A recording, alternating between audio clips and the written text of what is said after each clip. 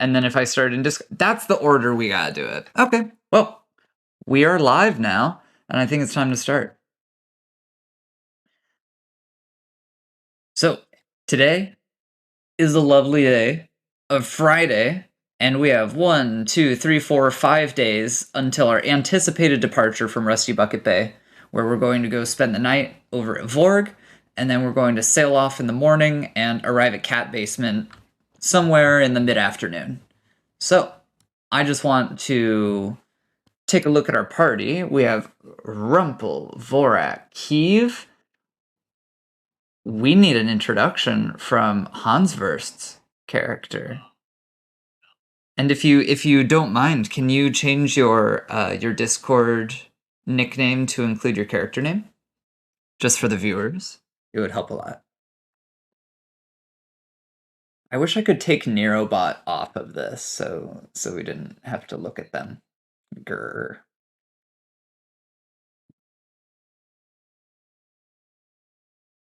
I think you right click on yourself in Discord. I think you. Yeah.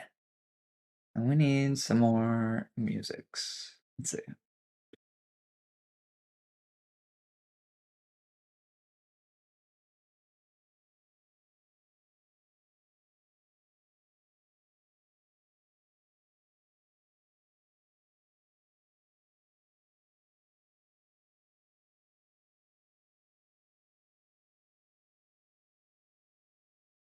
And whenever you are ready, feel free to let us know who you are.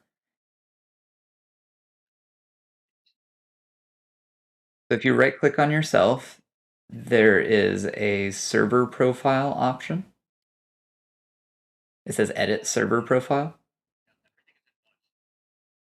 Oh. I don't know Dutch. I see. Yeah, my Dutch needs some work.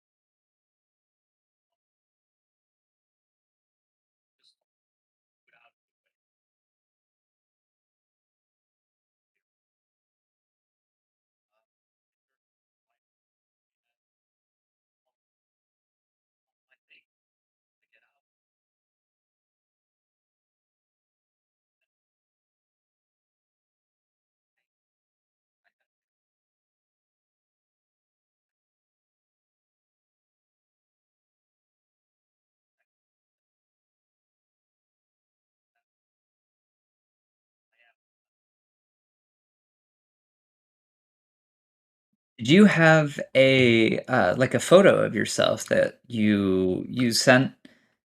I know you had an image. You had an image of yourself that you showed me. Do you still have that?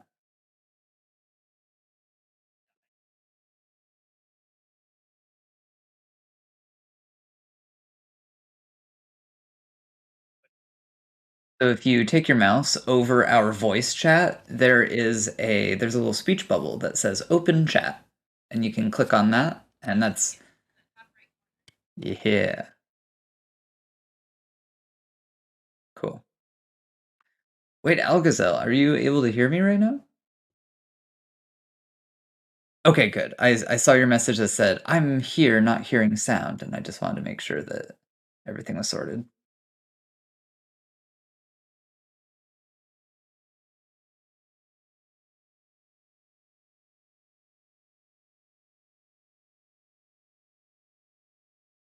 What you want to do instead is you want to hover over our voice chat, the one that we're in right now, talking in, and then in the like slightly to the right of the name, drop in, drop out, is a little open chat button. You'll see a couple wands in there right now. Beautiful.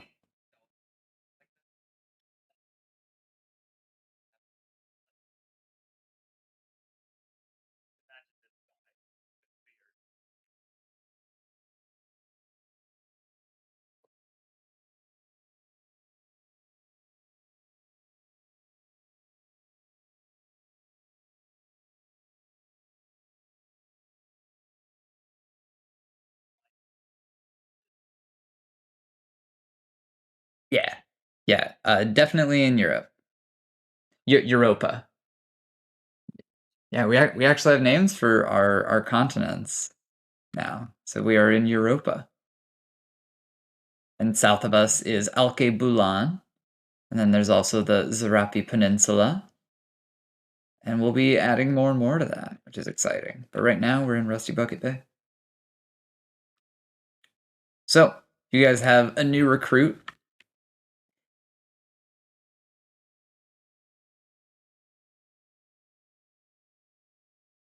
Oh my god, already. Cool. No.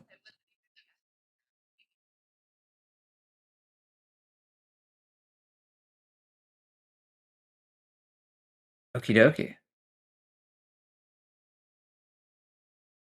Wait, can't hear Discord. Can you guys talk? Oh, would you look at that? He's right. He's right. We need to fix that. Stand by. This happens from time to time. Can you guys say something? Hello. Excellent. We're good now. Yo, thank you, Claiborne. I appreciate that. I'm just gonna cycle through some of my scenes just to make sure. Yep, still working, still working. Still working. I don't know what that one is. Getting exponentially closer to Scoot's face here. Hey, what's up for the reading? The tabletop night tonight. Hey, for the reading. It's always good to see you around, man.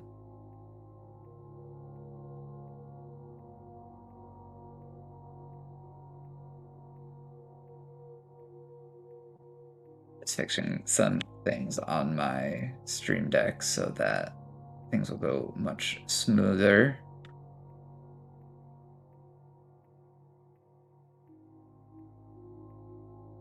I had some software updates and it messed up a lot of stuff.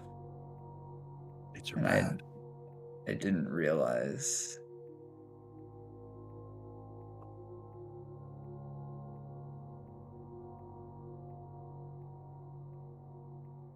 Lovely, now everything has a label. Sheesh.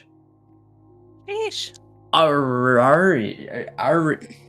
What is that? Arias says, show me your kitties. Well, we got one right now. Oh, my cat cam isn't up. Would you look at that?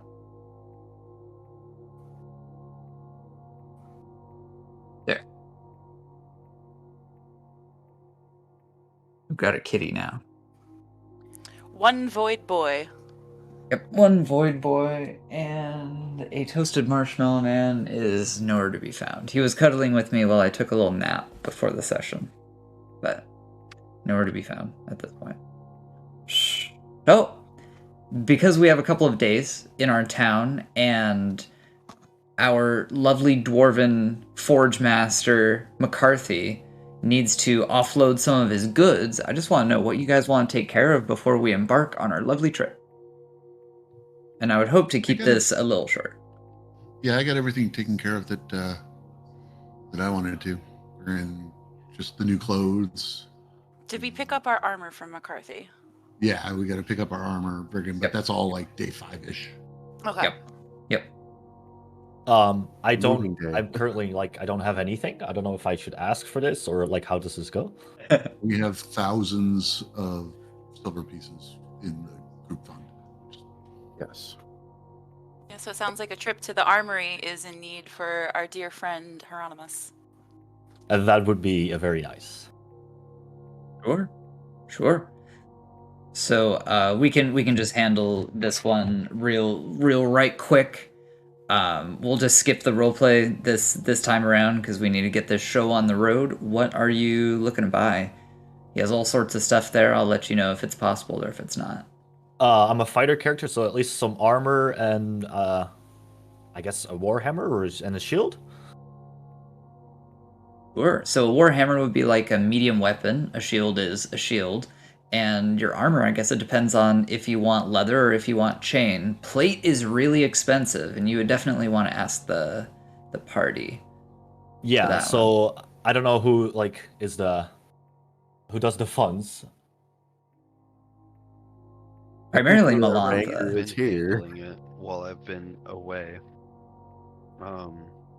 I'm not up to date on where the group funds are right now. We've been mostly working off of what we had just accumulated while you were gone. Which was tens of thousands. Yeah. So I guess chainmail would be fine then? Or do we have the money to spare? Like how do you guys look at this? I'm not sure where the most recent note on it is in the chat. I think it was in Dido General or Dido Player Chat. It was in one of those. Thought it was. Oh, planning room 3-6. Yeah, I don't know. I don't know where the most recent notes were on that, but I know that Algazel was leading that. I think 3-6 is right, because it was almost 2 weeks ago, last time we had a session. Gosh, yeah, it was on a Monday. So we had 13,556 that we added from that session. And I don't remember what we added from the previous one.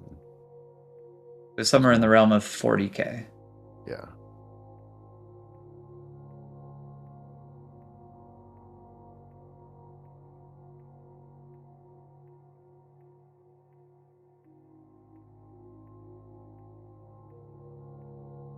Yeah, so we could swing it.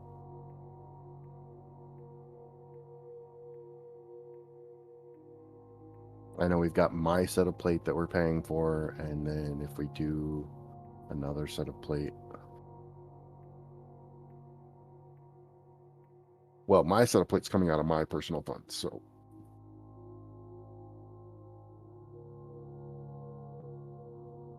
This is me realizing that my entire player character is on the other PC that I don't have access to at this moment. Huh. Yep. You just dump everything into Google Drive. This is before I thought that my PC would like overheat. Is it like overheating when you turn it on?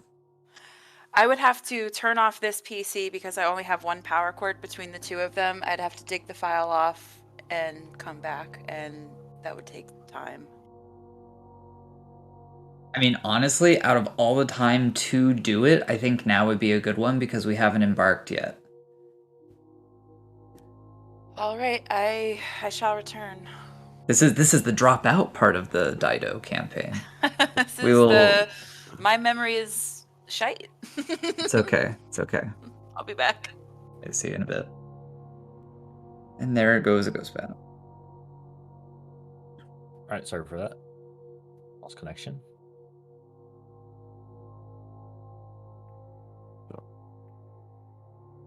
I think we can swing it as far as the budget is concerned.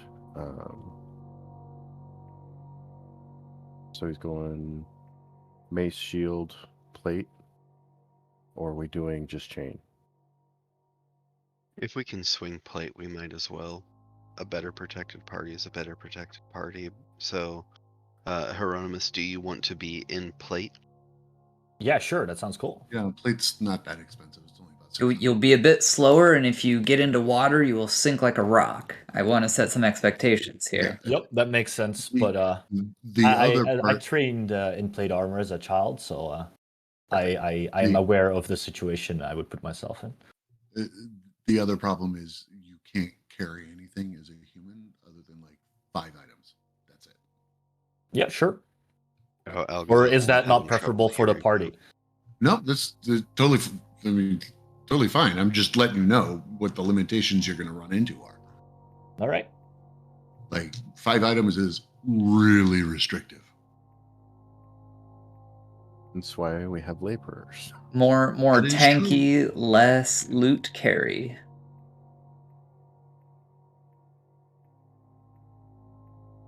So do I check like the box on the character sheet then? Yeah, go ahead and add that stuff to your inventory. Mark the boxes for encumbrance for plate. And do I check both of them? Or is there like a light version or something where you only wear like half plate, or do I get this wrong? It's always full as far as I'm aware. All right. And then in my equipment list, I have the necklace, a medium weapon, shield, and that's it. And then the plate armor as well, or? Yeah, plate armor puts you immediately at 2 encumbrance. Yes. And then you can carry 5 things without adding 2 encumbrance. So the shield, the weapon, and the necklaces don't count. So shield and the weapon. Does this mean that 3 slots left. Does Hieronymus have a backpack? I'm just trying to get like a mental image of what. Oh yeah, I guess he would be traveling. Yeah. Okay. Knapsack, bedroll. Yeah, I guess, yeah. I just know that during character creation, he wasn't able to like fully kit himself out. I remember that. No, I have like 0 money. Who's our bursar? It's not me. It was me, but I am out of the loop on it, so I'm gonna take a bit of the session to catch back up. I think all Melantha needs is like what's the party funds and what's the individual funds, and then boom. Yeah, the party funds we added. What? Hold on, I have to go back and look, but we added quite a bit. So is it just that 11.5, or is it 11.5 plus 6,000? And Algazil, I don't know what's going on, but your mic keeps trailing off. Oh, sorry. It's like your voice is pointing other directions or something. I'm probably releasing the thing too soon. Oh, push to talk. Gotcha. Yep. So we sold 12,500 plus. I don't know. I'd have to go look it up. But whatever we got, we just tossed it all into the party bank. So it's over 12,000. Yeah, I thought it was in the range of 30 or 40,000 plus another 12,000. It is a ton of silver. Let me look it up. Yeah, we need specifics.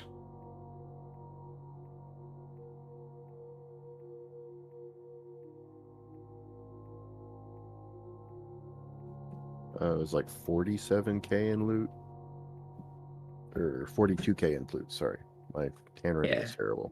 Yeah, I think you're right on that one. Well, it wasn't. We did not sell everything. Right. We kept 6,000 worth of loot back from that, and the wands, and we still have the egg. Yeah. So if we want to go really I have a plan. I have a plan for the egg, and Scooty's not gonna like it. Oh shit! Fuck. See, it would just be so much easier if you just ate it. No. It's true. It would be really easy if you guys just ate it. Oh, we can scramble really it easy too. We take everything and just put it in the painting, and then make our move, and then pull it out of the painting.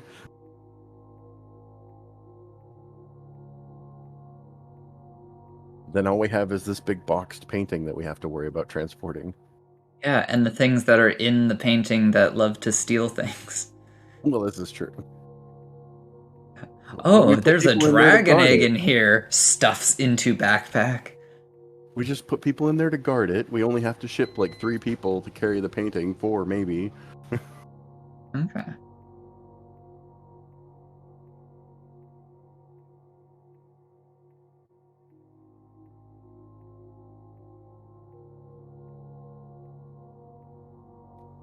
Anyways. All right.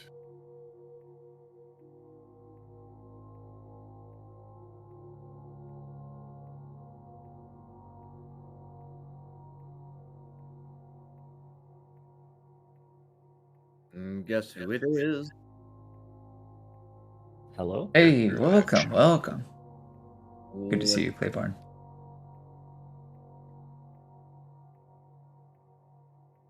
You came just in time for the ambient music. I love the ambient music. Okay. So we're getting Hieronymus kitted out. We're going plate, Warhammer, shield.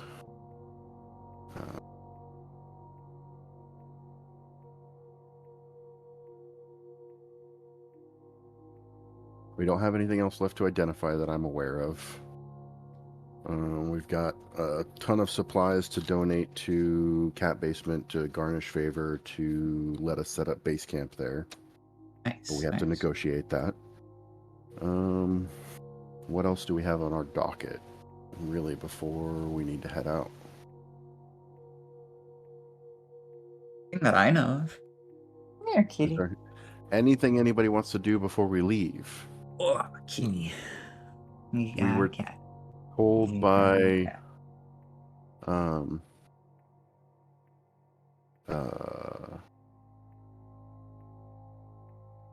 pirate, I can't remember her name right now, that we would have to... Trissy is our mage identifier. Are you talking about the pirate? Yeah, the pirate. Darkstar. Darkstar. And I'm supposed to be the one doing all the reading on this. So we were told that we would have to stop off at Vorg, right? Yeah, you're going to spend a night at Vorg, you're going to wake up in the morning, and you're going to be in Catbasement by late afternoon. Okay. Darkstar says, if you have never been to Vorg, you simply must try it out. And she refuses to do, like, a one-day, like, all-nighter trip to Catbasement because she knows you're going to love it. It's non-negotiable. Non-negotiable. Yeah, I mean, you're getting free passage. I mean, a night of fun would be nice, right? Yeah, it'd be a nice break. A mini vacation. Is there any good music there? Oh, heck yeah. Yeah, we're gonna party. Let's go. Oh, yeah. We're going to bring it. And you can decide whether your characters know about it or not, but it's kind of like a hippie-run community that is also a nudist colony. Ah. Yeah. And I think now would be a decent time. We can do a little int roll. This is to know some of the deeper history behind how that city is run. If you pass, let me know that you pass. So I rolled 15. So instead of telling me what you roll, you tell me if you pass or not, and I'll explain how that works. Yeah, you roll your d20. D20. My first time, right? So. Of course. This is a new system. So you look at your int score. What is your int score? Okay, let's check. Basically, you're trying to roll that number or below. So that means as you get a higher int score, you're going to be passing more and more checks as we go. Okay, so I have an int of 9. I rolled 15, and then that means I failed. Did not pass. Yeah, correct. Exactly. So that's a failure. Yeah. Oh, did anyone pass this check? I rolled By a the 6. skin of my teeth. The skin of your teeth. All right. So anybody that knows, so the history of Vorg, there was a group of elves that were looking to expand their holdings, essentially. And I'll bring it up on the map. And it is widely debated where they came from, but as they made their way into Vorg and they found this beautiful bay with a hill on it, they were looking around for anyone to tell them the name of this settlement. They found a toad sitting upon a rock, and they said, "Hello, dear sir. What is the name of this place?" And the toad said, Vorg. And they're like, "Oh, great, Vorg. Thank you very much." And they asked the toad permission to set up, and the toad did not respond. So they set up camp there, and thus Vorg was born, and it was initially established as an elves-only colony.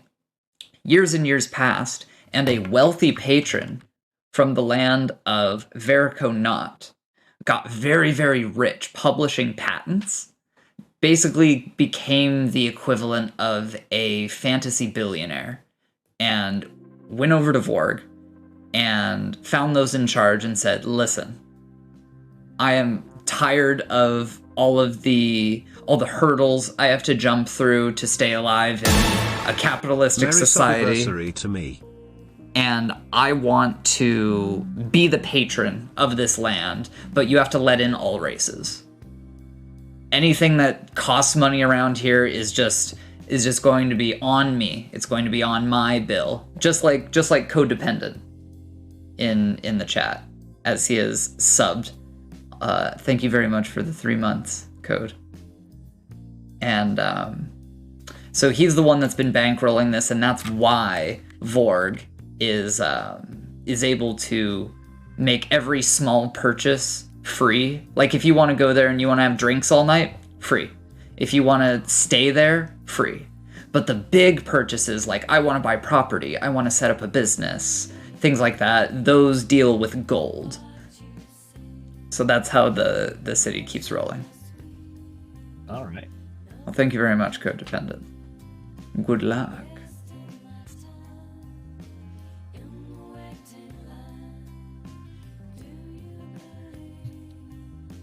Hey, Melanta, I put in the chat how much we got.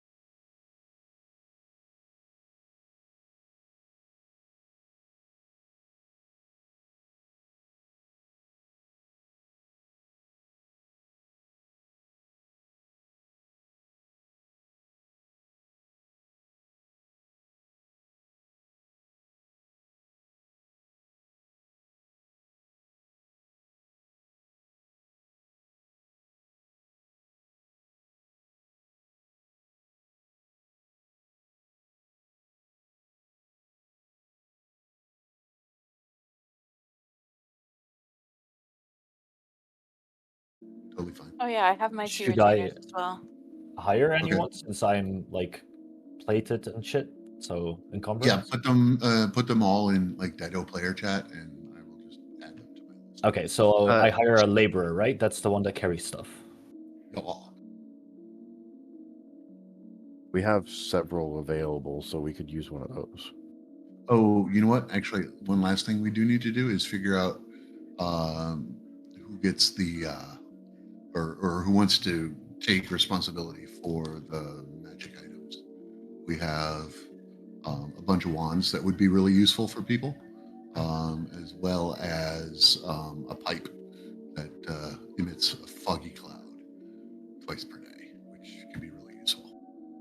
I do think that pipe might be a bit useful if I were to be getting into dangerous situations to heal people, Okay. you know.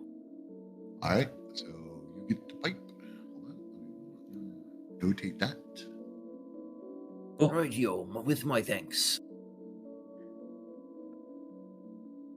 So- And If we need someone to keep track of the items, I volunteer. The magic ones. I got it. All right. And just as a reminder, I know that the party was planning on also bringing with them the rolled up painting of the Maze of the Blue Medusa.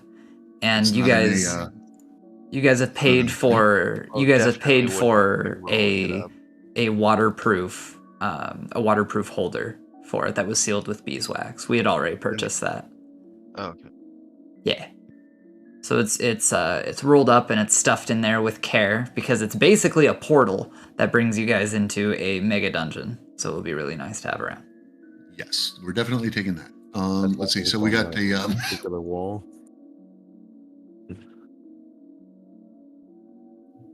so we got a bunch of wands. We need to the healing wand. We should probably give to somebody other than the person with the heal spells, so we're not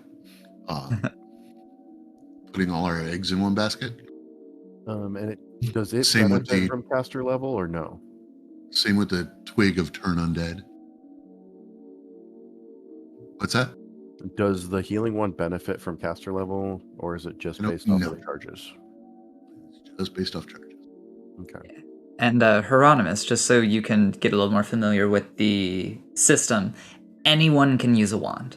You don't have to be a Right. caster to use a wand, which is So nice. maybe I, as a fighter, I don't have any magic, should get the healing thing, or is that? That works. Yeah. Yeah. Yeah. I guess Probably a good idea to keep the ranged stuff with the ranged people. But then again, maybe not. I was interested in one of the ones that did like necrotic damage, but I would have to refresh my memory on what does what. I think it's the Death's Head wand that does necrotic blast. I put a picture of the one of what they are in chat. Thank you.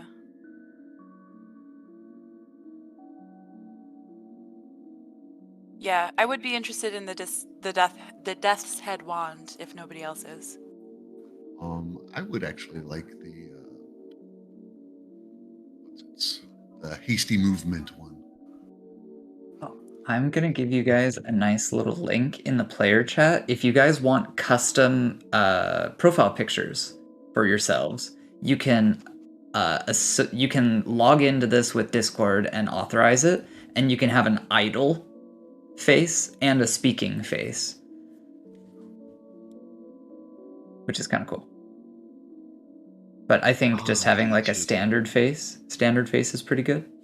You know, you can all look the same, you know, it just lights up when we're talking.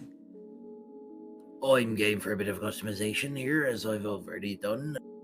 Yeah, you know what, that's a rule now. You can't have a talking face because I am an evil despot DM and what I say goes, goddammit, I'll strike you with lightning and all that toxic shit. All right, we got, let's see, I got Rumple, I have Keeve, I have Deather, and There's me. Hieronymus. There we go.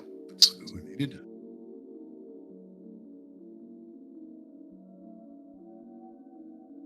Rumple, did you need the information for my retainers? Yeah, just post it in Okay. it's Dido player chat, and I'll pick it up.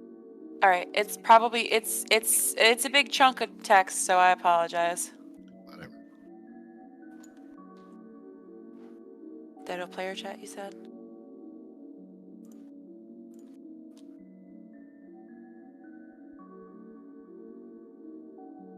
My message is too long. That is a big chunk. Yes. I got it. I'm breaking it up. I was going to say, just drop the file. Well, it's got my whole character sheet on it, so.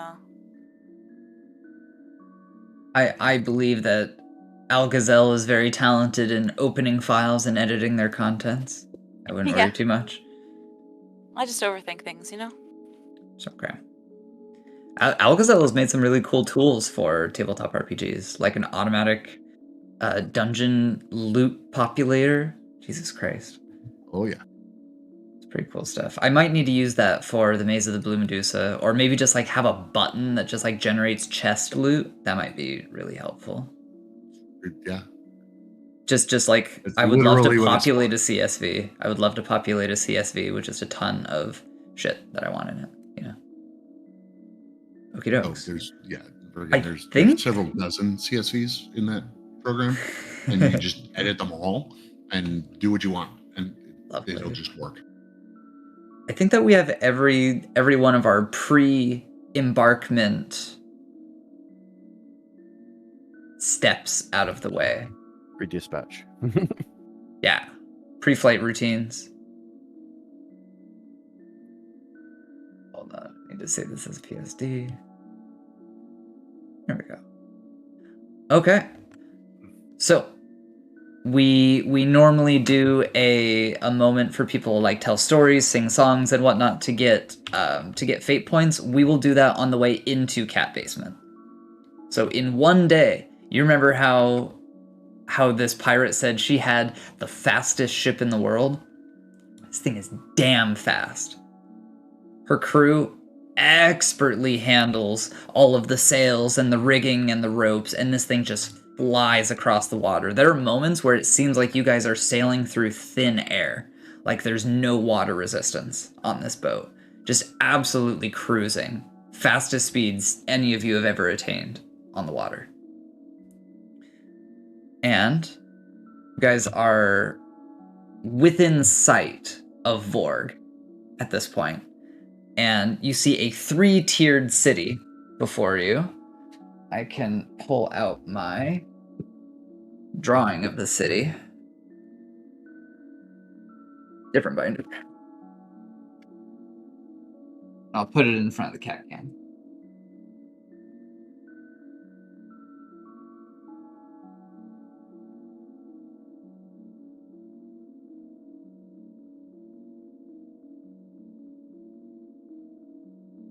Let's see if this will work.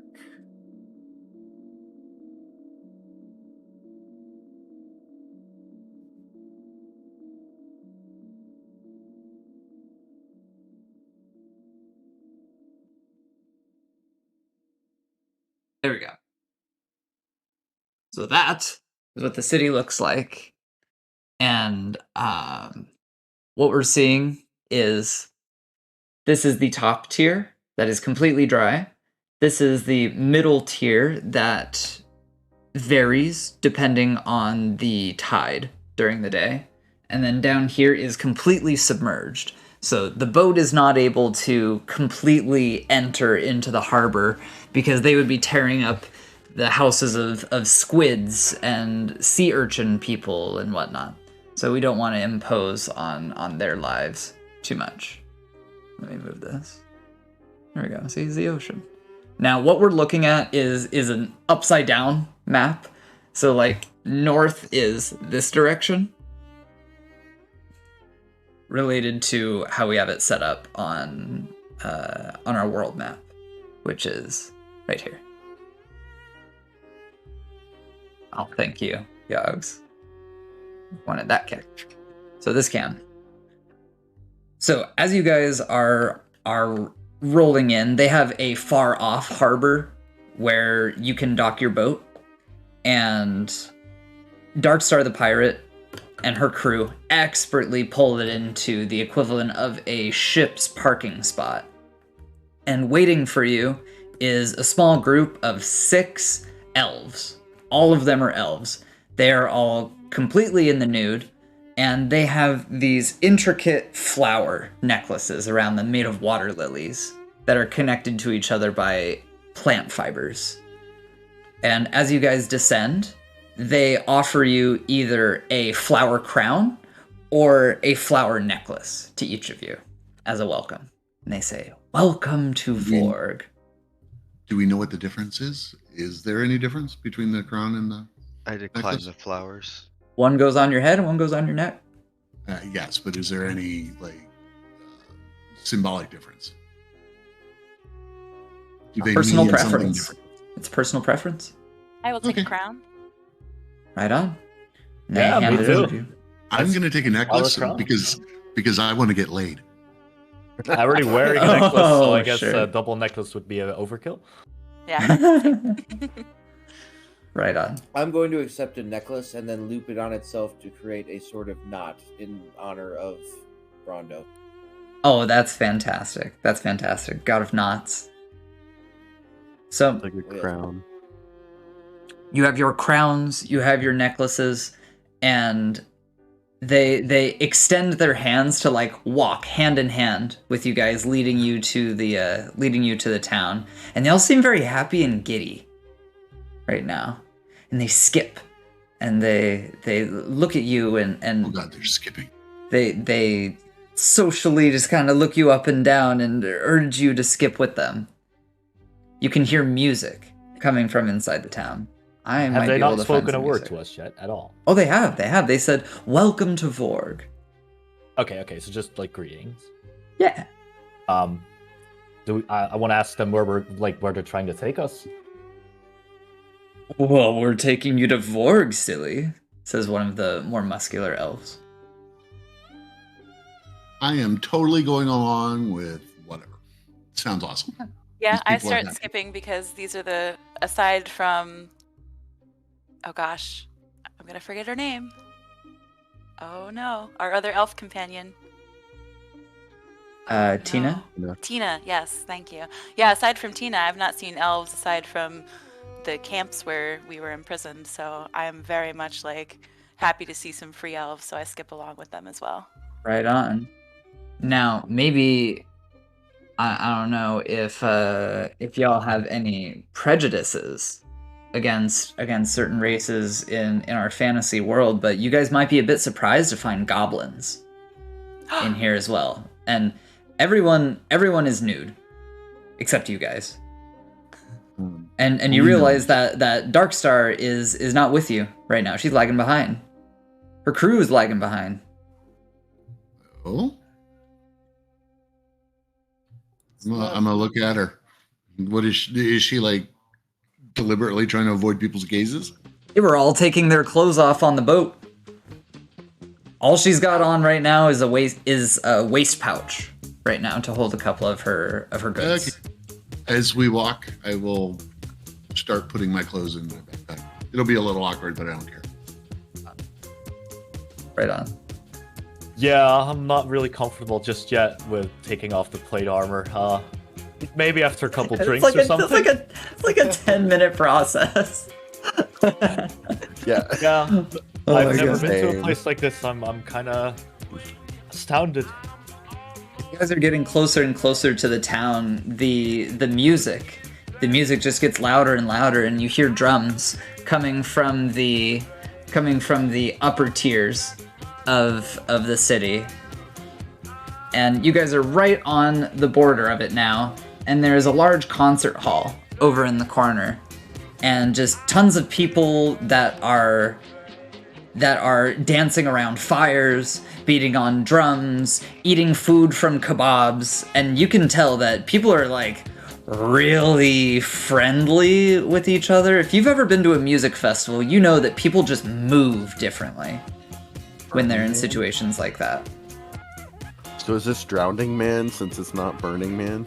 This is Drowning Man. Yeah. It's Moistened Man. That's funny because I want to get tears. a drink around here somewhere. Where can I get a drink?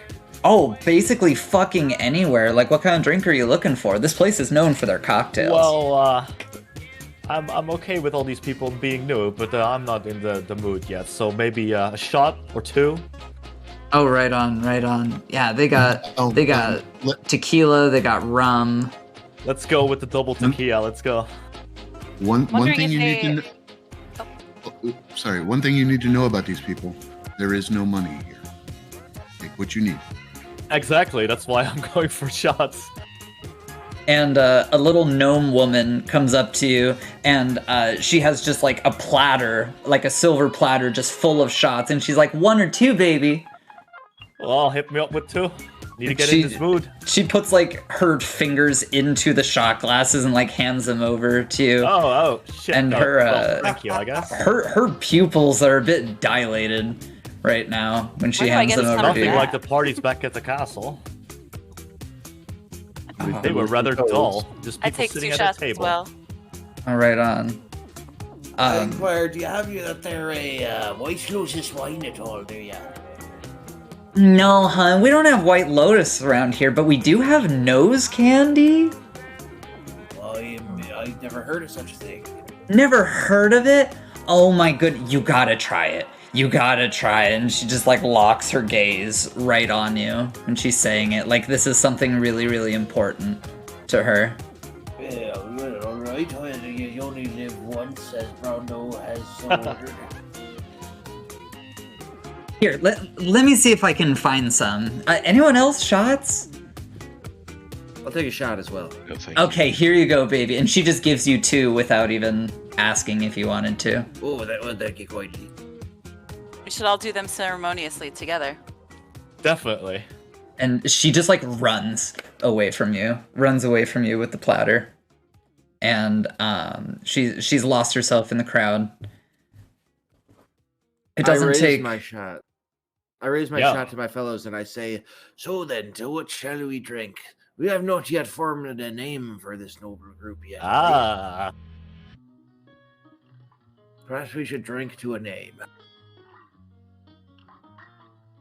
I say to a name and take the first shot because of the excitement. To a name, and then I follow up. What's in the name? I take both at once because I have no manners.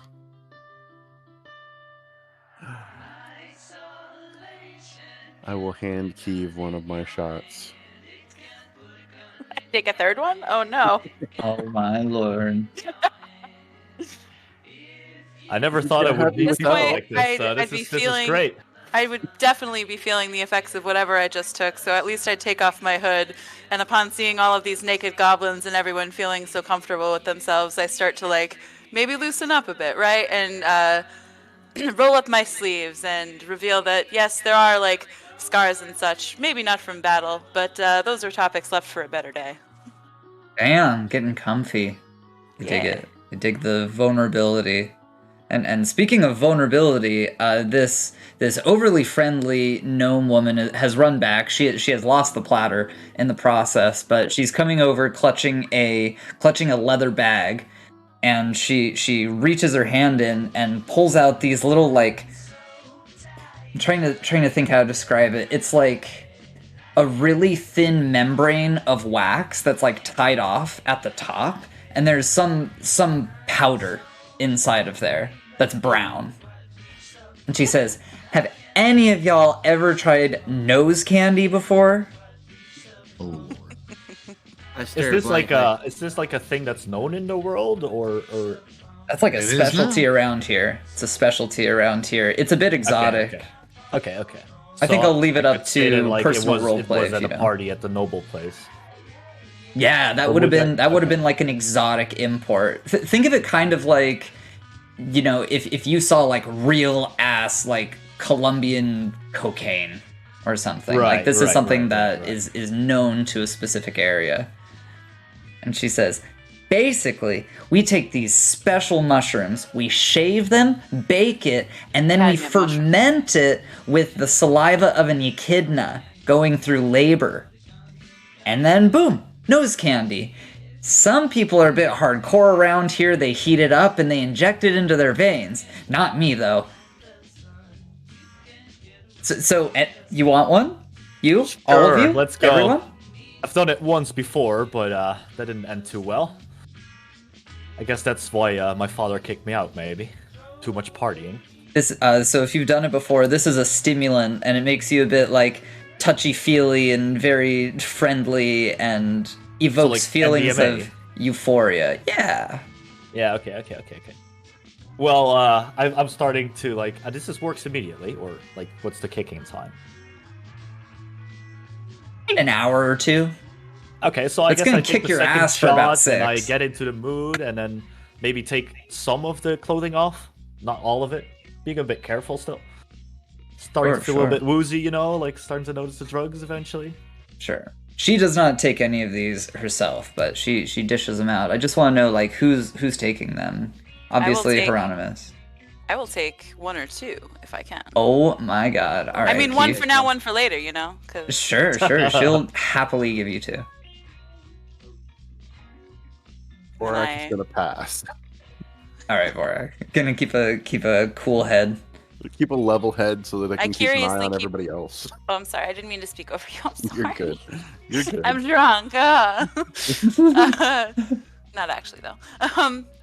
No, and I keep, like, looking around and just looking at all of these naked elves and naked goblins, and I just can't help but, like, giggle to myself. It's a very silly scenario. These people have waged terrible wars against each other in the past. And some of them were just based off of race, and it just feels like a very together moment. Feels like the people of this place are one right now. I'm on edge. You're on edge? I'm the complete opposite. It's bugging me out. You're like, this is too wholesome. I definitely am imbibing and indulging in the holy intoxicants of that to bring me closer to my deity, who himself is an advocate of intoxication. So I imbibe deeply of the nose candy and pick at my clothes as if it's a bit uncomfortable, but I am keeping them on for now. Gotcha. Yeah, the more I get into having these shots and also, like, perhaps feeling the effects of this, I have now gone down to tank top and stored my chainmail because it's a bit too cumbersome at this time. Right. Just packing it away in the backpack. Right on. Yeah. So noticing that that you guys are clothed and that you guys are, like, outsiders coming to this place, a couple of elf women run over to you, and they just have, like, their arms full of drums. Just drums of different sizes. Some of them have little like mallets for them, and some of them have none, and they're just, like, handing them to you, and they have big dilated pupils as well, and they're like, you should play, bang us out a tune, come on. Just trying to hand every single one of you a drum at this point. Nice.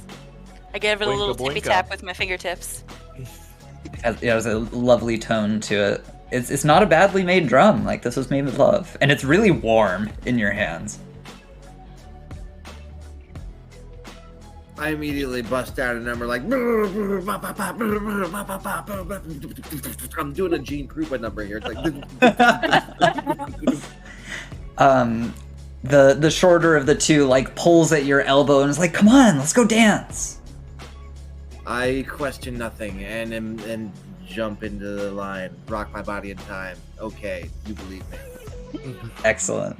I'll unequip my armor then, I guess, and feel more comfortable, strip down to some clothing, and then join in with the dancing.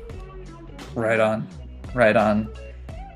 The minutes blur at this point. They really do blur, and before you know it, an hour, maybe an hour and a half has passed. It feels like there hasn't been an end to this single song that's been going on, and you realize that this has just been a jam sesh that's been going on, and the people in the crowd are playing, people are taking turns up on the stage, and it's just a continuous vibration that's happening of musical proportions. And anyone who has imbibed these special drugs, it's definitely kicking in at this moment. Your perception of time is a little fucky.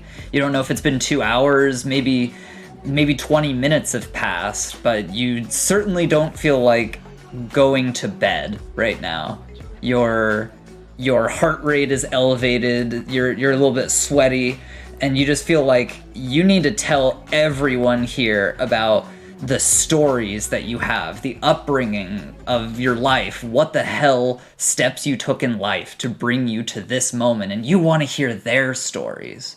And some people in the crowd are weeping, they're telling jokes, they're doing little, like, schoolyard, like, high-five slap games, and speaking rhymes, and dancing, and everyone's just having a wonderful time.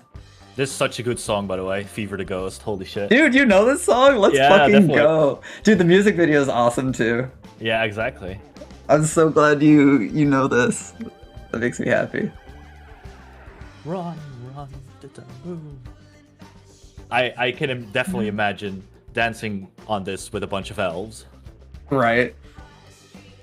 It's a really good music video, but I don't wanna put it up on the screen to distract from what we're doing. It's a good music video though. So yeah, the small fires around the area are blending visually with the movements of people. At times it seems frame by frame, and everyone's smiling, and maybe they're smiling at you. I want to know what you guys are going to do for the next, like, hour or two. Getting a little bit darker, it's nearly sunset. Oh, I mean, drugs, I'm yeah, definitely one of those people that just talks with everyone. Vorg is gonna hunker down in his armor and just try and keep an eye on everybody. Okay, so you're the paranoid I am as well. sentinel. After I get my food, but yeah. We have I've to play most likely Mom and misread Dad. the situation a few times and probably have found some elves or goblins that seem like they've maybe lived a haggard sort of life, and I've bonded over them, or tried to bond with them over, surviving trauma and coming together. And these drugs are not necessarily anything that I would have tried in my background, and I can't help but feeling that I might want more in the future. Gotcha. Oh, no. Gotcha. One of the goblins that you're conversing with says that he was a prisoner of war that was taken in Mournhold, and he thought that he was going to be locked up forever, but he was able to schmooze his way out by writing beautiful poetry and haikus and writing wonderful sonnets in prison, and he was able to convince the people to allow him audience with the king and queen. And he was able to essentially charisma his way out of eternal imprisonment. And they just kind of kicked him out and were like, if we see you around here, we'll kill you. And he's just taken that and flown with it. And he's just making his way through life by publishing his works out here and waking up when he wants to, going to bed when he wants to, and he writes a few books every year. And that's just his life right now. Wow, and he's like, I'm very blessed. That goblin is Leadbelly. I want to get him as a retainer. I want him to come with us, but at the same time, I don't know if I can. He very much values his freedom, and he would deny your request, but he would give you a heartfelt thank you that you would consider someone like him. But he really feels like he belongs around here. Right. Can I Now- get one of his books with an autograph? Yeah, I was Be gonna like, say like maybe we should overly take one of his excited, books like, and oh package shit, it. you made this? Oh, sick. He would say, "Oh yeah, I'm honored. What's your home address? I can get one of my scribes to make a copy, and we can send it over post haste." Oh, we don't have an address right now. Whoops. Send it to Catbasement. Yeah. So we would Right. be staying in Catbasement, my kind goblin. We can do that. I mean, looking around at you guys, you're a very, very distinctive folks. Very easy to find. I don't think we'll have any problems here. And I because of the drugs and being drunk, I pet him on the head, which might be a little demeaning to him. He's just like, "Oh fuck, do that again." And I do it, and I pull his ears a little bit. He's squatting and getting low on the ground and just getting buried under your petting. It's not like you're doing excessive pressure or anything, but he's just getting lower and lower and cannot stand, and his leg is jiggling like a dog's does when you pet it well. Oh, he's so wholesome. I love this goblin. Protect him at all costs. He's a Ferengi. His skin is a little more on the gray side of green, showing his age. And I just want to ask, what is Rumpel up to, and did you imbibe any of the nose candy? You can swallow it, or you can put it up your nose. I'm just kind of watching and participating. Are you nude? Mildly. So in reality, I'm organizing the the NPC stuff. Oh, I gotcha. Is your character nude? Oh yeah, he took all his clothes off on the way down. Sick. Awesome. And now we're listening to Magic Carpet Ride. Cool. Love it.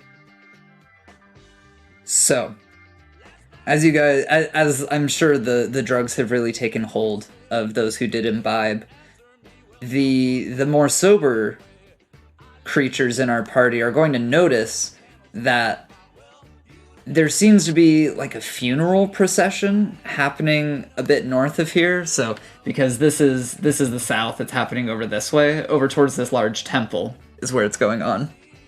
The people don't look sad. This looks like a celebration of Moros.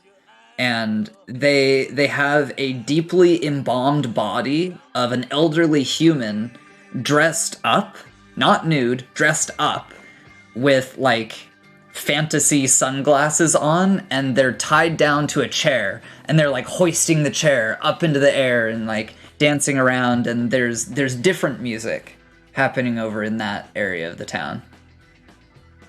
Anyone got the Weekend at Bernie soundtrack?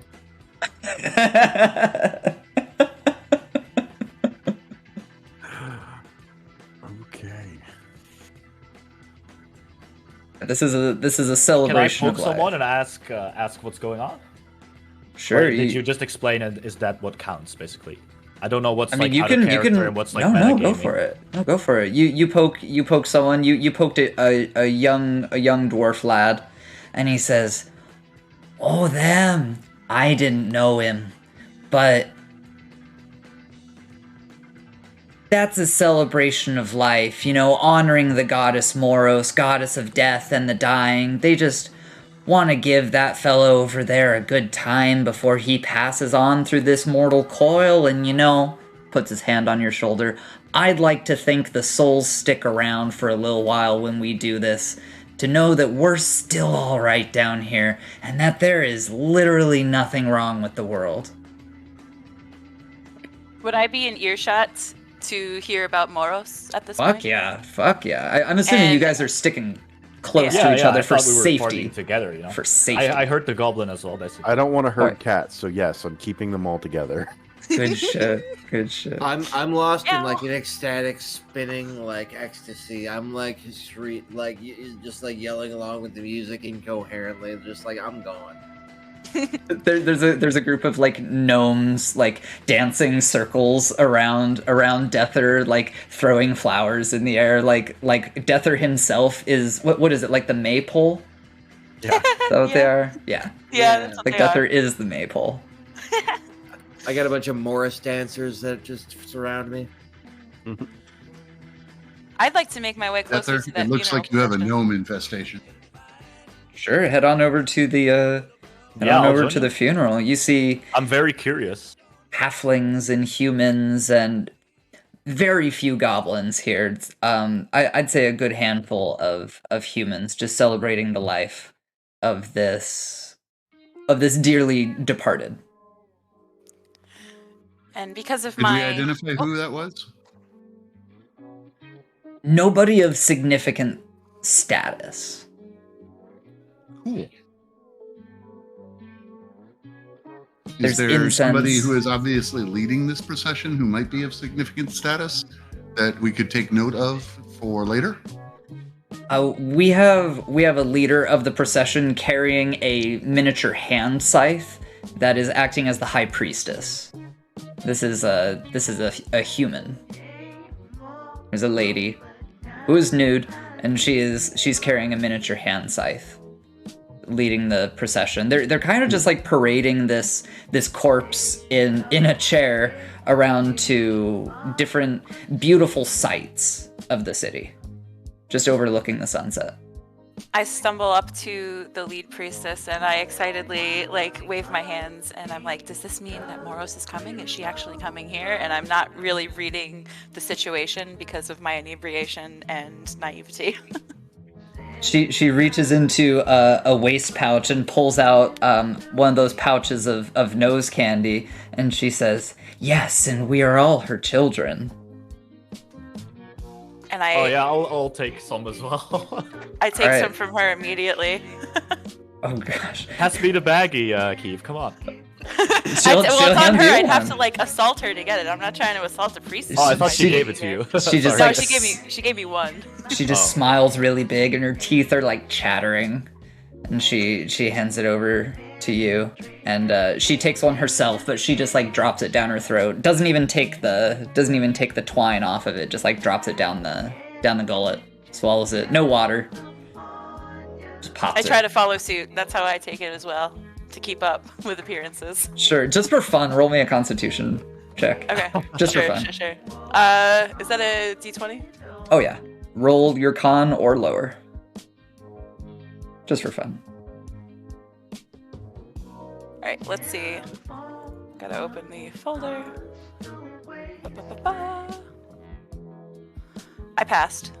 Right on. It goes down nice and easy, and it feels like a thick scoop of warm oatmeal goes down your throat. But you know that's not how that really felt going down your throat, and you may be thinking, good God, my senses are really escalated and kind of taking over right now. Maybe we should wash that down with another drink. You might be thinking that, and you would be right. I guess Hieronymus and I are party buddies for tonight, it seems. Oh yeah, and as well as within the next half hour, I would say that you guys are so fucked. You can stand, but you're gonna need some direction to change gears on anything that is going on. And it looks like below you guys, down in here, there are some seal people that are having a cookout with some dolphin people that are down in the wet tier. So in between moist and wet, they're having a cookout. It's kind of like a barbecue, and they're cooking up fish. And they have a sign up. Their sign says, "Come, stay a while." Stay a while. And yeah, sure. Yeah, I'm definitely gonna get in on that free food. Hell yeah. So Malantha and I are going to herd everybody in that direction. Yup. I imagine it's just a procession of us, and it's where they have children that have that linkage to hold on to when they're on a field trip. Yeah, they have to hold hands. Holding my pole arm out, and making sure you guys keep. I have 50 feet of rope. I am not afraid to use it. Clever. No, see, we've got Deather's knot, his mace knot and we've wrapped it around and looped everybody into a big puddle, and we're slowly proceeding them down. Oh my God. He's not going to let go of it, so we're not going to lose him that way. We have a party puddle right now. It's beautiful. By Jove, it's too handy to let out a hand. And I'm still clinging to the closest person that I can because I'm trying to stay on my feet at this point as we're shuffling along. So as you guys I'm go just down really excited to try the food. I'm just trying to run a little bit faster than the rest, maybe pulling someone down or something.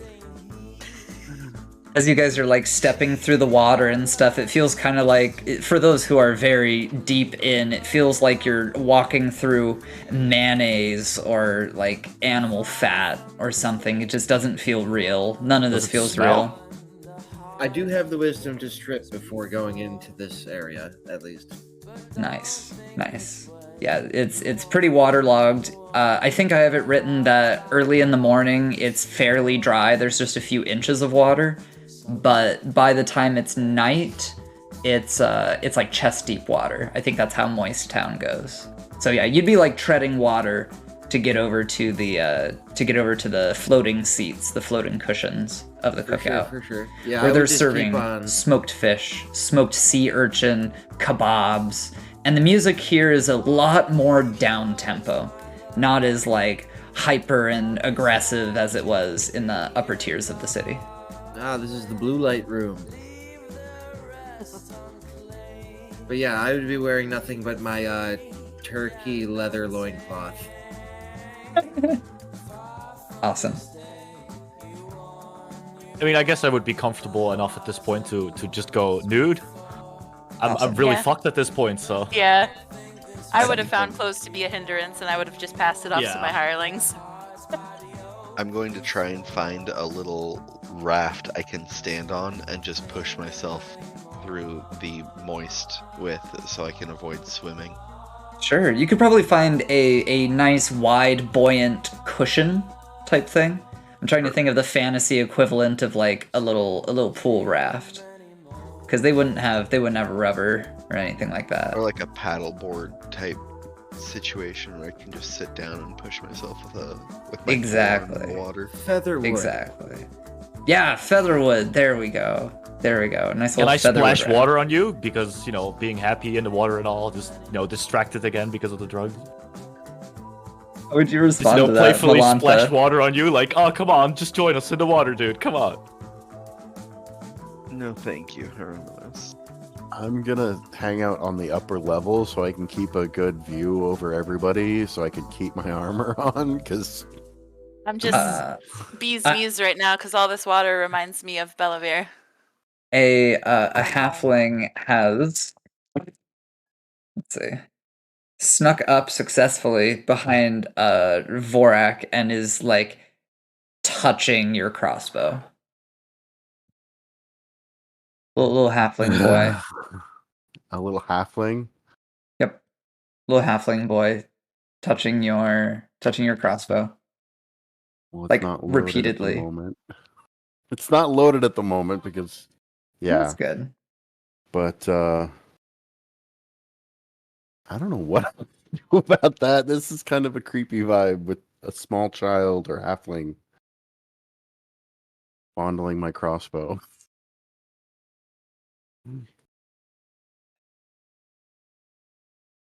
Show the kid your murder technology. Murder technology. I'm going to turn and I'm going to pick him up and I say, "Can I help you?" The little kid says, "Excuse me, mister, but what is that?" A weapon of war. Whoa. Whoa. Can I try it? No. Why not? It'll put you on your ass. Well, my daddy says that about the liquor cabinet too. So, is this a liquor? Lol. No. Only in that you can take Dandy shots. is with it. dandy, but bolts are quicker. That's beautiful. Liquor is dandy, but bolts are quicker. That's good. He Should get a says, tattoo of that. We could probably get tattoos here, no? Like some irresponsible drunk tattoos? "What? What are you?" Irresponsible drunk tattoos. Oh, yeah, sorry. God. Oh, God. I mean, definitely. I would say definitely. But it's like someone's gonna have like a piece of wood and they're gonna do like the prod Bible and style. stick and Yeah. Oh shit, like the real painful shit. yeah. You're gonna I be mean, stoned out of your mind to feel it anyway. Yeah, we wouldn't. We're swimming through mayonnaise, my guy. I don't think we could take a needle in the arm. yeah. I mean, if that's what you're looking for, sure. I'm not gonna stop anyone from getting a tattoo. Good. I'll let you guys choose what I'll tattoo on my chest or something.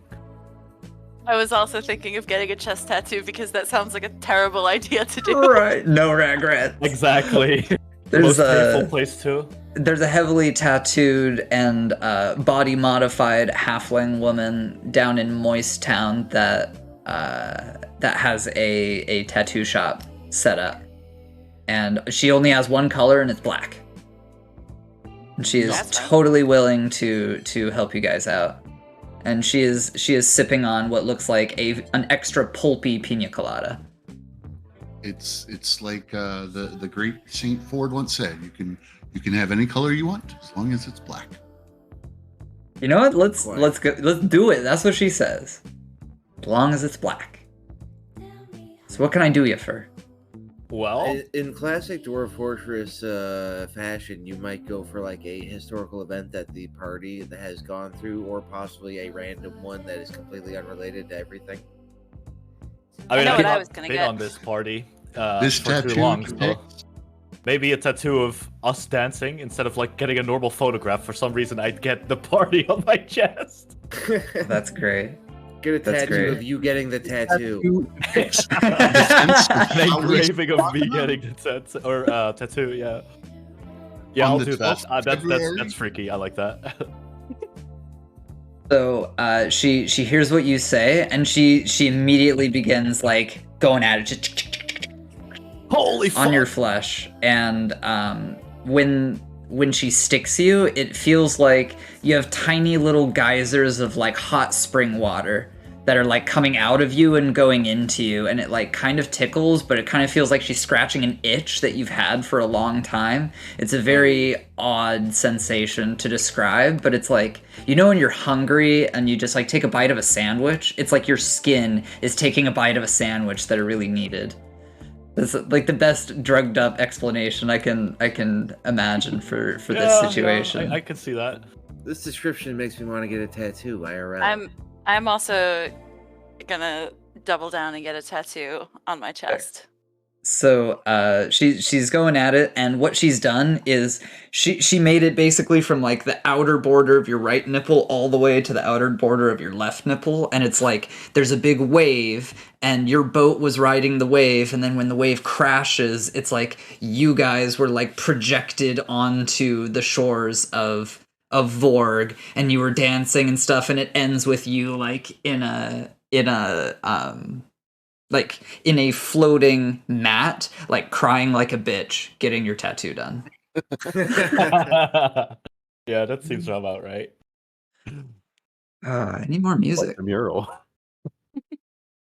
You May know, I go we next? Grab Rave on. and she's like, "Sure, what can I do you for?" And I excitedly gesture towards my chest, and I explained that I would like a raven clutching a scythe, because that scythe that I saw that priestess with really impacted me earlier in my drugged up state of mind. Okay. So I'll get it in honor of my deity, since it seems to be the thing that we're celebrating tonight. Sure. Are you just looking for like a scythe on its own? She says that she loves to do scenes, but she's willing Okay. to work with her clients to ensure that they're happy.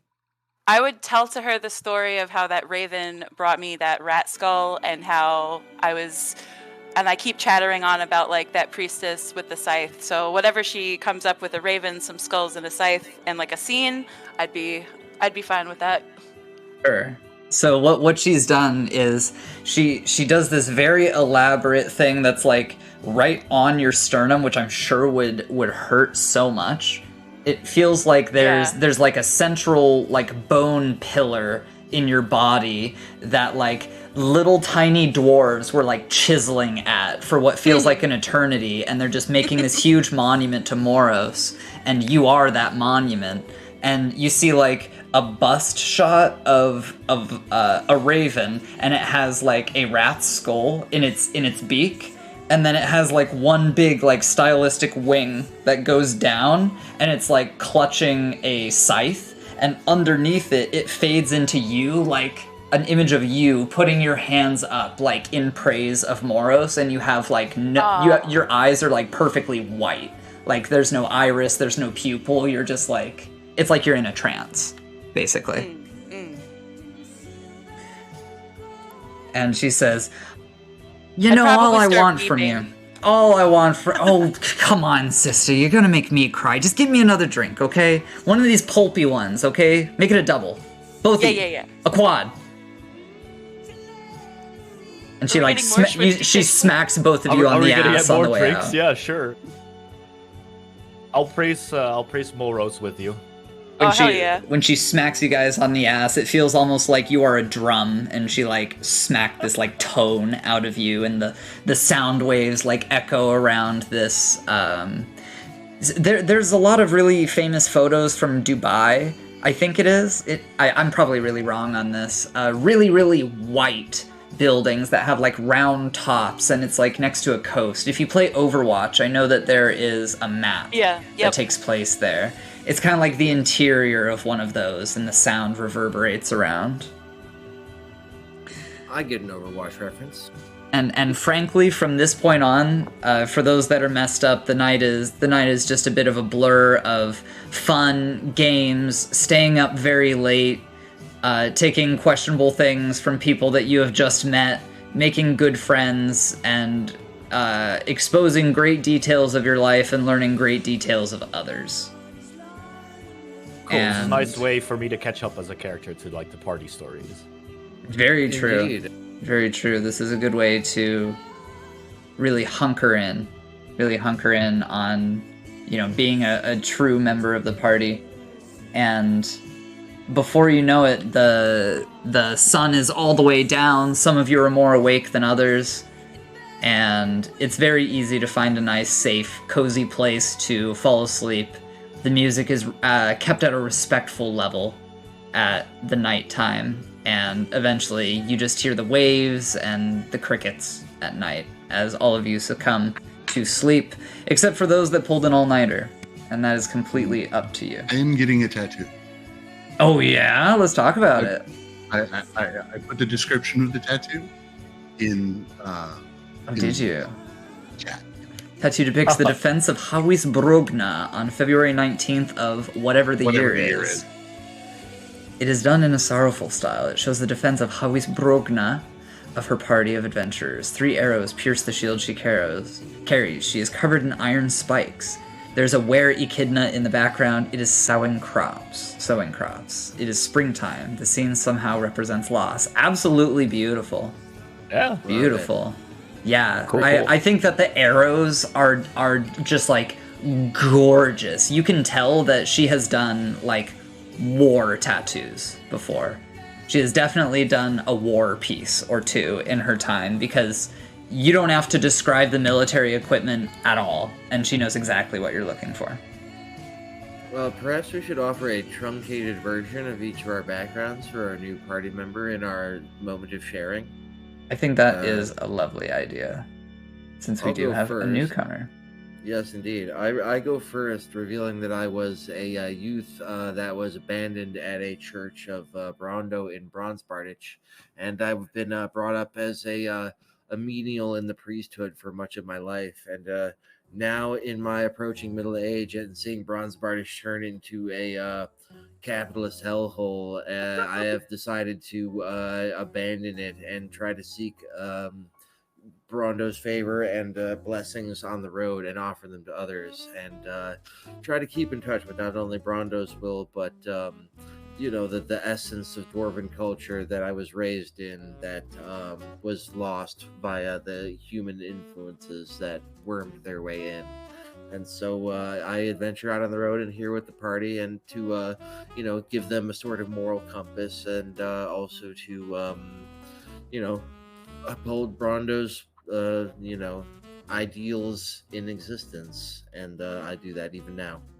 I guess my character would feel kind of guilty, or like have a shared guilt, because his family is of course like this rich merchant noble family, so he probably feels partially responsible for like the humans like destroying your culture or something. So I guess I would try to explain to you that I'm not part of that. I'm also family. Human, by the way. I'm not a dwarf. I'm a human that was raised in Dwarven culture. I should have specified. Oh, yeah. Okay. Yes, okay. Yeah, because Bronzebartich is like the shared one, yeah?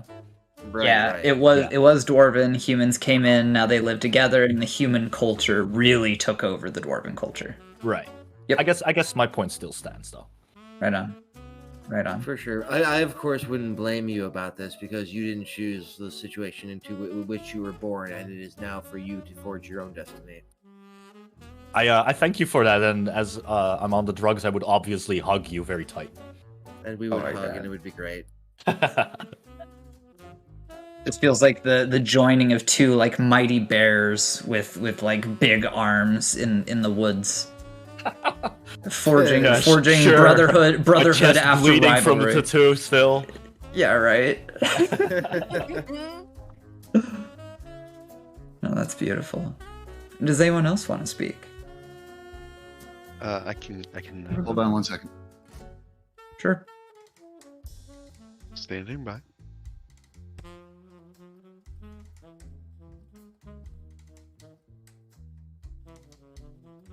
I love how there. I think he's talking to you, Claiborne. Yeah. It's like Sorry, a, what? a vape or something. Like, what is that thing? What thing? What do you mean? You were heating something up. Oh, that's called a nectar collector, and I collect nectar with it. He's a little butterfly. Malon, Oh, look at me! I am a beautiful little butterfly. I love that. All right. So, is now a good time for Rumpel to do his little introduction? I think Melantha Tell me your was life starting story, off. friend. I'm Think- curious. I just don't want to be interrupting. Sorry, my girlfriend walked in, so I'm a little. I like, think behind. Melantha was starting her story. Okay, go. Yeah, I just wanted to make sure I wasn't gonna cut anyone off. No. So I'm just gonna reread my character sheet stuff. Melantha has dark hair with red streaks, dark hazel eyes, and wears simple dark traveler's garb under darkened leathers. She has mild bags under her eyes and carries herself with a weary professionalism. And I put some art in the voice chat text channel. I'm gonna scroll back up and reply to it. Just to, because that was a pretty good. This one to pull it down. And I also put in the voice text chat before we leave here. Melantha's gonna get knuckle tats. Here, I'll just repost it so people don't have to scroll. I love how Oh, it's I called already Fucked Up replied. Melantha. Oh, reposted it. Yeah, it doesn't. It only does a link to it. It doesn't show the actual image. I love how the AI made it cross-eyed. Yeah, It's really funny. fucked up the eyes a little bit, but Oh, that's still pretty cool to get an impression. I like that. yeah, it took me like. I 5 or love 6 immersion. Thank you. Oh, I'll go drop mine too. Sick. I had like a little marker doodle that I started of like what I assumed all of us might look like and such. Oh my god, that's what Deathard looks like? Fucking awesome, dude. Yes, The man. voice you put on him is actually perfect for that. And it just looks Fits like really well. an adventurer version of you, honestly. Yeah. That's Yeah. beautiful. Like if you didn't have access to mustache wax for a while. Indeed. What a beautiful moment we're sharing. This is great. I guess my character kind of looks like me in real life, or like the Aragorn picture. It's kind of like the same thing. I can, there you go. Yeah, you're right. There you go. You're right. Ooh, what are you drinking? I have an ale here. It's this. You probably can't. Oh yeah, actually you can. There you go. Ooh. Unfortunately, It's pretty it ends up backwards for us. What's the name of it? It's called Triple Carmelite, and it's basically like, I don't know, a Belgian ale. Oh yeah, I've That- seen that that just makes before. it I was Mm, drinking this serious. yesterday as well. Very cool. You're making me want to pour some whiskey into a Pepsi. Well, Yeah, why yeah, not? I'm gonna do it, guys. Carry on introducing yourselves. I believe it or not, I've been here every session, so I know everything about you. So Right. feel free to carry on without me, folks. So, I am Rumpel the Magnificent. I am a down on my luck former owner of the traveling menagerie of wonders most puissant and divine. I lost it all in a drunken bet involving a mule, 3 whores, and a rat with 2 heads. I have been called a scoundrel and a thief, and my only redeeming quality is extraordinary levels of cowardice. Also, a young goblin boy looks at his father and he says, "Father, I'm cold." And his father says, "Well, son, go stand in the corner. It's 90 degrees." Ah. This is why we keep you around. You can Love it. thank my son for that one. Good one. He's not even a dad yet. His follow-up was, what do you say after you've heard a dad joke on St. Patrick's Day?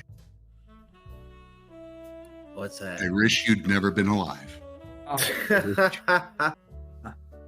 Goodness. This kid is only 10. Clearly, he already has like 30 children. He's a cut up. Clearly. Old soul, as they say. I keep an eye on him. I'm pretty sure he made up the Irish all on his own.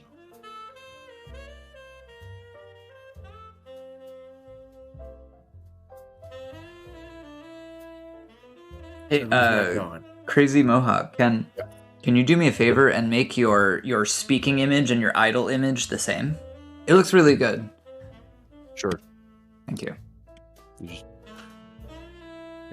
give me a second. So if anyone else wants to speak, now is a lovely time. But if everyone is done, we can move on. I just want to give everyone an opportunity. I kind of grimace in the elf's direction. Mine? Yeah. And I shrug my shoulders. What's up? I just shrug it off.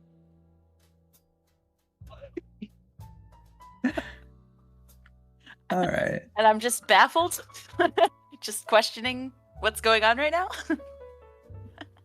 What I'm hearing is the elf is not picking up on the social cue that you were laying down. Yeah. Yeah, and it's too unfortunate a social cue that I am myself uncomfortable bringing it up.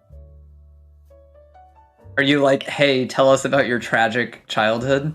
Is that what you're saying? Since we were all trading like I see, tales, and I just Gotcha. Well, I upon like telling this story, I actually grab for like my scarf and I cover myself up a bit because maybe I'm starting to sober up at the realization of having to like recount some of my past experiences and such. But I would say that being in this watery town of Vorg does remind me of my childhood home of Bellavere, which is the swampier of the Elven kingdoms. Well, I don't know if it's a kingdom, perhaps just a city. But really, my memories are so fuzzy of the place because the last time I was there was when I was a child, where I was taken by hags. I think I have some memories of a sister at some point, but at the same time, we had so many, perhaps adopted sisters that were also taken, whether they were humans or, there was even some goblins that, were there. But ultimately, I did not want to succumb to full-on hagdom myself, so I found a way. And out of character, I will say I didn't necessarily think of a way that I escaped. It's basically like getting out of under their thumb. So who knows if they're still after me? I certainly don't. I just try to, honor my deity, which my deity is certainly what got me through the darkest of times when, I won't go into the details of my I won't trauma dump on my party, but I've got some ideas about your escape that we can talk about later, or I can just say it now. I have an idea. Sure. You found a discarded wand and you just blasted one of them and you got out of there. Nice. Yeah. Would I have kept that wand after it ran out of its charges as like a memento, you think? No, because I would be giving you an unfair advantage, because all it requires is a permanency spell be cast, and then you have the charges again. Oh, yeah, I forgot how things worked. Sorry, I wasn't trying to make myself... But in terms of, like, what Kiev looks like, normal stature for an elf, has some facial scars around the corners of her mouth and lip area. She is missing the tip of her right ear. Her hair is, like, a pale... like seafoam green sort of, but it's got like a grayish mute to it almost. Her eyes are pale yellow, and she's got some various scars upon her body. Most the ones that were most noticeable earlier would have been the ones on her forearms, which she would have put her arms up to defend, other individuals from attacks from the hags. But so I will say that none of the scars are self-inflicted on little old Kiev, just as a disclaimer. But yeah, that's pretty much it. I'm done yakking away. Thanks for listening. Thank you for sharing. Does your character know why you were the one that was captured? Or is there not a specific reason? They're just hags kidnapping children. I think they're just hags that kidnap children, and specifically they want elven children because elves are magical beings. So they wanted to turn her to a hag. Yeah, they were Right, performing okay, fair. experiments Yeah. and things like that. Okay. I mean, I would, listen to the story and be like saddened and stuff because it's like a tragic story. On the drugs and all, we would just like sit there and listen, and you'd be like overly emotional. Yeah. But I would There'd end it probably on be a tears. positive note of like meeting y'all and having adventures and being able to, share, the love that Morose has for everything that passes over, because we all, have an end. Doesn't have to be a sad one, as we saw earlier tonight. Yeah, that's true. I guess my character also like got a different perception on Moros because I don't know, he kind of thought it was more of a gloomy thing. Death is like the end, and there's not necessarily an afterlife. But seeing it like this, he maybe is a little, he's opening up a little bit more. He's like he was a little bit of a not necessarily xenophobic, but more like a a holdback person because he's from like royalty. He's like distant from like the normal world, so to say. So he's like opening up a little bit more to like more ideas and different kinds of people and stuff like that. Another way that some people look at Moros and how she operates is like an office worker at a law firm.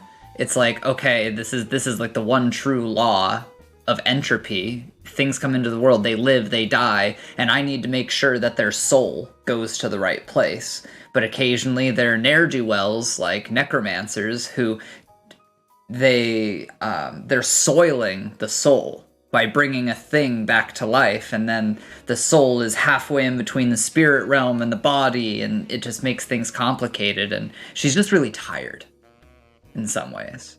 Other people look at Moros as like a vicious taker of lives. There are a lot of ways to look at the gods in this universe. So, I'm not going to require everybody to talk, but I do want to open the floor if anyone else would like to. All right. So let's take care of these knuckle tattoos. So Melantha, what the hell is Drang Fire Maid? What does that mean?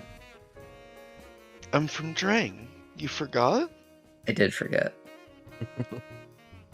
So you're from Drang Drang. Forged, baby. Drang Maid. Okay. That's a really simple one. She just goes over each of your fingers, and it's like a nice script kind of font on there. It's like calligraphic in a way. And the very first letter, the D and the M are like extra big and fancy. And the fire is just like a little, it almost looks just like the emoji. It almost looks just like that. Just like round on the bottom and a couple of little flames, and like that's it. It's like not filled in. And with that being said, all of you guys, except the ones who pull an all-nighter, I'll leave that up to roleplay reasons. You guys go to bed, and I would like everyone to award yourselves 1 fate point, because that was a magnificent run of roleplay, and I enjoyed it, and I feel like I learned a bit about each of your characters. So thank you for Where that. do I put that down on the sheet? Wherever you want. There's not a spot. It is an for introduction to this system. I put it in the level part of the editable character sheet because you don't need a lot of space to write your levels. That's Right, a good so idea. You just add like +1 for like. You have 1 fate point +2, right now. +3, etc. Okay. Yeah, and then you'll have 2 later and whatnot. I have a feeling you guys are going to be running into a lot of language checks on this journey, because you guys are going to a dwarven town.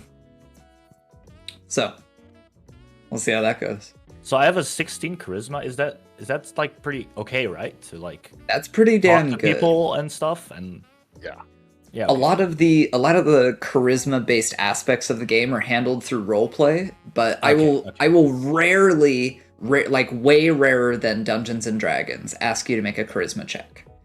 Charisma based modifiers are important for hiring hirelings. Right. Okay. So it's not like I don't know. I'm like a good speaker, public speaker or something. The charisma thing. It doesn't work like that. It's all role play. So like if you're trying to convince, yeah, that's what I meant. It's like not skill based. It's more like you can say that about your character basically. Yeah. Okay. Fair enough. I like to. But I was just figuring out the rule for it. I like to give you guys a good amount of freedom, and I don't think that your stats will like bind you to a certain way. You know what I mean? Yeah, fair enough. I would have pulled an all-nighter, and I probably would have sought out that priest again to see if she had any more goodies that I could take for our trip. You're not able to find her. That's fine. It's like she vanished during the night. Ah. The cute one always do. Aw, man. So I she would was have definitely cute. pulled all-nighter just dancing around, I guess. You are fucking exhausted in the morning. There are some drugs like this that may leave you with an afterglow, but god damn, it wasn't this one. It's like it took all of your potential energy and it turned it into kinetic energy, and now it is time to rest and kind of feel like shit. Yeah, that makes sense. So in the morning, all of you find that your flower crowns and your water lily necklaces are wilting at this point, and what was once a beautiful, gorgeous city of color and dance and activity is very hushed right now. It's a bit grayer, it's a bit whiter, a lot more muted right now. And there's not really much that goes on in the morning around here. They're living in a city full of night owls. So you could find some coffee around. I was gonna go for water, maybe with a hangover. Oh yeah, you could. I mean, you're surrounded by fucking water.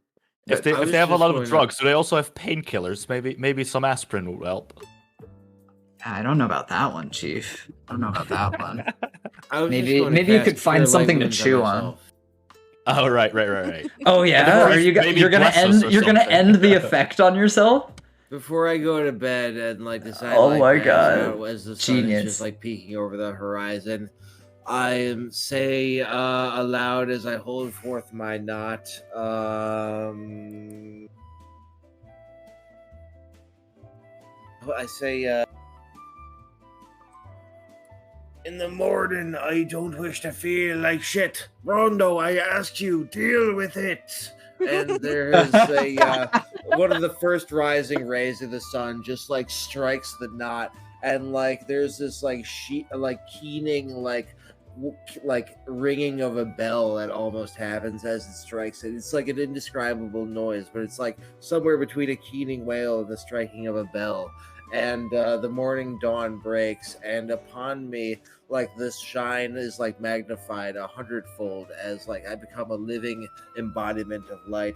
And then in a few beautiful moments pass while that happens, and then the light fades, and I, from like being like erect and fully formed and like engulfed in light, I kind of like sag down, and then I stand up a little bit, and I say, "Oh, boy, Joe. I think it's time for bed," and drag myself off. That's a beautiful description. I have two little additions. When the inebriation and intoxication and like just the poison that's inside of you is leaving your body, it feels as if you coughed up two sparrows and they just like fly off into the distance.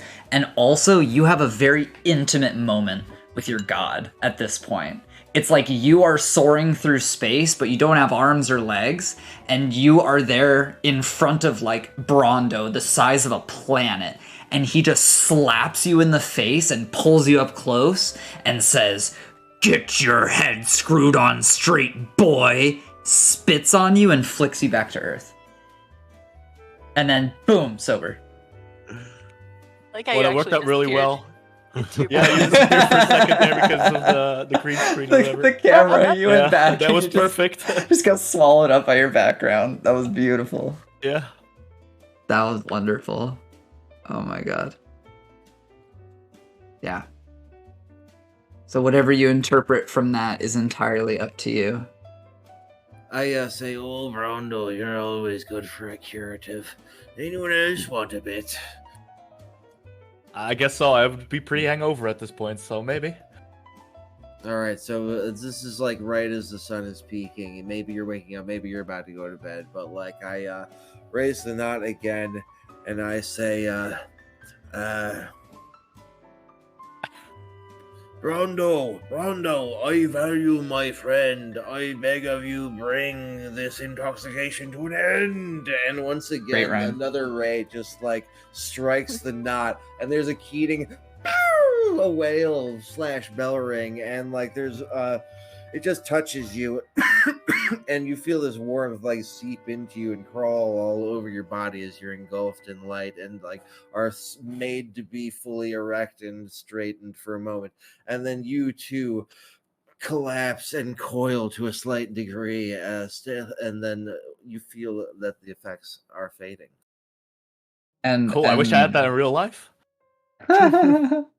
So to the perception of Hieronymus, it feels like you were like a baby in your crib of like drug inebriation, and this freaky skull-headed deer thing with entrails between its antlers like plucks you from your bed and sucks the blood out of your neck. And then when it like leaves you in your crib, instead of like death overcoming you, soberness comes back, and the whole world just kind of pieces itself together like wooden slat by wooden slat. Okay. Yeah, right there. Well, I don't know. That was kind of weird, but at least I'm sober now. To offer some background, the salt fort that he grew up in, the peasants have been plagued by cryptids stealing their babies, stealing their livestock. So this is probably some like deep fear inside of him. He lived within the noble's walls. That was not really a threat to him, but No, they were bedtime stories to scare us, you know? exactly. Who knows how true they are? Angela. Those are And cool. after my search turned up fruitless, I would start to notice how deep the pain in my chest is from this tattoo. And I would slowly trudge around through town back to the party and just humbly accept that just as life has an end, drugs also have an end. So I'm going to be riding this one out, guys. Oh God. And when you're like touching your I still head, have one that I saved from last night, though. like touching your head, and you like look up at a flagpole, you see that there's a raven perched on it, and it like cocks its head at you. I absolutely must say hello to this raven, so I do say hello. And it goes, and then flies off. Yeah. It's okay, I'd laugh at me too, Mr. Raven. Have you heard those raven warbles that they do, where it's like? Yes, actually, I was hiking in the woods one Super time, cool. and I was lucky enough to hear that, and I felt so blessed. Oh, super duper cool. Yeah. Super duper cool. And you still have that rat skull around your neck, don't you? I do. It's on a silver chain, and it's one of my prized possessions, even though it's not magical. It's That magical is- to me. That is perfect. That's a perfect visual reference for the artist doing the tattoo on you. That's actually magnificent. Yep. And it probably hangs just above where the tattoo actually starts too, so it's perfect. I feel very centered. Right on. I'm glad you are enjoying the visual character building that we're doing. I love it when player characters get all dressed up and gussied up and stuff. I actually really like that a lot. So Immersion. we are all set to hop on the boat, and Darkstar the pirate finds you, and she's got some bags under her eyes from the night before. You didn't see her taking any drugs though, and she says, "All right, anyone up for hair of the dog?" Oh, a little drop wouldn't hurt me at all. I'm feeling chipper as a daisy. I'm gonna need more than a drop, Deather. Well, hey, whatever helps you get through today, right? And she finds a painted lady wearing like the scalp of a ram's skull. And she says, "Excuse me, miss, could I get just a glass of white wine?" What would you like, Deather? Or anyone else for that matter. Wait, are we back on the boat or just like waking up? We are This we is, are like, waking morning. up in the town. We are going to Okay, head yes. to the boat immediately following this. So they want to start us drinking again. That's where you're at right now. That's what Darkstar is saying. Hell yeah, and I'm game. Yeah, I'm gonna sure, get let's go. I'm gonna get a hell I of feel a- chippy as well. Sorry, what was the god's name again that you follow, Claymore? Deather. Roundo. Yeah, okay. I want to thank him because I feel great now. So, I mean, I had a little weird dream, but I'm sober. Yeah, Let's go. Time to go again. Following Browno has many advantages. This is one of them. Right on. You see, it is Browno's way. If he were to go a bit too wild from his habits, he'd feel bad. And so would I if we did you or I from our own enjoyment side. So, with that being said, there are a few drinks that are passed around, and the painted lady walks off, and it's time to load up again. And I did go on a little morning jog while you guys had those drinks. nice. I spent my morning gathering everybody's belongings that have been scattered around. Oh god, here's yeah, here's yeah. your wallet, Oh, here's your yeah. phone, here. I Oh my thank you god. profusely. Yeah, me too. It's like all of Same. Deather's clothes that he lost over the course of the night, all the pieces of armor that Hieronymus doffed in the meantime. Everywhere. I was just using a Scooping this scarf up. to keep myself wrapped up while I was wandering around town. Oh, gotcha. I'm still just in my turkey leather thong. There's a goblin that sees anyone that's dressed and like points at you guys and says a little word in goblin, and we're going to do a language check because this is our first time encountering the goblin language for some of us. I know that some of us have encountered goblin and learned it or didn't. So how we do this is you look at your sheet and you see what your skill is for language. You pick up your D6 and you're trying to roll your skill level or lower. I think pretty much everyone here has 1 for their language. So if you roll a 1, that means that you know that language. If you fail this roll, you do not know Goblin and you have never known Goblin. But if you pass, you do know Goblin, and we can maybe come up with a story about how you learned it. Okay, so I don't have any languages added at all. Did I had to do that beforehand? Because I didn't really know. There's a Part of your- language skill, and when your character encounters a new language for the first time, you roll a language check, which is what we're doing right now. Okay, so this is all still setting it up, basically. Yes. So you Okay. take your D6, you roll it, and if you get a 1, congratulations, you know Goblin. Which class are you, Hieronymus, to help determine what your Oh, skills I'm are? a fighter. Yep. No skills. Fighter. Yep. Just a human fighter then, right? Every Yeah, so skill no- is 1. Yeah, So I rolled a except- 4, so I didn't get it. Correct. How does and using a fate point work here? Okay. you can re-roll your D6 and you get rid of 1 of your fate points. And one note for Hieronymus, there's a place on your character sheet that says languages known and languages not known. Add Goblin to Goblin languages to it, not yeah. known. Can I still learn it later, or? That's going to require a great deal of downtime, like a year or more. Oh, okay. But So this it's does happen from time to okay. time. Scoot. So this So- is basically predetermining if your character knew it before this story day. Correct. basically, Right? Yes. Okay. No, I get it. Scoot. What's up? I rolled a 6 and I'm using a fate point, and then I rolled a 1, so I know Goblin. Nice, you know Goblin. Yes. Outstanding. Little goblins. Outstanding.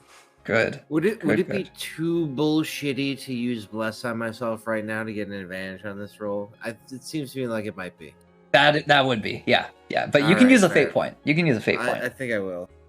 Right on.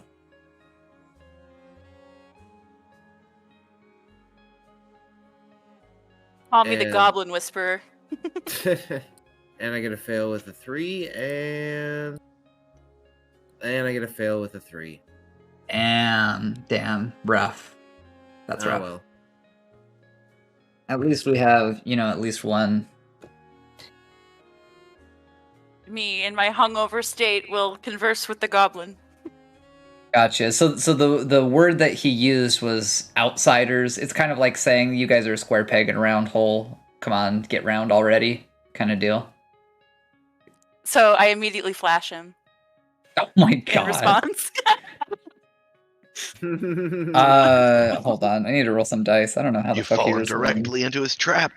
Oh no. He just laughs his fucking ass off and like is literally like ruffling. He is rolling on the floor laughing. You said you wanted to talk to this fellow? Is that true? Yeah, I don't really know what I would say though. I would He's a great deal younger than that poet wordsmith that you ran into. I'd ask if he wants to be an outsider too. I want a goblin little mercenary. You want to hire a goblin? I do.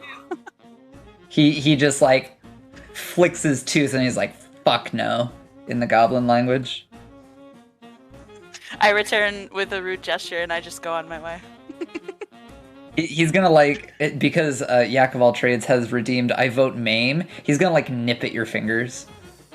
Oh my gosh. Just like I would rather die of alcohol poisoning than have a spider web me up and inject me with venom. Have fun with your adventures, loser. Basically. He bit my thumb at me. That's oh wow. Yeah, he bit your thumb at you. Damn. Yeah. He is not into it. Am I a weregoblin now? Yeah. God. Alright, so with that all done, we are going to mosey our way back to the fastest ship in the world. And we are going to zoom at incredible speed over to Catbasement. So Oh, Can't weird. wait for Everything music. went dark for a few seconds, and now we're at Catbasement. it's just like so fast. So to give a little bit of background for those who have seen my stream and they've seen Catbasement. So what you have seen on stream is the capital of Catbasement. Catbasement is a country in this world, and it has a port. It has a river Nile, and it is not modeled on our map here, but their river Nile is large, wide, and mighty. A lot of life stems from it. So the plan, as explained to you by Darkstar, is that you guys are going to land at the port, and she's going to secure you guys a couple camels that you can ride on, and you will go to the capital and converse with Beanbag there. King Beanbag. King Beanbag, that's right. Kitty. Alright, so let me just look through my notes really quick. Nice. I even added songs. This is beautiful. Yeah, that's our toasted marshmallow, man. Okay. Alright, so we are arriving at the port of Catbasement. Oh, excuse me, kitty. Okay, Cat, you are pushing buttons and you are messing up my DJ stuff.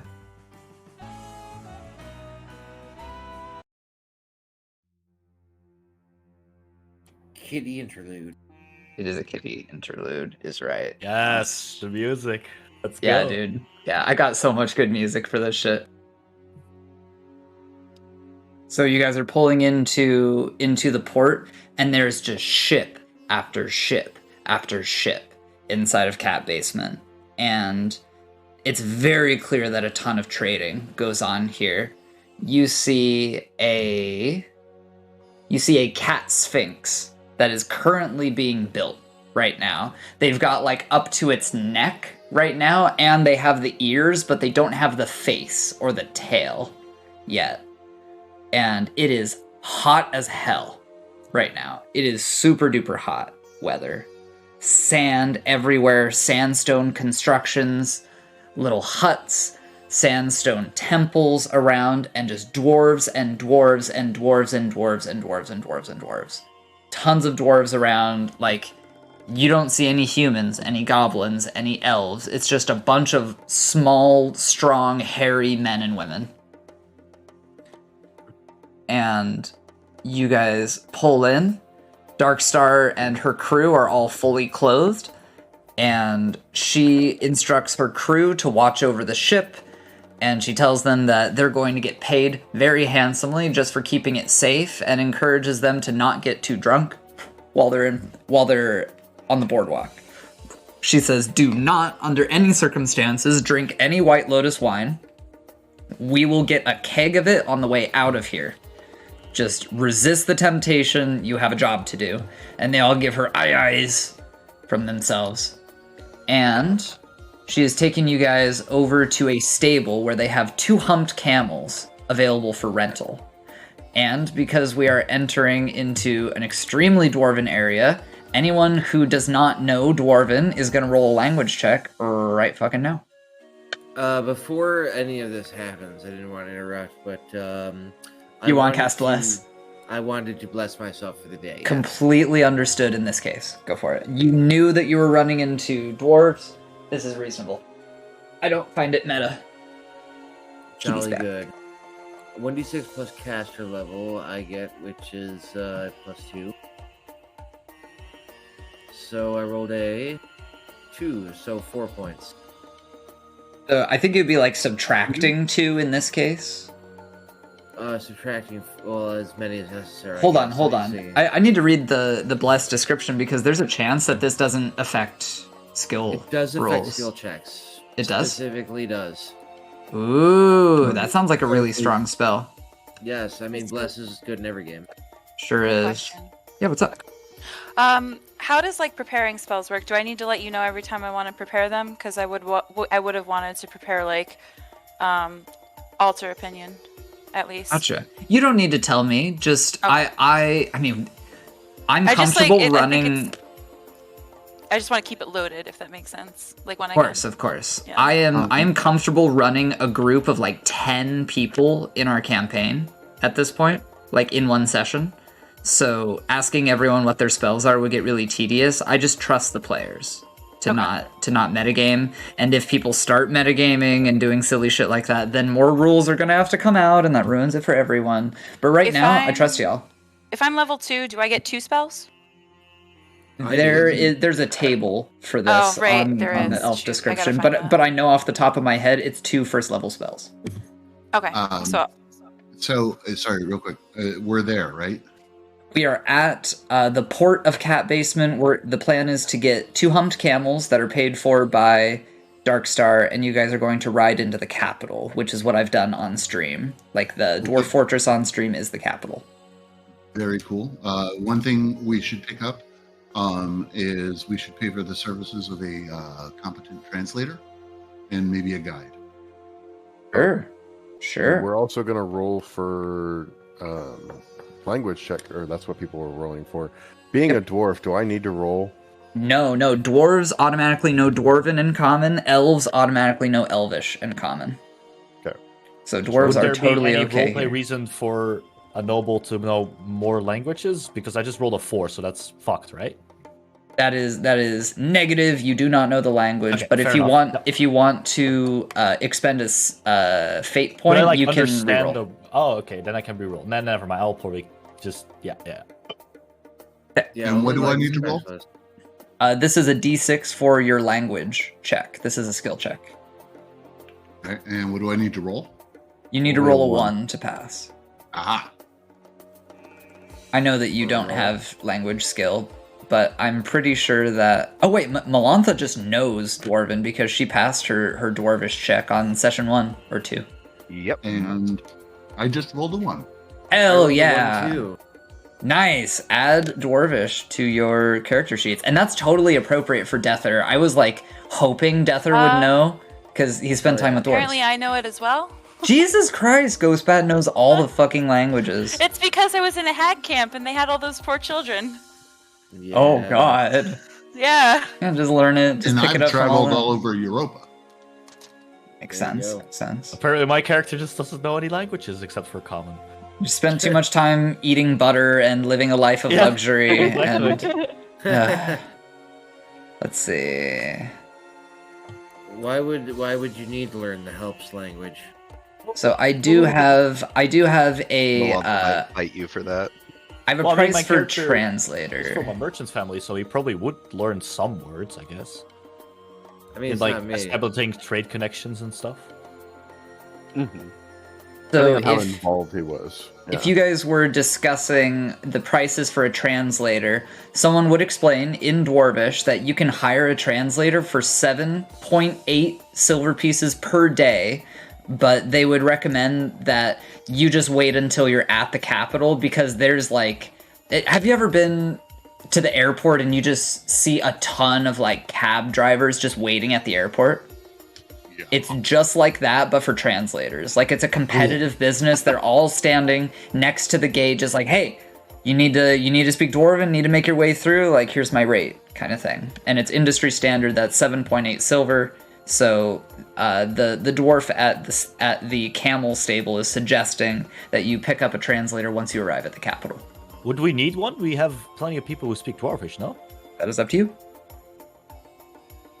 Do we It want to wing might- it and like? It get might an help extra to have person? it might help to Like a have someone local, that's from a guide. here. Yeah, I guess I would vote for. Let's just take a guide or a translator in this case. I guess. How many days is it going to take for us to get to the capital? Oh, less than a day. Less than a day on camel. You'll probably get to Catbasement capital like 6 p.m. And all this information would be available to you. I think I'd be down to hire the translator before we leave, then, just in case they have any tips about where to stay at the capital and stuff. Oh like yeah, that. yeah. Try them Makes for sense. knowledge. That makes sense.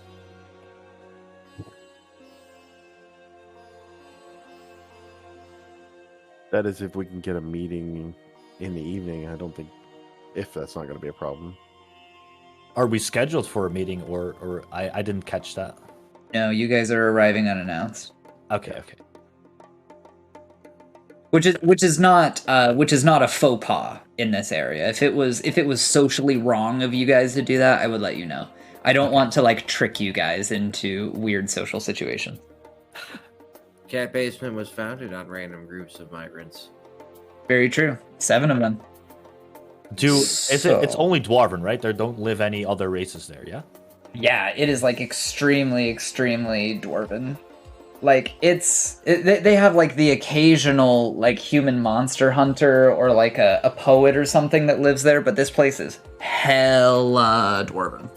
Hella. But there wouldn't also be any other races because you said there was like trading going on and stuff, or am I taking it too far now?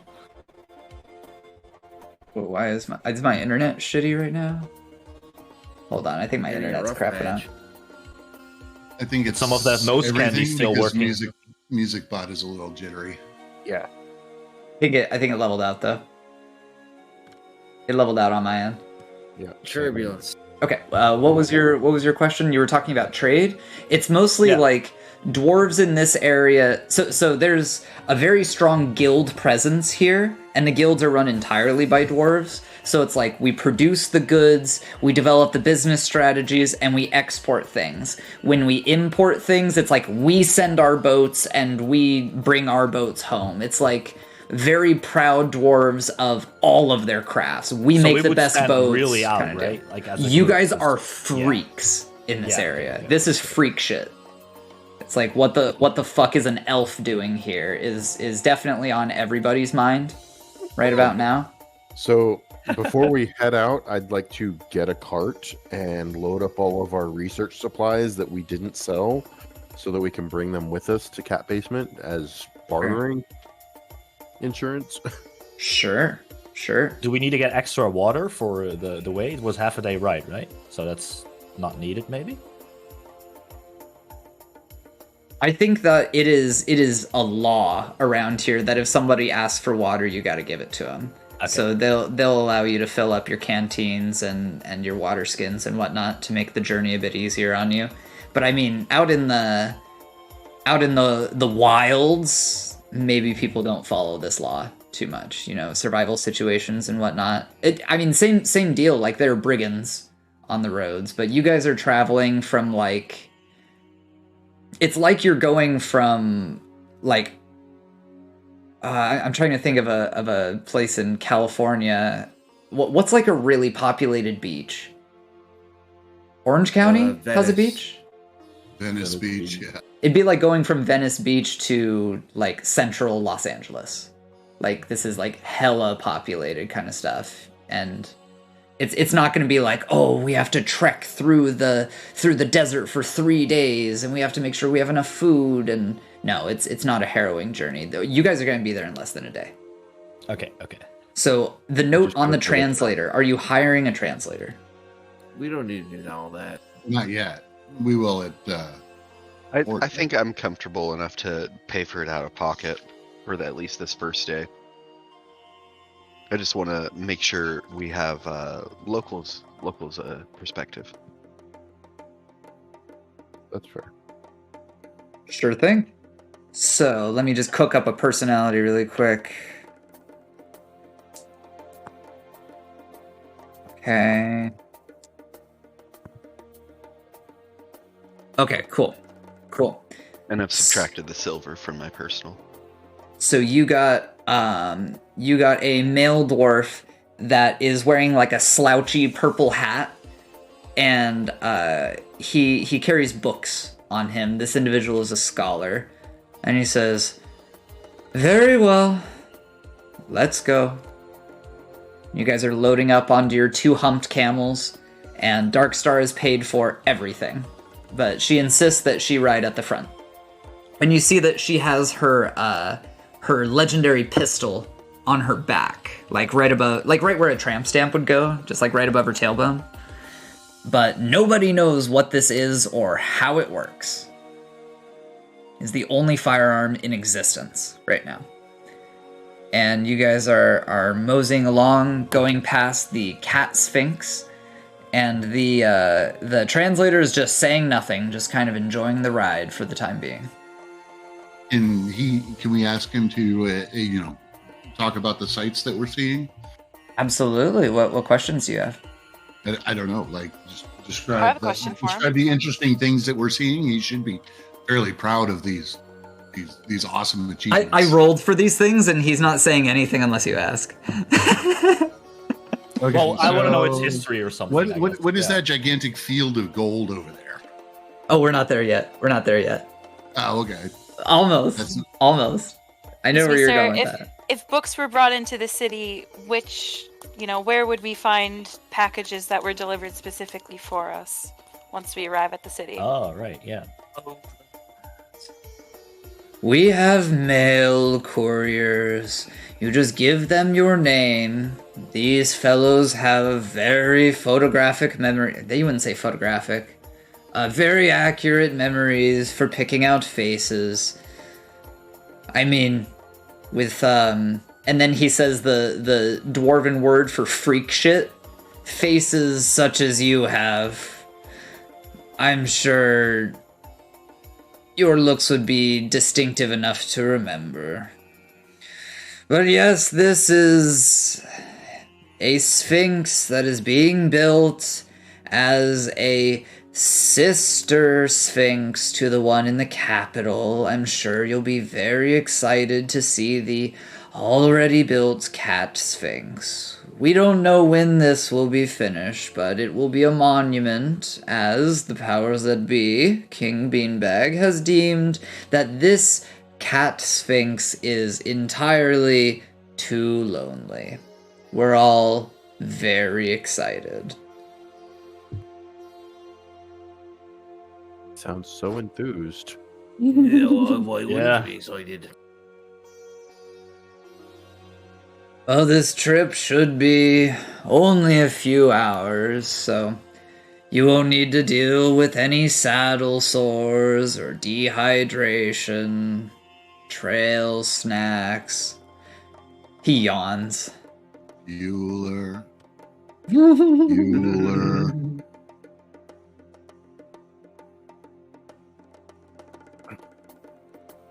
I think someone is underestimating the significance a good trail snack can have on your mood, and I'm going to be chewing on true. some dried herbs. It's so true. It's so true. So, You guys have moseyed for quite some time over a very small sand dune that would have been hell to go over with your adventuring boots. You have gotten sand everywhere. It's coarse. It gets everywhere. I hate sand. Don't even get a lightsaber out of it. I'm over here downing water like it's going out of style because I'm still wearing my armor because I'm stubborn. Awesome. I love that. And as you guys are moseying along, there is a small caravan of camels going the opposite direction, and they're all female dwarves. And they are applying makeup made of crushed up stones and water and just painting their faces and their arms and their legs with these beautiful, bold colors that you wouldn't see anywhere else in the world. Serious question, do Dwarf Fortress female dwarves also have beards? In the Steam version, no, but in Dwarf Fortress Classic, yes. So Yeah. in this world, do female dwarves have beards? Yes. Okay. This is How the would we correct recognize answer. they're female then? Because dwarves are like, that's the have thing, right? knockers. That you cannot really distinguish them or something? I'm just saying they're female. Okay, so we would know. It's up to you. It's up to roleplay if you know gonna that they are say women or not. I can tell because I speak the language. Yeah, I Ooh, understand. Yeah. good one. Yeah, a little more booze in that. So, as you guys are carrying onwards, you guys have crossed over a dune. You ran into a caravan of ladies with their fancy face paints and makeups. And you come across a grand, proud, gray stone wall to keep invaders out. Any dwarves in the party don't even have to roll. You guys just know immediately that this is Gabbro, a magma-safe stone. And I'm gonna change songs here real quick.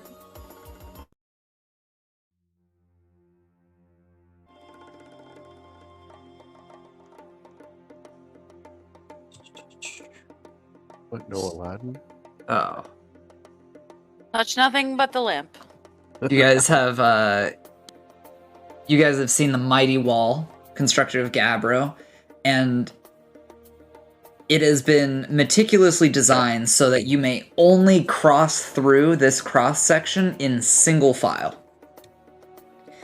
And you guys are walking through, and you see many cage traps that are embedded in the sand very neatly and very tight. And as you guys are walking over, you depress these pressure plates, but none of them are activating for you guys. I try very hard not to dodge. Good. And so you guys are on the north side, and you're working your way southwards, and suddenly you see an enormous monument depicting a cat sitting upright with a snake headdress on its head, and the art is composed mainly of gold, a variety of stones, and solid wood. You haven't seen anything like this before, and your camels are just like, this is normal. This is normal for me, just walking along, plodding over this cat monument's face. Then, as you continue southwards, you see Catbasement in all of its splendor, the capital of Catbasement. You see a couple of pyramids, 3 total, to the southeast of you. And as you guys are traveling over light blue cobbled roads, it hits you. This is why the land is called Catbasement. Cats are everywhere. Absolutely everywhere. They're climbing on cacti, they're playing in the sand, they're following dwarves around, they're following each other around, they're napping, they're laying in the shade, they're fishing out of the River Nile. Cats absolutely everywhere in this place. In the shade of a saguaro cactus, you see an older cat that is resting on its paws, and its big fluffy tail is swishing back and forth, and 2 kittens are poised behind it, like, trying to, catch the tail, and the older cat is just, flipping it. None of these cats seem to be under any distress, and they seem awfully healthy. You guys carry on westwardly over these microcline cobbled roads, and right before the mouth of Catbasement, there's a grand bridge with an archer tower poised above it that spans the River Nile. And tons of dwarves are moving to and from. Some are carrying blocks, others pots on their heads, clad in very sun-resistant clothing, turbans, face scarves, beautiful gold jewelry hangs around their necks and from their stretched earlobes. People are carrying art. There are trade caravans moving in and out. Very, very, very populated with tons of dwarves, and anyone that comes within eyeshot of you is just staring at the humans, staring at the elves. Just like, what the hell are you guys doing here? Why are you on camels? And I mean, Darkstar is a freak to them as well. She's a half dwarf, half elf in these lands. Is that a dwelf? It is a dwelf. I thought it was gonna be an Eorf. Dwarf. Elf. She's Dwarven. As you guys are going over the grand microcline bridge, you are finally shaded by the beautiful archer tower above your heads. And you see dwarves casting their lines over the side and hauling in carp, hauling in salmon, just big fish, and stuffing them into wicker baskets. Children are hauling them away. There are multiple fisheries in the area, and the smell of salty, fresh fish fills your nostrils. Here, let's get another desert song in here. I got a lot of desert music.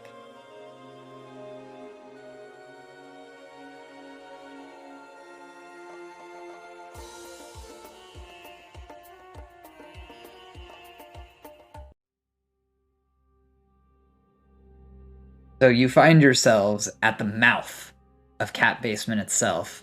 It is flanked by 2 green glass statues of cats. In each one, it is an identical image of a cat laying on the ground, paws up, basking underneath a blazing sun. And sure enough, just like the stable owner mentioned, there's a massive mob of translators waiting to be hired. They're all holding up signs that say 7.8 silver, 7.8 silver per day in different fonts. And there's a lot of symbology that goes on in this settlement. Not a whole lot of script beyond numbers, but a lot of, they're not called iconographs, pictographs. Like, like school crossing signs, that's a pictograph, for example. Like the very first forms of writing. Exactly. What's up, Fagoth? Yeah. Welcome. We just got to Catbasement, Fagoth. I know you're familiar with it. They're right at the entrance right now. Tons of translators offering their services. I kind of move to the back and try to signal some of the party members I don't really like this translator. Maybe we should get another one. He seems kind of down. Maybe we should get someone that's a little bit more social so he can help us a little bit better, maybe. He's fine. We're social butterflies enough as it is. The translator says, if I may interject, you can just pay me for half the day and I'll go home. I don't really want to be here. I'm gonna take the full day's pay. I already did the math for it. No, I simply cannot. And he's getting red in the face, and he reaches into his bag and he pulls out half and he puts it firmly into Melantha's hand. Okay. If you insist. That I do. Thank you very much, ma'am. I wish you the best. I hope that you have a luxurious stay. Make sure you check out the Mirage while you're here. Thank you much. Tips his hat and he gets his camel to hurry up. And it gallops on out of the area. Due east. And you guys are left with no translator. They're hanging out in the shade right now. I still vote for getting another one. Yeah, let's grab another one. Right on. Is there people here who can't Fight. You guys have your pick. I'm going to leave this up to you. What kind of personality traits are important to you as a translator? Obviously, someone that talks a bit more. Yeah, I'd like to go for like the most maybe intrigued person in us. That maybe there's someone that's a little bit intrigued about foreigners being there, so he would be Yeah, like something more like inclined this. to help us. Do you have I'm something? I'm gonna look else for the for one with Malibu the shaped Barbie? bouncy leg that looks like they're suffering a little bit of anxiety because they're sitting still for too long. Right? Yeah, they want to do something. Also, somebody with knowledge of the social structures around here. Sure. So you want like a well-cultured dwarf that's well-spoken and is willing to just like lore dump on you guys. Yeah. Yeah, Awesome. because Awesome. we are ignorant savages. And we would like not. So you find a charismatic woman in the group, and she has her hair pulled back into a very tight ponytail, and she just really sticks out to you because she seems very genuine in what she's doing, but isn't being like overly standoffish about her job. You pull her out of the crowd, and she asks for her pay up front. Okay. Yeah, sure. I guess. Half now, half later. She's gonna say, "Hi, they call me Redtail.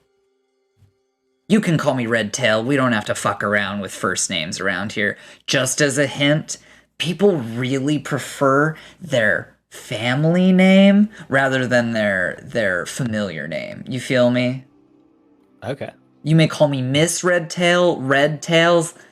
You can call me Red, maybe after a few drinks, but I'm really happy to show you guys around here. Trust me, you guys want to get inside pronto. This one looks like he's sweating a little too much," and points over at Vorak. The let's puddles go. running down my legs. Oh gosh. My boots squish as I walk.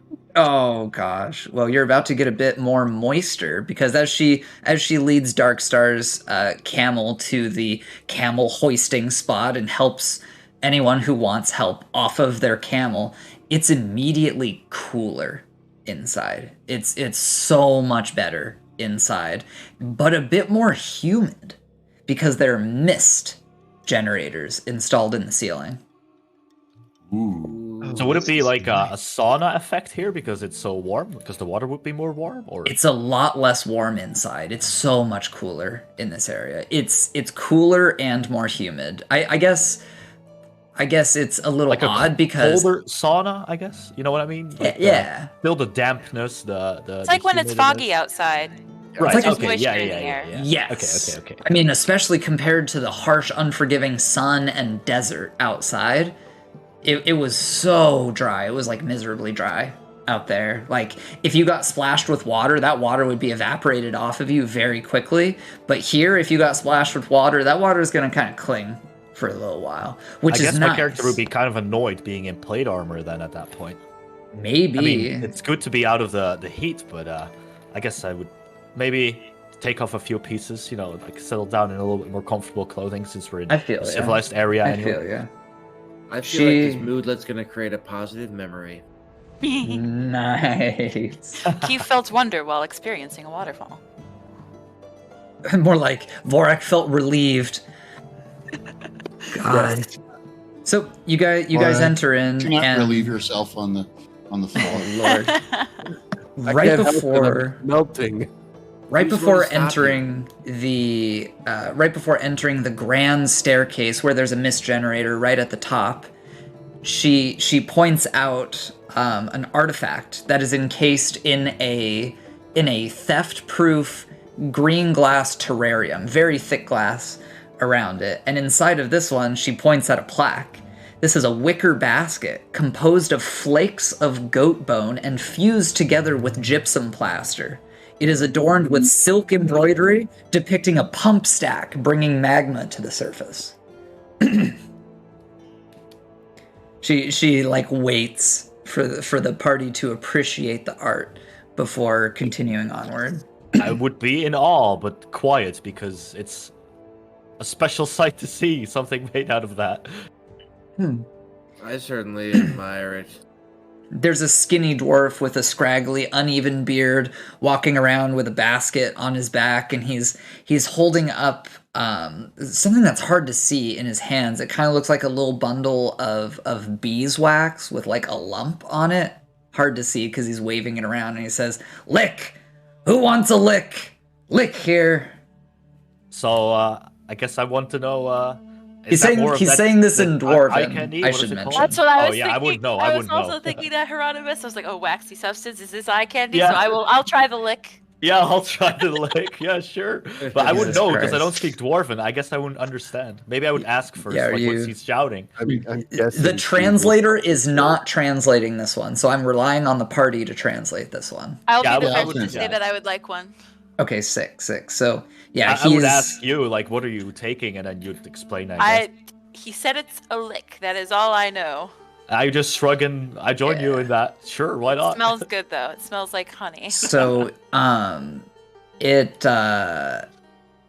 he's selling something called lick. He doesn't explain what it is, and he says 40 silver. Oof. Hefty. Yeah. And as you're headed over to it, the red tail just like pinches her nose and just like sighs. It's probably just royal jelly. It's probably nothing fancy, so maybe we shouldn't. 40 silver? Yeah, for 40. Yeah. Yeah. It's gotta No, I be agree. something special I if guess it's 40 we would silver. hold back a little bit. I could buy one for us if you want to split it with me, Hieronymus.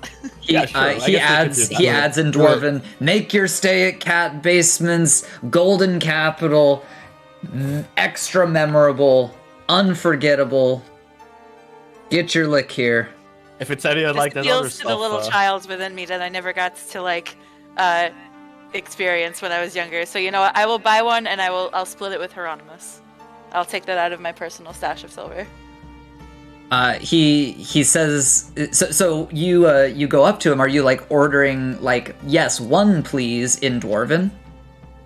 I would say it in Dwarven because I want to impress him that I actually can speak the language. He's gonna like just be kind of like waving it around, assuming that you're not gonna want one. He's not even made eye contact with you once. You're a fucking elf.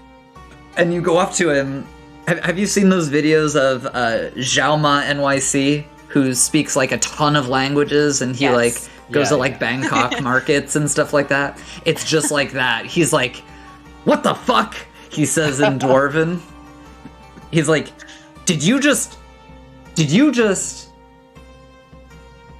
I did, and I'm looking for one of these licks, please, and thank you. And I make sure to use my manners for once. He says, "Oh, holy shit!" And he turns like bright red, and he's like, "Well, fuck. I guess if you're a customer, sure, here you go. You know what this is?" No. What is it? Condensed white lotus wine, Oh, extra potent. Condensed. It's basically like a dab version of it. Nice. I'm not saying that's how you take it, but it's like Right. comparative like strength. I mean, we heard that the crew wasn't allowed to take any of it. Should Yeah. we? The wine, yeah, even. Yeah. And this is the I stronger mean, version I don't of have it. to eat it right now. I could just have it, right? Because then I've got condensed wine and I've got that fun goodie from Vorg. So we're True, just collecting true, fun true. fun goodies at this point. We're just collecting a Jedi flip at this point. We just need to get some mushrooms now. Complete the flip. So yeah, he'll give you as many as you want, 40 silver each. It's almost like a little tab of acid, basically. Just like a little thing with a lump. It's like a waxy dab on a piece of beeswax. And he informs you that it lasts 8 hours, and you will feel the effects within 10 minutes. As opposed to White Lotus wine, which lasts a shorter time and takes longer to kick in. No kitty. No. Sure, I will. I'm trying to see where. I think I had like 400 silver that I'd kept to myself, so I'll buy 2. I'll be a little extra. Right on. So I mean, my character currently doesn't own any money. Is there a way for me to make money, or is this a stupid Oh, hell. question? I think you should ask your translator that question. Right. Oh, yeah. Okay. Okay. So I asked the translator, Red Tails. I'd like to, is there any job for me I can do here? Is there any way to make money? I'm kind of on the down low. Oh, sweetheart, you have come to the city of gold. Believe me, you could leave this place much richer or much poorer, depending on the decisions you make around here. Frankly, I would suggest setting up some bets down at the emu races. I think that would be a fantastic way to make some money. We also got wooden weapon sparring, and, you know, if you think you got a great crew of boatswains, we could get you involved in the weekly boat races. We're actually holding one tomorrow, if you're interested. You know, you probably don't know anything about our famous boat races, do you? Well, let me explain. You guys are going to need to gather a crew of 4 people minimum, and the goal is you got to launch from the port. You gotta tap your boat onto Cat's Eye Island, and you gotta ring the bell that's driven into the snout of the crocodile, okay? Then you gotta hop back on your boat, and you gotta wheel it back into port. First one to ring the bell on the dock wins 1,000 silver in gold trinkets. So, okay, so it would be in like stuffs, okay. I mean, there's plenty of games to be had around town. I'm a fighter. I would be kind of good in the sparring. I'd like to try at the sparring. Well, we'll make sure to stop there along the tour. All right. If we're finished buying literal drugs, I think we can continue. I'm sorry. I please forgive me or us for doing this. We just came from Vorg. We had quite a different experience there. And so I deal with this shit on a beautiful. daily basis. Don't worry about it, sweetheart. Okay. Just trying to be polite. Rondo blesses them that take to the seas. And I say in Dwarven, raising my fist, I need Lugo Bardom, subtitle, 2 war, 2 grand battle. She says, "Oh, Brondo, eh?" And she reaches into her shirt and she pulls out like a really thick monkey's fist. Well, I tap mine at my waist and I say, I see that we're one of cut from a similar cloth then. She says in Dwarven, like, may your knot never fray, brother. And I say in return, in Dwarven, may your knot never slip, sister. Oh, I love the religious roleplay. Man, you're really good at it. I love it. Thank you. My character wouldn't understand any of this, right? Because they're all talking in Dwarven. Correct. Yeah. Correct. It's just like Ulig Guth Datar Atir I'd just Faranguli. be smiling and biting my lip, I guess. Be like, okay, yeah, You're sure. just like- Yeah, this Smile is- and nod, boys. yeah. It's like- Smile and nod. It's just fuck. I don't know what's going on. Yeah. So, she says, we have a lot to cover, so we should probably get started. Come on, follow me. So you guys are heading down this grand staircase, and there's just like statues upon statues alongside the walls. Some of them are made out of green glass, some of them are made out of gold, some out of silver. There is a lot of cat-based engravings going on. And you see like a child that has a little like wicker ball tied around their waist, and they're just like running around like down the stairs and up the stairs, and they have like 4 or 5 kittens just like chasing after, like trying to get after the ball. And That would cause a lot of lag if it was in game. it sure would. It sure would. Yeah.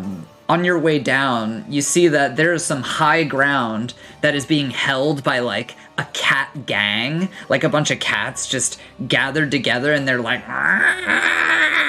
just making vocalizations at a smaller group of cats that are on the lower ground, and their like tails are like flipping back and forth, and their ears are back. It looks like this is some type of turf war right now. And as you guys move your way downward, she says, what we're about to come across is the very first church of Catbasement's capital. This was established in the first year by our original 7 settlers. It's entirely non-denominational. Please try to ignore the clutter. We accept all religions here. And as you guys turn around a corner in the grand staircase, there are just altars and altars and altars, a very nice smooth floor, and just like trinkets and offerings and food. It's just like, it looks kind of like a hoarder disaster in the area, just piled up, like notes and messages. You see gods that you recognize, gods that you don't recognize, poppets, effigies that have been burned, candles, incense, even figurines of demons occasionally, just all over the place. All over the place. It's a very solemn experience around here. Some dwarves are wearing like no sandals, or they're like clutching pearls and like counting pearls as they go through their prayers. It's a very large open square room in here, but the stairs continue onwards, and she says, I'll give you any time that you want to take here. The smell of incense is very thick in the area. People are playing instruments. I'll join anyone in a prayer if they want to go for a prayer. Is there a specific prayer you want to perform, or a god or goddess that you want to honor in this time? I don't know what your religious beliefs are. My favorite god would be Sol. I like the sun god. I like the idea of that. So I guess I would give a prayer to Sol for the fact that we had a good journey here. Like, it was a sunny, quick journey here, and you know, the sun in the desert didn't kill us, I guess. There's a dwarven child that like goes up to you and like starts to say a dwarven word, and then just like scratches his head, and he like touches his lips and goes, and then water? Like he points at like a small smooth stone of obsidian, and you said like water, drink, and he's like, and he like picks it up and he kisses it, and then he like hands it to you. Oh, okay. I would definitely take that from it and also kiss it, and then like Awesome. make a little like, you know, submissive gesture, like, oh, I understand and thank you for doing this or something, you know. And he just like grins, and he's like missing both of his front teeth, and he just like nods, and he like puts it back, and then like crosses his legs and closes his eyes in meditation. I would definitely shrug at that and be like, I don't know if he trolled me or not, but sure. Right on. This room also has a mist generator, but it's like turned to extra low mist so that it doesn't fuck up the ink on like ancient scrolls or anything that have been left around here. So, she takes you all, and you're continuing onward, and she says, now, the next thing we're going to run into is very, very exciting. This is a more recent development after our dedicated team of scholars and scribes have discovered some very, very groundbreaking technology. We call it a telescope. She leads you into a room. I'm interested now. Leads you into a room that has like huge open space. It is just decked out wall to wall, just books and books and books and books and books and books, and a few massive telescopes in the area. And it seems like the walls have been carved to defeat a lot of the noise and acoustics that could be bouncing off of the walls.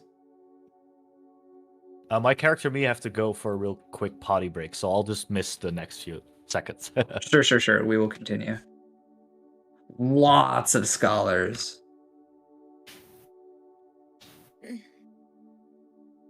I look around to see if there's any mail couriers. Any mail couriers? Absolutely. I look around 100%. to make sure there's to see if there's any female couriers. You're hilarious. You're hilarious.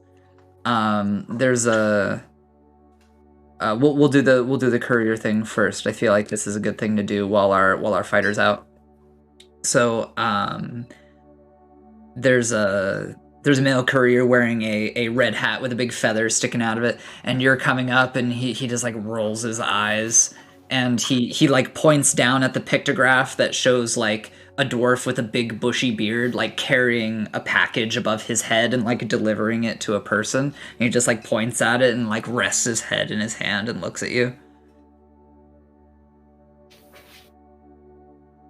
Okay, I'm trying to follow. So do I need to take this to a delivery person to pick up my package? Are you saying this in Dwarven? Yes. He's like, "Oh my god, what the fuck? Welcome. Miss. Are you picking up a package or are you sending a package?" He says. I'm picking up a package. It would be a book from Vorg. I see. And he opens up a drawer and he's flipping through a few files, and he says, "Nope, nothing for today. Maybe check in tomorrow." All right, thank you, sir. And then he like nudges his buddy and is like, "Did you see that? That fucking knife ear can speak Dwarvish." And then the other guy, and then the guy next to him is like, "The world's changing, buddy. You just get used to it." And you replied with knife ear? Yeah, I like question, why are they calling me a knife ear? I don't know if I've heard that term before. He just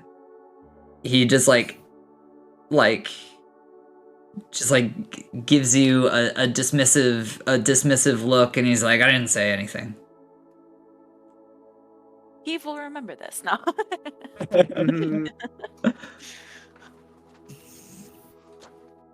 And his buddy like punches him, and he's like, "You can't say that."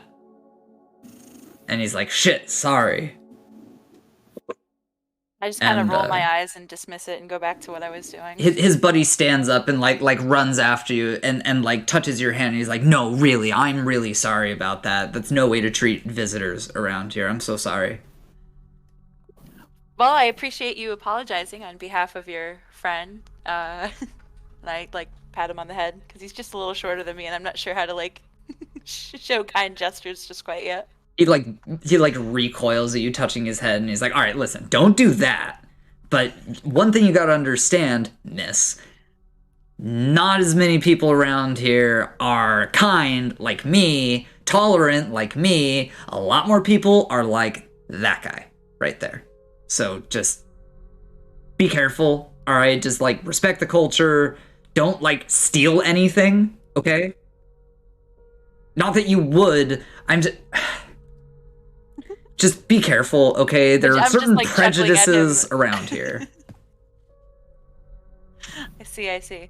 Thank you for the words of warning, I suppose. Discord notifications on. We're joined by Tabala. Welcome. Hello.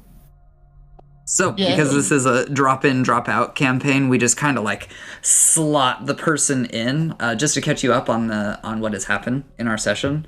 We stayed the night over in Vorg, and we did a lot of party hardy. Our group got pretty fucked up on wine and other mind-altering substances, partied with some nudists, and then we hopped on a boat and sailed very, very quickly over to the port of Catbasement, got some camels, rode to the capital of Catbasement, and now we are going on a tour of the capital city, which is where you were born and raised, Tabala. All right. Can we get a brief description of your character for our newcomers here?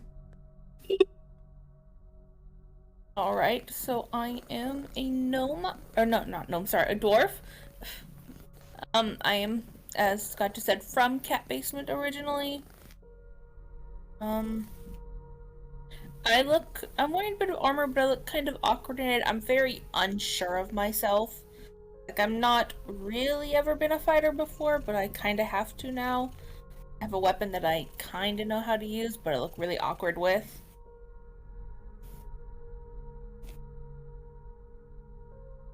Sweet.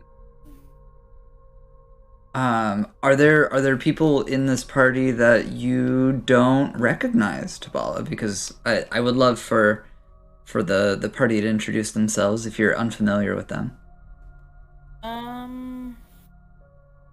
I've only been to one other session, so I don't really remember much. Gotcha. Maybe we can do just like a quick character description of each of you. And then we'll carry on with our tour. While you guys are doing introductions, I will leave it up to you guys, Lord of the Flies style. I'm gonna go smoke my diet weed, which is legal. Diet weed. I did a weed once. I was never the same. Oh, just once? Yeah. We Yeah. should do another weed and see if it helps make you never the same even more. No, that's why I kept doing it, because it's like, Oh, good. yeah. In fact, I'll do one for you. Oh, could you do one for me too? I'll Oh, is this just me, or did he? He cut out for a second. Yeah. Cut Okay. out too. Okay. Weed was too dank. Oh! I'll do one for too all of dank. y'all. Tanked out his internet connection. Right, character introductions. I guess I'll go first real quick for Tabala. I am an elf. My name is Kiev. I have like aquamarine grayish hair, yellow eyes. Part of my right ear is missing. I've got some facial scars. I have a scarf around my head and some chainmail armor, and I carry a bow.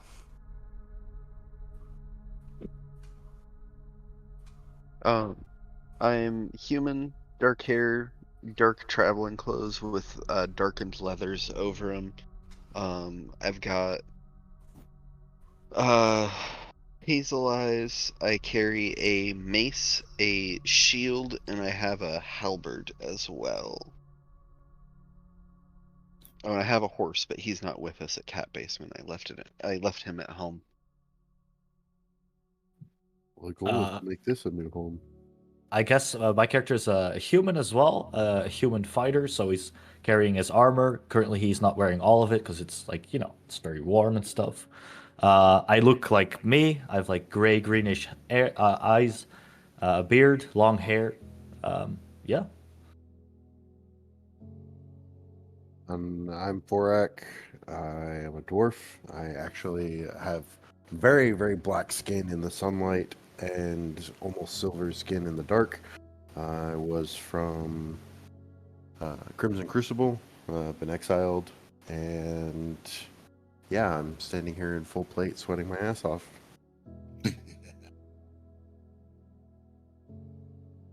After Go you. ahead. Nah, you go. Okay.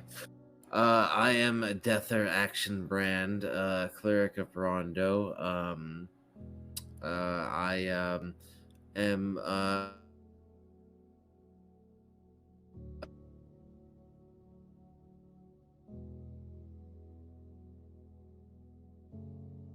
Is it me or did he dip adorned again? usually in like down. And am I having problems? Yes. Yeah, you cut You're way cutting in and out. Hang on, one moment.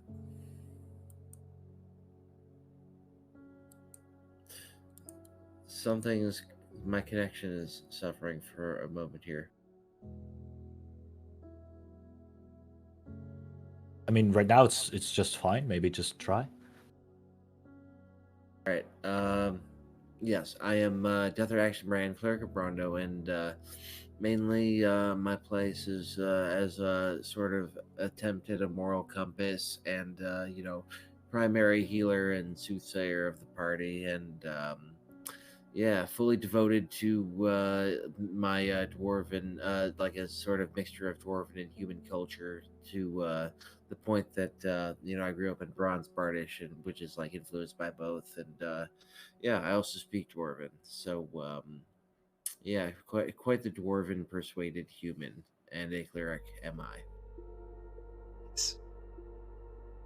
Chainmail, and I also have a shield and a knotted bit of rope that has a metal shot inside the knot as a sort of mace and as a religious symbol simultaneously.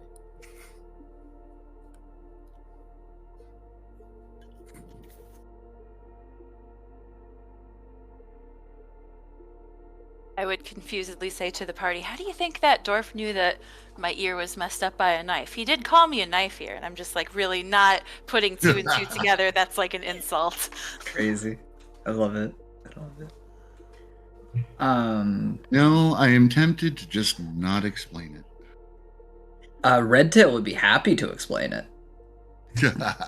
For Tabala, Redtail is the name of the female Dwarven translator that the party has hired for the day. Okay. I guess my character would be curious as to what all these people are saying in Dwarvish, so I tried to pronounce the word knife ears because I heard it like being mentioned, and I was like, oh, I'm just saying it out loud. She's gonna I'm like oh, grab your this arm. word, yeah. She's gonna It's like, grab it your means arm and high or like whatever. I don't know. she's gonna say that's a derogatory word for elf. Oh shit. Oh, I mean, okay, I didn't know that. I'm very sorry about that. She's gonna say it's okay, you didn't know, and she gives you a wink. So Is she into this? I'm sorry, what? She was winking. Is she somehow into that word? Oh God, it's just like you didn't know, stupid foreigner, kind of thing. My connection's suffering. I'm gonna restart and be right back real quick. Oh, cool. So, I just got back. Have we gone through short introductions? Yep. Yes. Sweet. So, you guys may be able to tell, but based on the music, we are in an observatory right now, and it was explained that telescopes are brand new technology around here, like developed within the last 10 years. Dwarves measure time much differently than humans do. And the scholars from around here would definitely recognize Tabala. Definitely. And inside of this room, there is also a theft-proof glass surrounding a light blue microcline bed that has black zircon images of cats all over the frame. And there are tons and tons and tons of books and scrolls and codices, bookshelves, tables, chairs, just everything around here studying astronomy and all of the sciences. I'm hoping to. This is the equivalent of walking into like a porn den for anybody else for Rumpel. Yeah, like going into the back rooms for like a porn addict, I guess. This is huge. This is a very, very well stocked library. These guys know what is up. Just piles and piles of books. We have scribes copying feverishly. Lots of ink around. Children are hauling in crates of ink and extra quills. Looks like the guild is in full swing around here. And she asks, Redtail asks, does anybody want to spend a little bit of time here? This is a pretty good resting spot. We have a lot more stairs to go through, so take your time. Feel free to talk to the scholars, but I would do my best not to bother the scribes.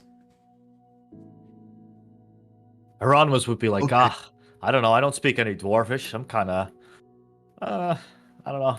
Can we get drinks somewhere? Did you mention that out loud? Like, I don't speak Dwarvish? Yeah. I'm telling this to the guide. Like, one of the scribes who's like, where can I get a drink? That's what I would be asking. You know? One of the scribes who is like stalking a book onto a bookshelf looks over his shoulder and in the common tongue says, "Listen, we're scribes. We're not idiots around here. We all speak the common tongue. So feel free." All right, okay, buddy. Okay. And he gives you like a thumbs up and a wink. I would definitely just be like, "Oh, okay, thanks." I like this place more and more. I would definitely take a step back and let like the more knowledgeable people, because my character has like a lower wisdom and intelligence, so I guess Sure. I would take a step back. Sure.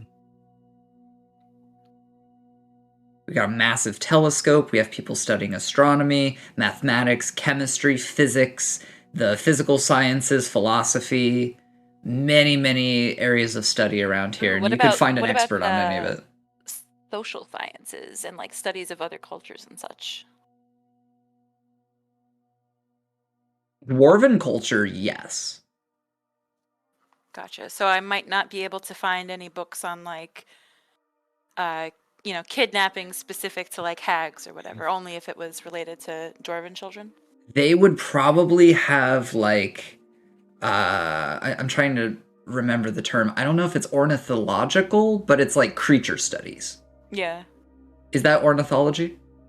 That would be the study. Ornithology is birds. Yeah, ornithology is birds. That's birds, okay.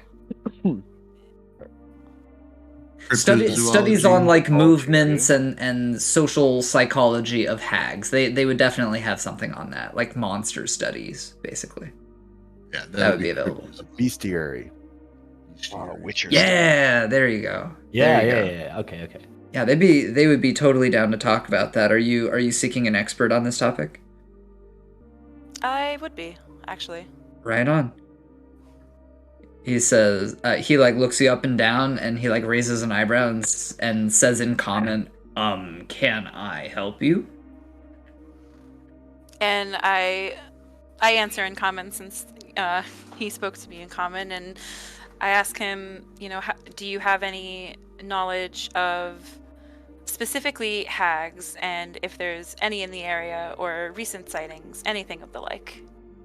He says, I actually have the best book on hags around here. You want to know why it's the best? Don't answer that, because I wrote it. Here, check it out. And he hands you a big, thick book. A big, thick book on hags. It is written in Dwarven. I'm assuming if I have the language skill, I can read in that language. Oh yeah. Okay. Yeah. Okay. You have a mastery And- of it. Sir, am I allowed to borrow this out of the library if I return it, or must it stay here? Yeah. Don't leave with it. All right. Okay. It's not I don't because you're an wanna be elf. accused of oh, We would yeah, do see, I this. don't We wanna would do be this for accused of stealing, anyone. you see. We would do this for anyone. This is not a special case. Just stay within eye shot. Yeah. Anyway, I'm sorry. I just shrug and I plop down at a table and I start reading. Right on. So it'll take some time to digest some like useful information from there. I guess the time you need to spend there depends on what you're trying to gain from this. So what does Kiev want to gain from this experience? I guess maybe we're just gleaning some knowledge into like how to better handle them, right? Because I've only ever been subjugated by them. I've never actually had the upper hand. So just to have any kind of, I guess, knowledge from a different perspective of that of a captor would be beneficial, I feel. Gotcha. Or perhaps if there were last spotted somewhere, because I feel like their bands roam around. If you're just spending a very short amount of time, I'm just going to give you like skim information right now, and then as more time passes, I'll give you more info. So just by skimming right now, it's like these are distinctly like fey magic creatures. They hate holy water. Hate it. And different hags have different powers and different cultures, and they may want different things. Some of them want to trick you, but to learn more about that, we'll need to devote a little bit more time here. Are we right now like free in the like we're just enjoying our time at the library, right? Yeah, you guys okay, can. So can do what you I want. guess like Herodotus would be like getting a little bit more intrigued since he saw Kiev getting a new book to read, and I would be like, okay, so do you have anything on like Dwarven fighting manuals or something? I'm like, I want to read up on some, like Dwarven Right on. fighting techniques or something. Sure. So a completely different scholar than the one that was the master on beasts would be like, yeah. Can you read Dwarven? Well, I'm sorry, but I can't. No. Ain't nothing wrong with it. We're just extra talented than you. Here is the common version. Just don't take it out of here, all right, fella? No, don't worry. I just wanna just look through it. Is this illustrated? Of course it is. It's got lots of very shiny pictures. And he flips through it, and on the cover there's like an image of a dwarf like clad in plate mail with a big feather coming out, and he's like holding a sword by the blade, doing that like special maneuver where you like drive the handguard into someone. It's a special hold. Yeah. I don't remember what it's called. Half sorting. There it is. Yeah. It's like Advanced Combat Maneuvers for Dwarves is the name. Cool. Okay. It's not a super also thick sit one. down and just like mostly look at the pictures and like skim through it because I don't know how much time we have here, but I'm just like looking through the book. Just by skimming, it'll tell you about basic fighting stances for lots of different styles of weapons. Some of these weapons, you're like, oh my god! Like when I was learning how to fight with weaponry back home, like these were mentioned, but like we couldn't even get our hands on these weapons, kind of stuff. Right.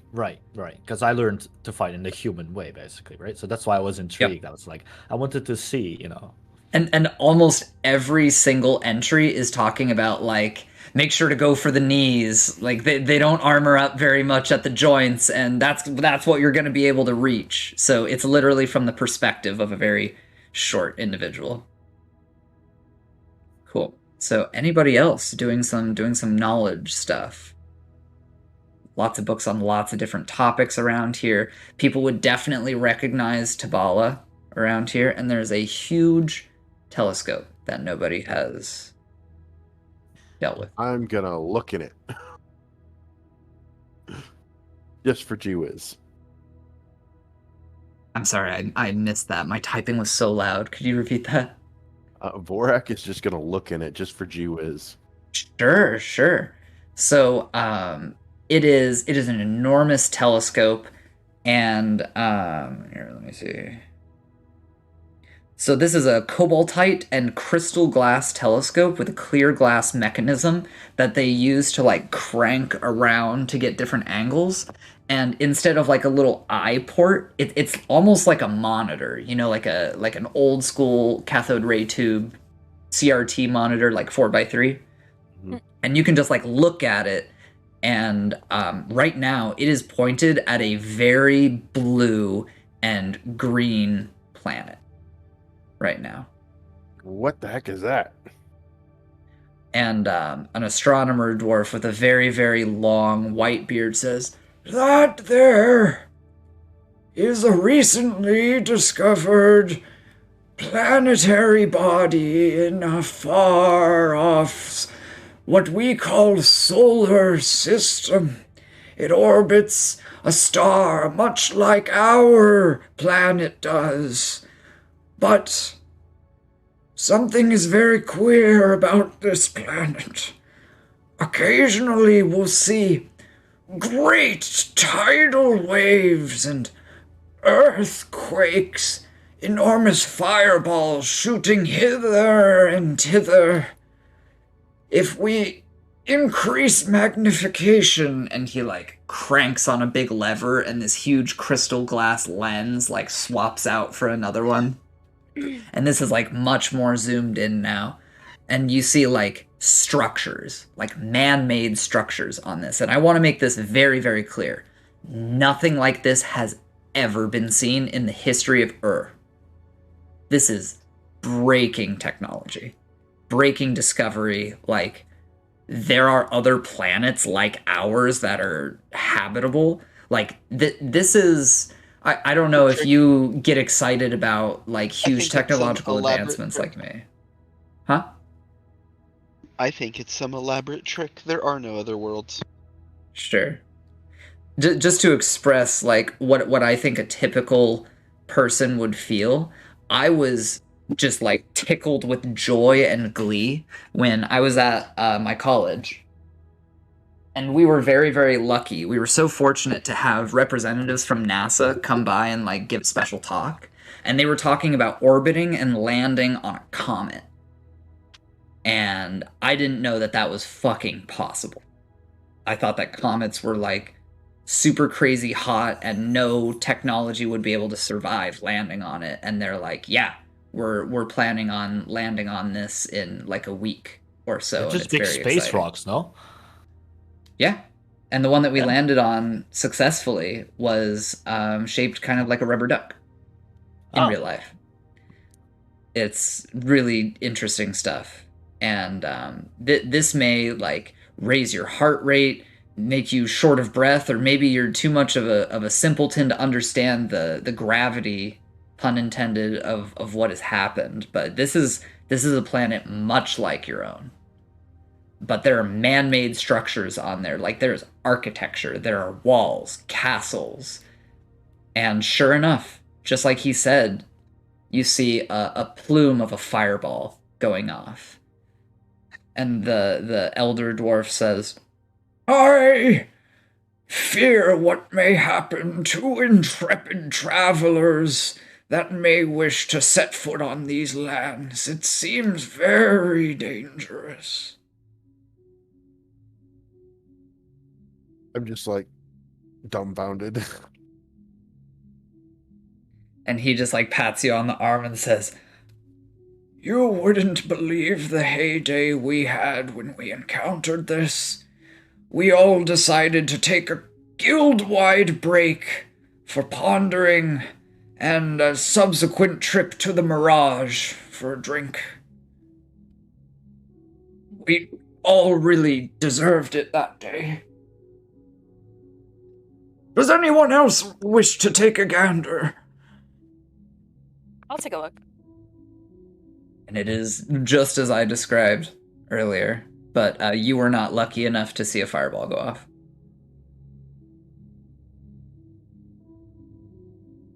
Was this discovered before or after I left? This was discovered after you left. Okay, so I would be very interested in this. "Oh, Chabala! Oh, my dear Chabala!" And he like comes over to you and gives you like 3 kisses on the forehead. "You must see this. You simply must. I'm sorry my old eyes aren't quite what they used to be." And reaches into his pocket and pulls out these like super thick rimmed glasses, and he's like nearly like cross-eyed when he puts them on. It's like wearing cups on his head. Please, take a look. We haven't a name for it, but it is very similar to and we are thinking of calling it Earth."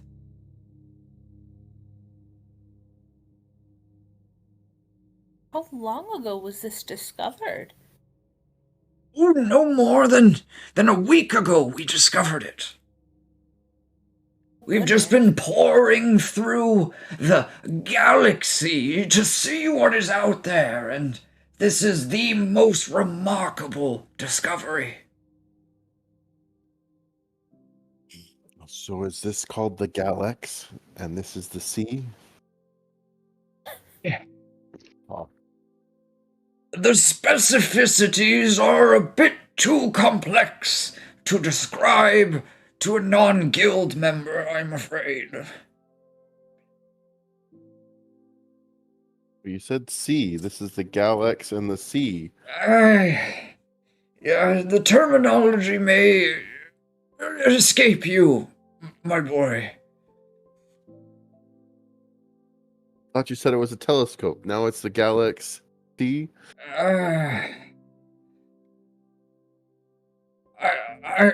I'm sorry, my boy. Some things straight because he's just making it all up. I beg your pardon, miss. He gets There's all no huffy. such thing as other worlds. There's only ours. Then what is this? He points at it.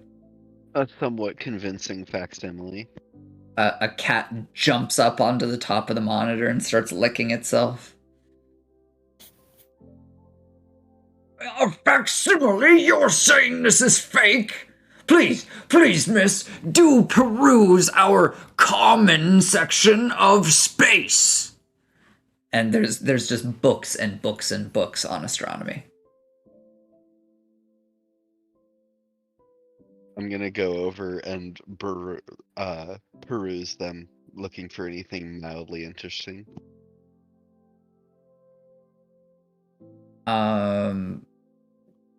A lot of it is diagrams and like mathematics showing like orbital patterns and moon phases and how many cycles it takes for this body to circle around the sun and how the sun is at the center. And people have been worshiping Sol as the sun, and this may not be as like godly as people believed, and there is definitely a scientific explanation for this, but there's another manual that disagrees, and they're like, no, it is godly, because this dwarf spent a great deal of time studying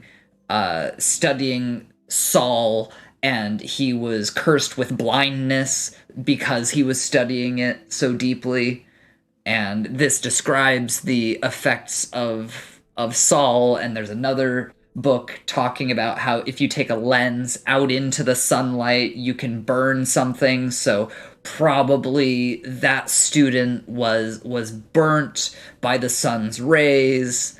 There's a lot of like But why don't your theories books going really, back and like, forth. delve into fire? I'm sorry? Why don't any of your books delve into the primordial nature of fire? That would be in the natural sciences section and a bit into chemistry. Oh, okay. I have written some of them. I'll head over looking for any books on primordial fire. Right on. In the chemistry and physical sciences section, it would be talking about like heat. It talks about the fire triangle. It needs heat, fuel, and air to create fires, and references a few survival books talking about fire building, and books on theology and the creation myth and whatnot very wildly in what happened, but none of them talk about like a big bang.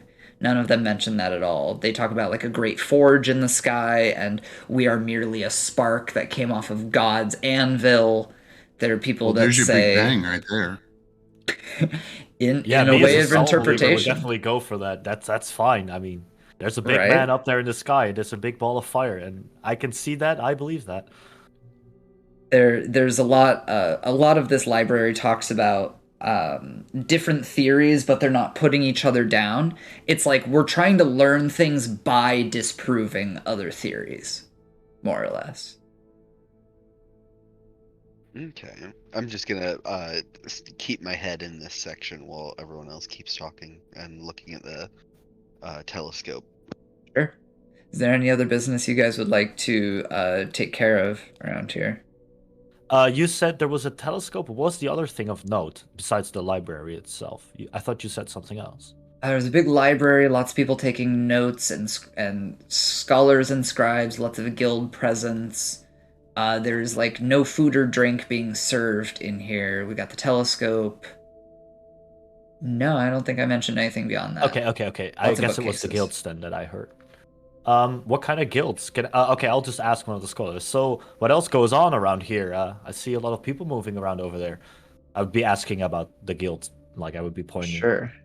Redtail would butt in and she'd say, well, around here, everything is run by the guilds. You want to brew something around here? Well, you gotta join the Brewers Guild. They have the best methods for brewing. If you want to make barrels, we got the barrel making guild. They all have their own guild halls, and it's a bit crowded around here, but it's a very nice organized way of keeping our industries running and very efficient. Top-notch quality around here. I mean, look at this bench. And she points at a bench, and it is just stupendous quality. Stupendous quality. We have the best gold workers in the world, I would presume. Got tons of iron, copper, silver. We can do it all around here, baby. I have to say, I'm very impressed, especially if I can compare this where I'm from.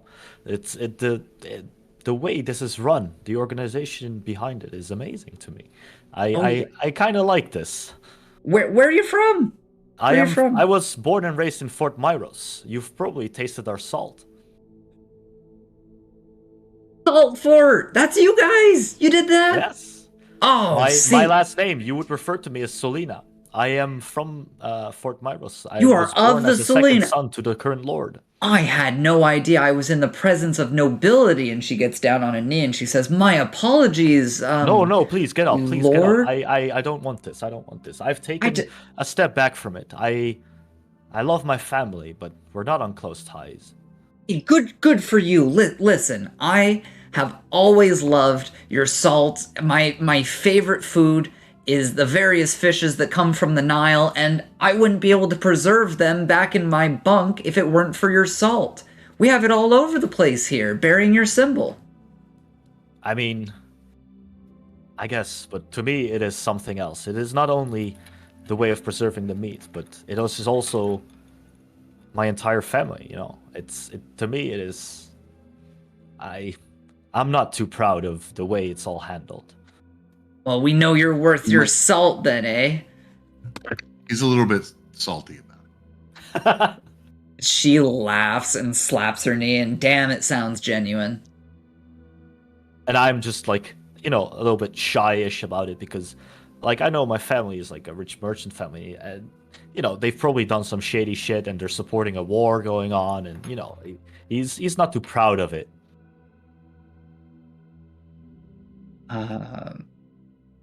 Is there anything else that you guys would like to do in our library?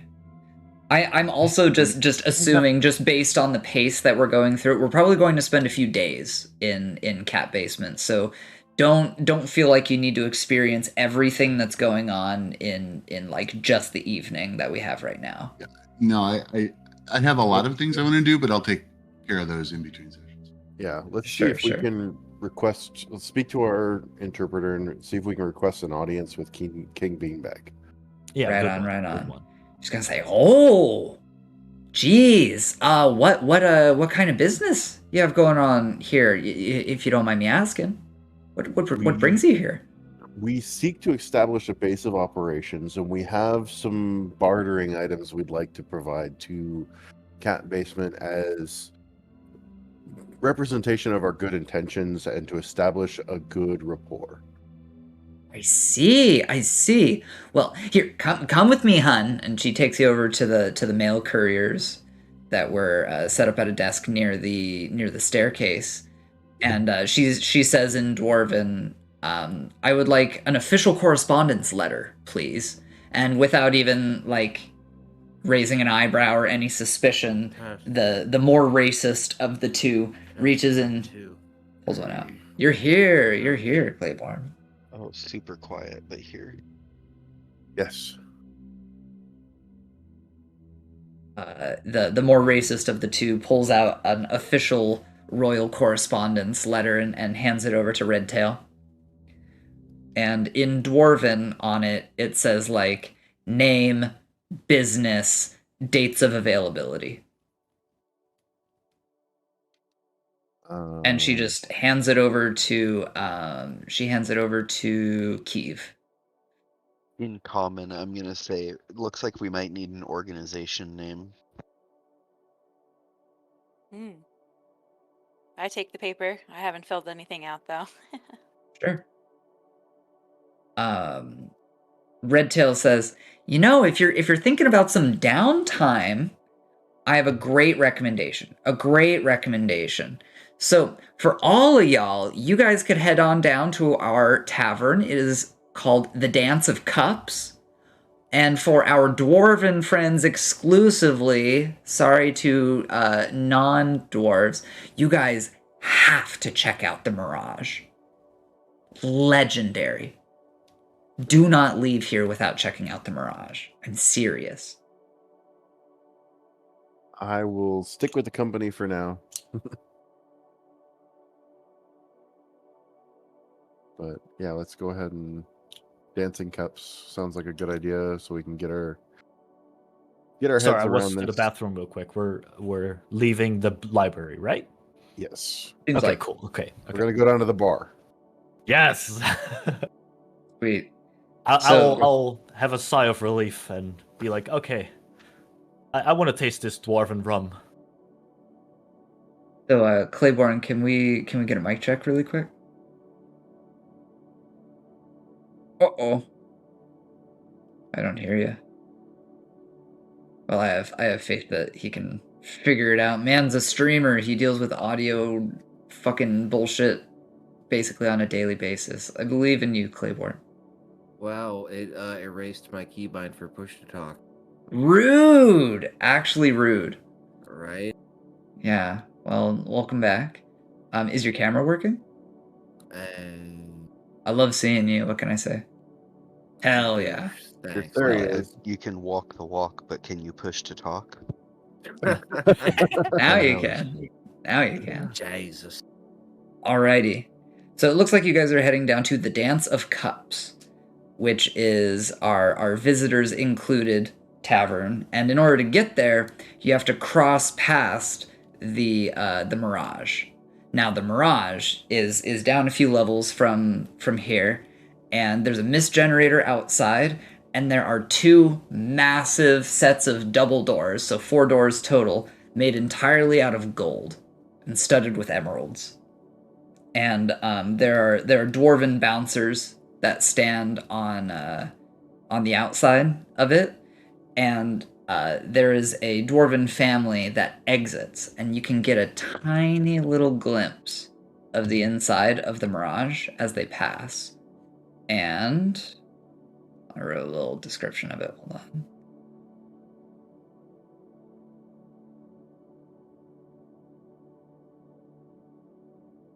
Let's see. So you see a dual set of waterfalls that have water cascading over gem-encrusted rocks, and you see what looks like a dragon inside of there, and then the door closes, and you can't see anymore. Whoa, what was that? I thought I recognized That a something in there. dragon? And I asked the guide. As the guide, she's like, Because she noticed this too, "Oh, right? I'm she knows sorry, it. sweetheart. That's our top of the line tavern. That's the Mirage. I'm afraid you're not getting in there ever." She Wait, shrugs. why not? Ah, racism. Well, you're not a dwarf. I feel like that's reasonable. Okay, I understand. I mean, we are outsiders after all. There were Anyway. there's places in Bronze Bardish. Can you tell us about it? Well, what do you want to know? Here, I'll take you over to the visitors included tavern. I promise you'll like it. Oh, what do you want to know about the Mirage? I love that place. Something you should be proud of, right? I couldn't catch the beginning of that. I said it's, something you should be proud of. Tell us about it. Well, it is positively gorgeous. The most talented waitstaff you'll ever find in the world. You will never be more entertained or more overjoyed to stay in there. The drinks are cheaper, the food's cheaper. The drinks and food are better in there. The entertainment is top notch. The environment and general vibe of the decorations is just on a whole nother level. So I wouldn't be able to go in, but what about my dwarven friends here? Oh yeah, anytime. Yep. Free drinks, reasonably priced food for them. I don't know. Maybe you should check it out. It seems like it would be an interesting visit. Yeah, Yeah, I'll I kind of will, like at some motion point. all the other dwarves over and be like, yeah, let's go. Yeah, Tabala knows that it is a bangin' joint. It is super cool, like decked out with really, really impressive artistic feats of engineering brilliance and quality. Yes, but we have business to discuss, and we can't discuss business if we're in 2 different places. Fair enough, that is true. If you ever do go, please tell me about it. I think it's time to get more desert music because we have left the area of big learning. Though. Have cats had dinner? Nope.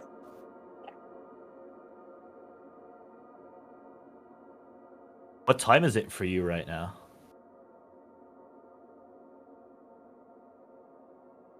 For him, it should be 10, coming up on 10 p.m. Right.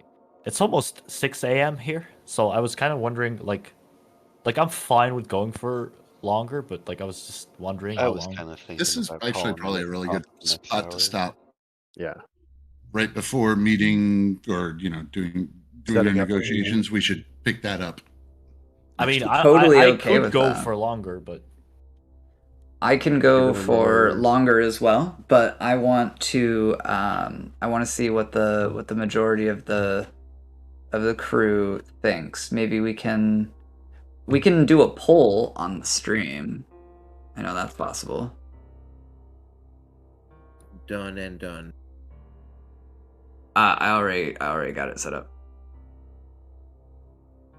It is go longer. Yes, no.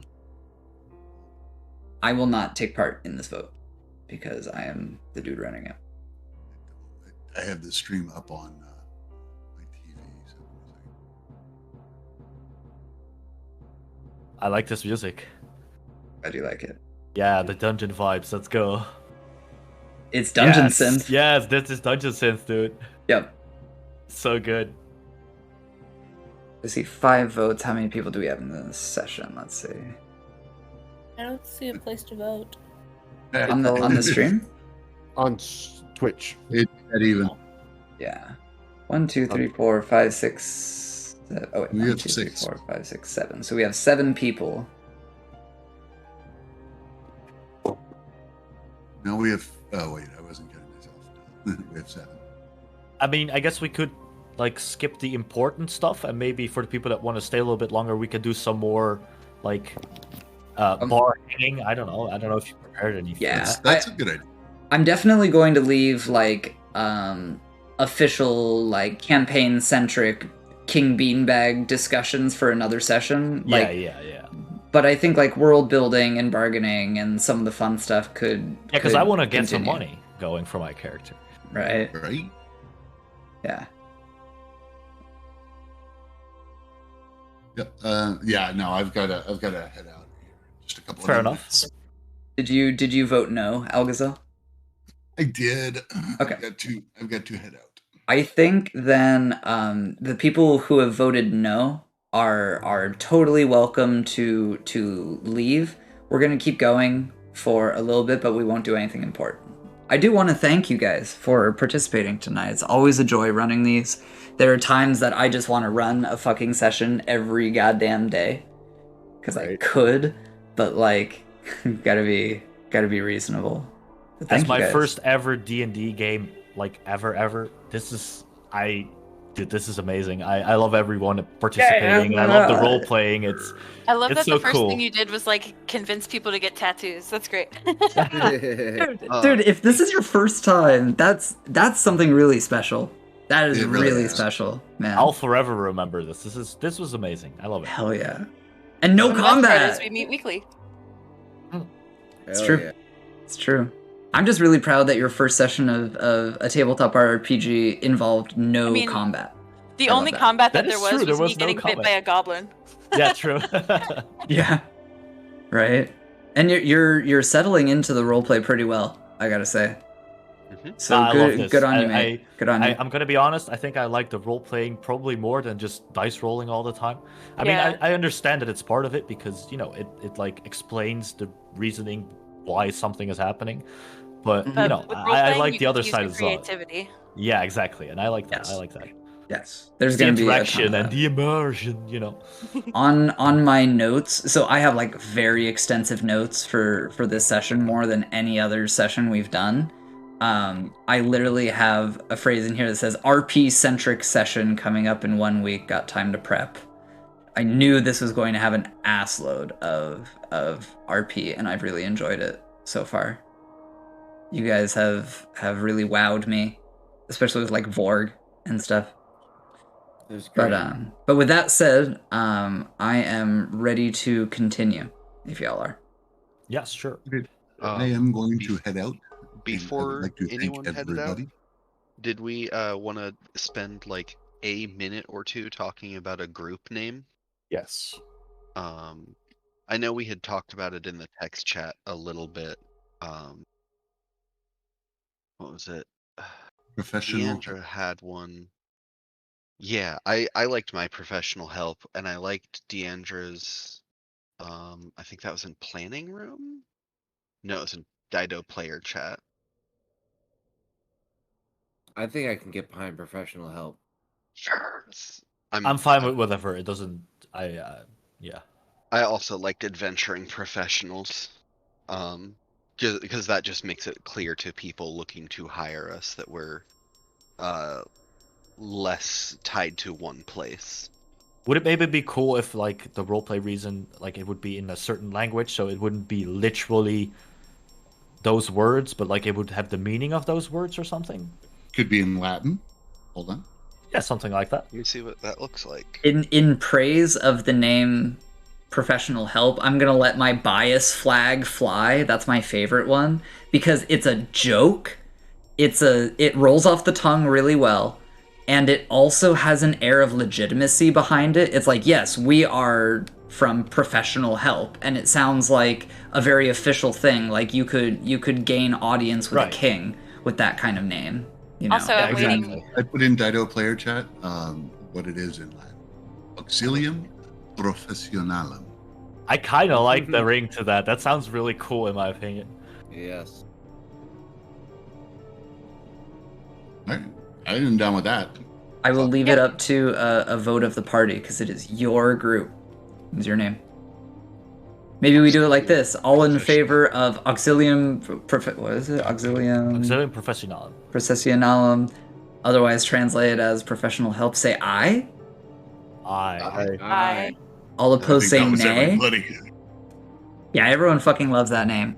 A plus, everybody. I love that name. Cool. I really like it a lot. And now I can write that down in like our session write-ups and stuff so that I don't have to say the party. Yeah.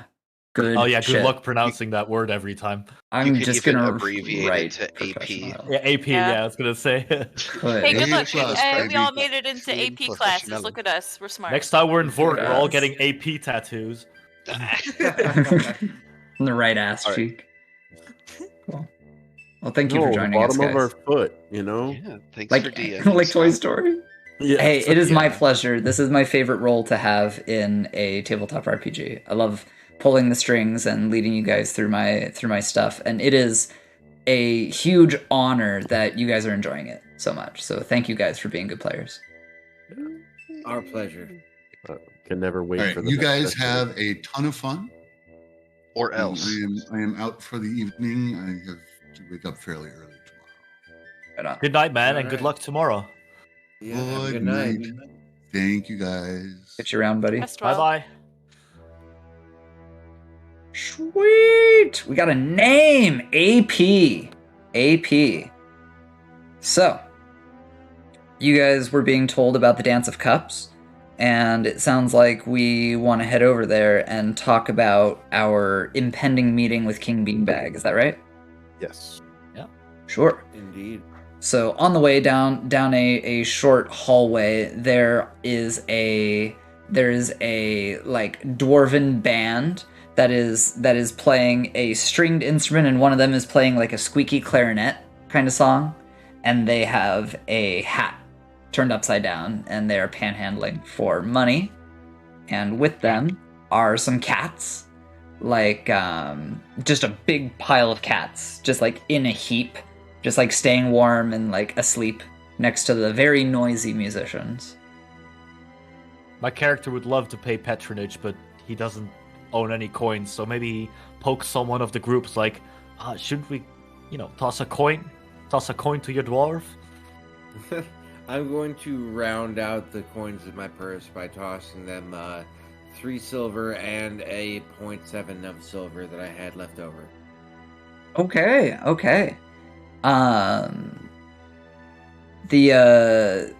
Upon being paid, the stringed instrumentalist is like not even going to like break tempo. He's a fairly good musician, and he says in Dwarven, "Do we have any requests?"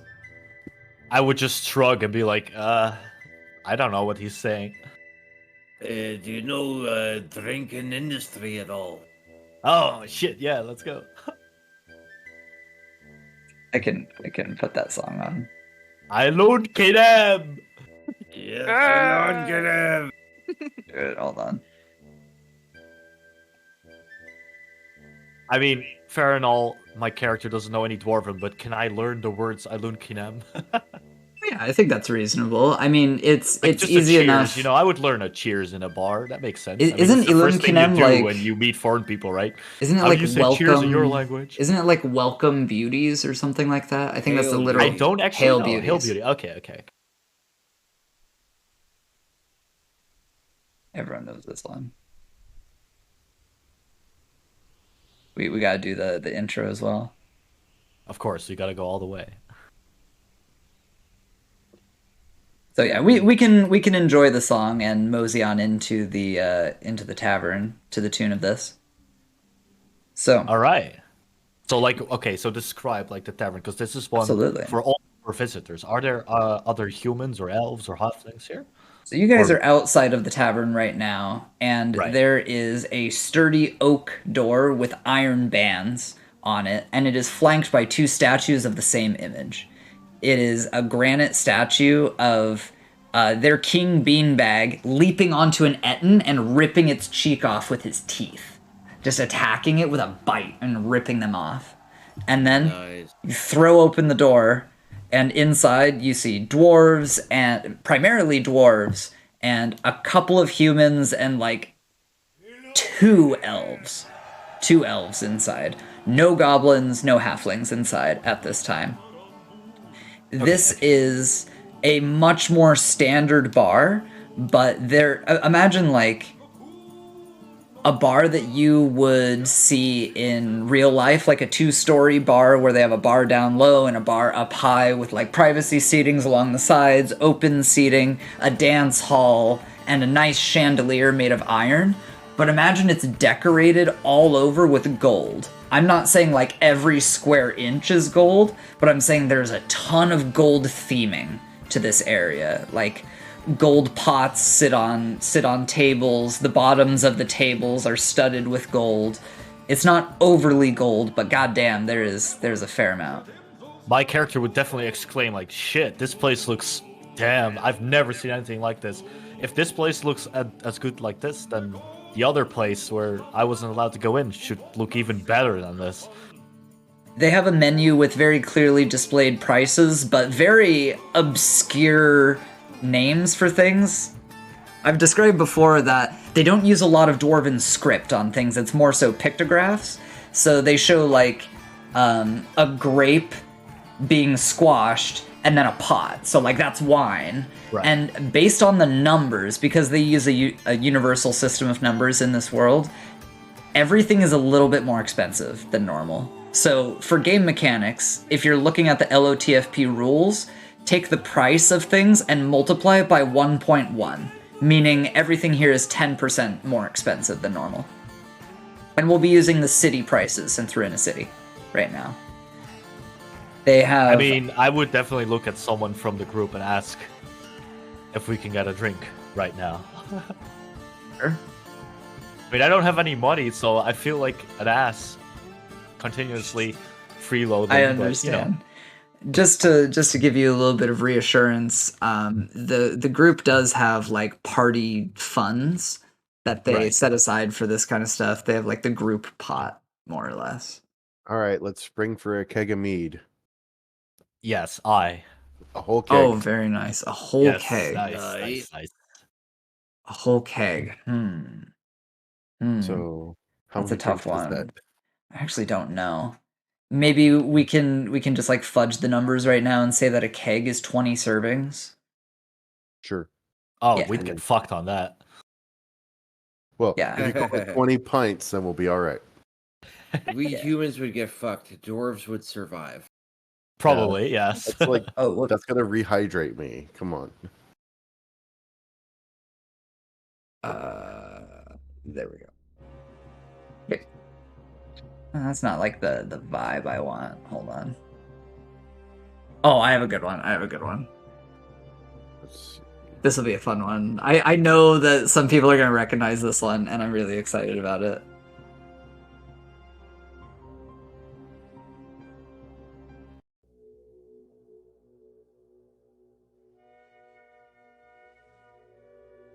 This does ring a bell. Does it?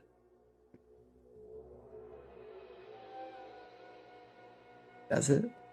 It does. Rings It's- a hell of a bell. It's a good one. It's a little bit of an old bell.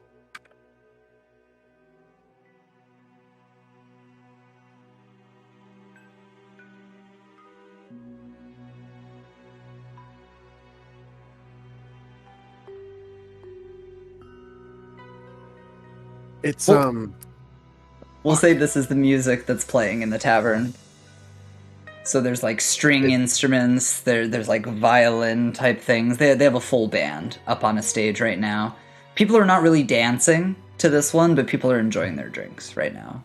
Maybe like one drunk dwarf woman is like in the middle, like dancing to it with her goblet in the sky. The drinks are served through green glass goblets that are studded with green glass, just like round cabochons around the edges. Is this Klamath or the theme? It's one of the cities in Diablo 2. It is. Yeah. Ooh, nice. Oh, for a second I thought you meant Klamath from Fallout. I was like, no, I don't think it sounds like that. I don't know how to pronounce it, but it's like Lutgolain. Lutgolain. Yeah. Yeah. It's the desert. It's the desert level. Act 2 of Diablo 2. Nailed it. Good shit, man. Wow. Cool. It was cool. right there. It's like as soon as I heard the first notes, I was like, I know this. I've played this Stay a level while like a and million listen. times. Stay a while and listen. Yeah. Reviving your mercenary, buying scrolls, selling things. You said 20 servings? Yeah, 20 Even if we servings in a go- keg. We're just fudging numbers here. Yeah. I mean, we get dwarven-sized cups as a human, right?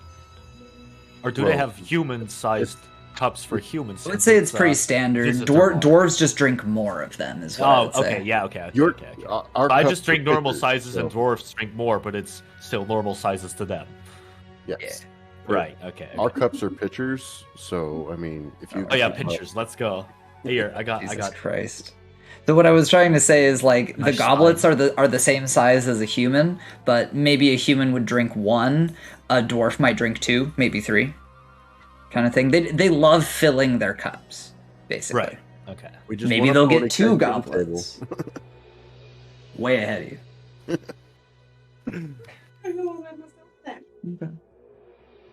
Oh my lord. I know, aren't they cute? They are adorable cats. That's exactly what I was responding to. Here, let me check my notes real quick. Also, there are just cats fucking everywhere in here, and it looks like a bird found its way into the tavern, and there's like 2 cats like standing up on a table, and I don't know if you've seen a cat do this, but they like go. Yeah, and their pupils get dilated, and their tail goes a little bit wiggly, and then they just snap at it. Yeah, they chatter at it. Yeah. Yeah, it's adorable. Yeah, I love it when they do that. I love it when they do so like much. little acts, like Martians. When they do the what? When they like make that chattering noise and it sounds like Mars attacks. Yes. Yeah.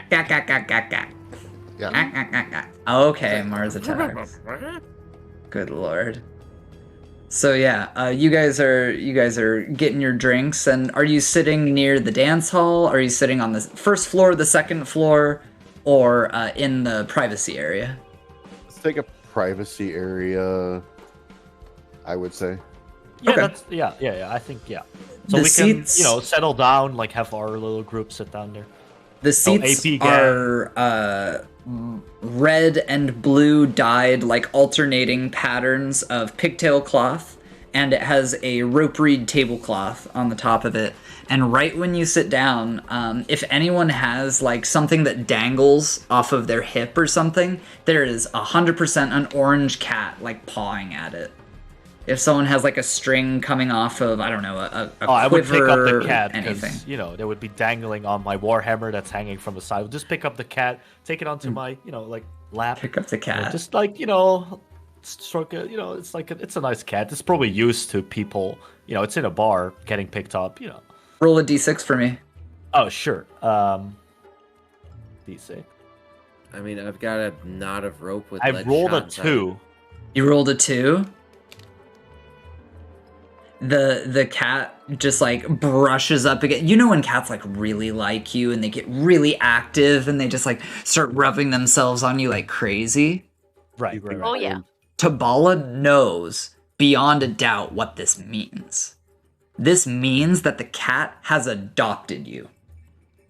Oh shit! I got This a is cat. this now? is your pet now. Yes, The, let's the go. cat has decided you are mine, I am yours, kind of thing. Oh damn! I gotta think of a name sometime. Yeah. Is it like? Would it also be friendly towards the group, or does that have to take time, or can we RP this, or? We can RP it, but it really likes you. Okay. So it's. Good Do stuff. I have to come up with a name, or can we come up with a name? You can wait on it. Like, this can just be your orange cat for now. The cultural custom is once you've adopted a cat, or a cat has adopted you, I should say. The thing to do is to get it a collar. Put something around its neck so that other people know, like, this is an owned cat. Right, basically. right. That Okay, is so the I need to make some money so I can get my cat a little. They are collar. free. They are free. They These are people free. these people worship cats, and this is just like a part of living in Catbasement. Like, no money to be made in that. It's just a really simple pigtail cloth, dyed color of your choice. Do a bunch of lotus wine, and then let the cat tell you its name. Yeah. Not a bad idea. It's not a bad idea. I need to look at prices. Really good. Well, Lotus wine took like 8 hours, so I'm not too sure if that's we're your that long in this bar. I don't know. That's for the dab that I got earlier. Yeah.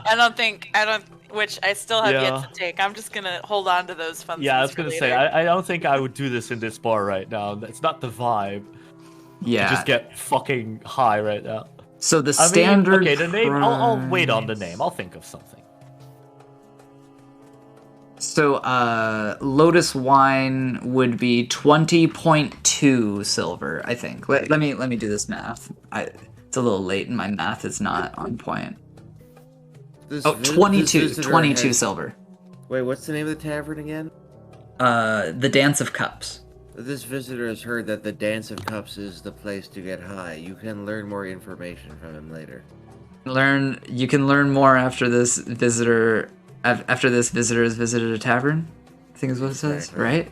You can learn more once this visitor has chatted with a local. Exactly. Thank you. Yours bad. Yeah, I got you. Oh wait! I already had a price. Sorry, 25 SP. 25 SP for one serving of White Lotus wine, and it will take 1 hour to kick in, and it will last for 4 hours. Pretty strong. Yeah, that's pretty strong. Yeah. Are you ordering some? I'm assuming you guys just have like a keg of wine right now, or like a keg of beer. I was gonna drink the mead and Keg of mead. skip the drugs right mead. now. Awesome. Or the Awesome.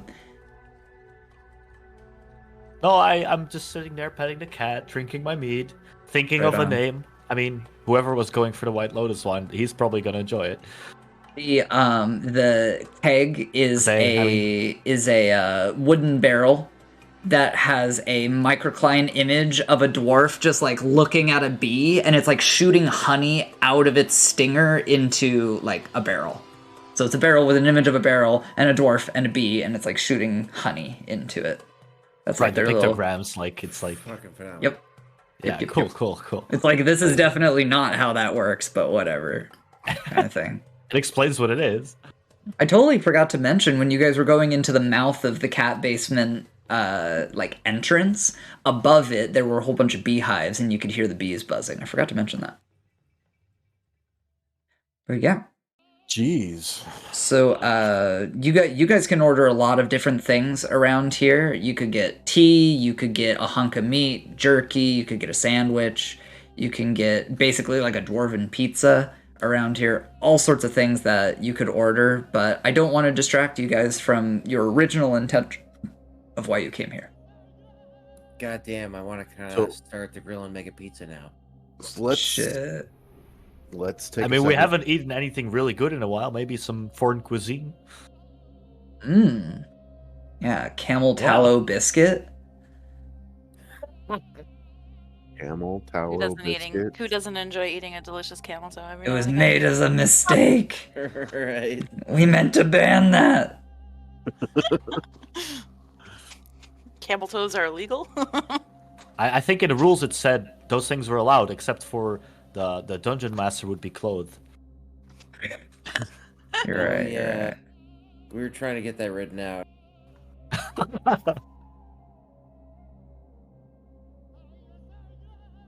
All right, so let's take a moment to catch Tabala up on the insider information that we've gotten from Mushroom Girl. I can't remember her name. Mushroom girl. Her name Chantrell is or whatever? Chantrella. Yeah. Oh, yeah, the lady in the Maze of the Blue Medusa. Yes. Right. I also don't know about this. I'll listen. So we have some insider information that potentially something that she is questing for, being the native gold throne from Catbasement, is potentially inside of the Maze of the Blue Medusa.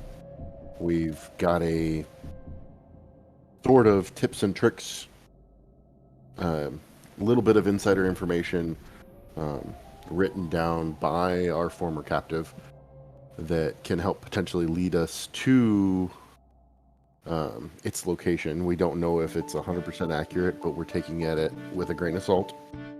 And from our best of our knowledge, she's being truthful with her revelations. We don't have a direct path per se on exactly how to get there, but we believe that this is the native gold throne from Catbasement, from our understandings. Outside of that, we have resources, plenty of research materials and things that we collected from our recent adventures to the, the haunted hospital, so to speak. Sure, yeah. Yeah. We'll call it that. That we intend to use as a bartering resource for acquiring or getting permission to settle an area here in the region of Catbasement, so that we can establish a base of operations, at least on land for now. Beyond that, we haven't made much for plans, but I figured that would be a good thing to bring everybody up to speed, at least. If they even have a dormitory or like some sort of like rooms that are attached to the tavern there, I'd be fine as well, I suppose, for a while. Yeah. It's access to the finer bits like the library that I'm worried about. Yes, because this is a good source of a region with high amounts of knowledge. It'll give us access to more in-depth information because of their vast libraries and things like that. So we figured it would be a good location to work out of as far as our further adventures and establishing our foothold as far as an adventuring company, being professional help or AP, as it were. Yeah. So Now, that's kind of where we're at. One thing of note that's pretty awesome about like party cohesiveness, when Tabala's character was getting made, your character's name is Nasava. Dude, Tabala is the name of an Egyptian instrument. I thought that your character was named Tabala. My mistake. Your character is Nasava. So Nasava is from Catbasement, and when Nasava was getting made, her quest was to find this exact same throne and bring it back to Catbasement. Right. That's amazing. And you guys were told generally by Chanterelle, head in a northwardly direction, and you'll find it. Right. You'll find it in a throne room. And you guys have the painting with you right now. Yeah. So the plan is to establish a foothold here, base of operations, like I said, and to garnish more standing by actually getting said throne. So that's one of the goals with the reason we are in Catbasement. Okay. I mean, it would be an ultimate flex if we just didn't even go meet the king until we had it, just dungeon. Yeah, I agree with that. I think that would be nice.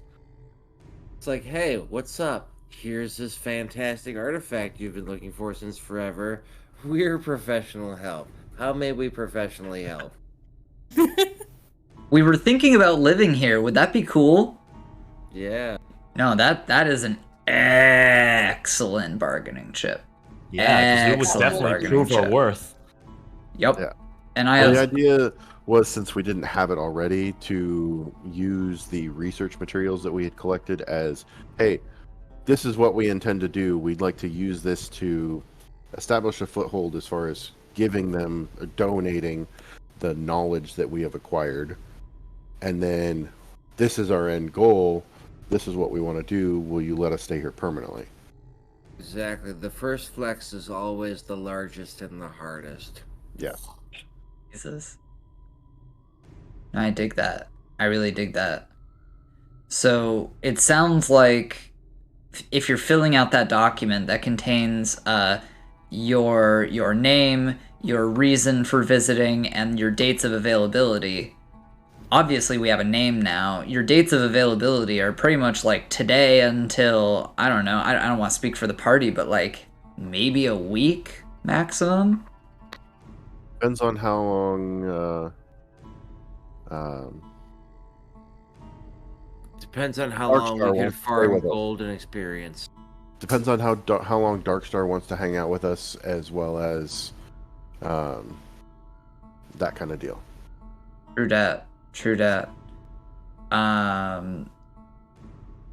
She is gonna say that.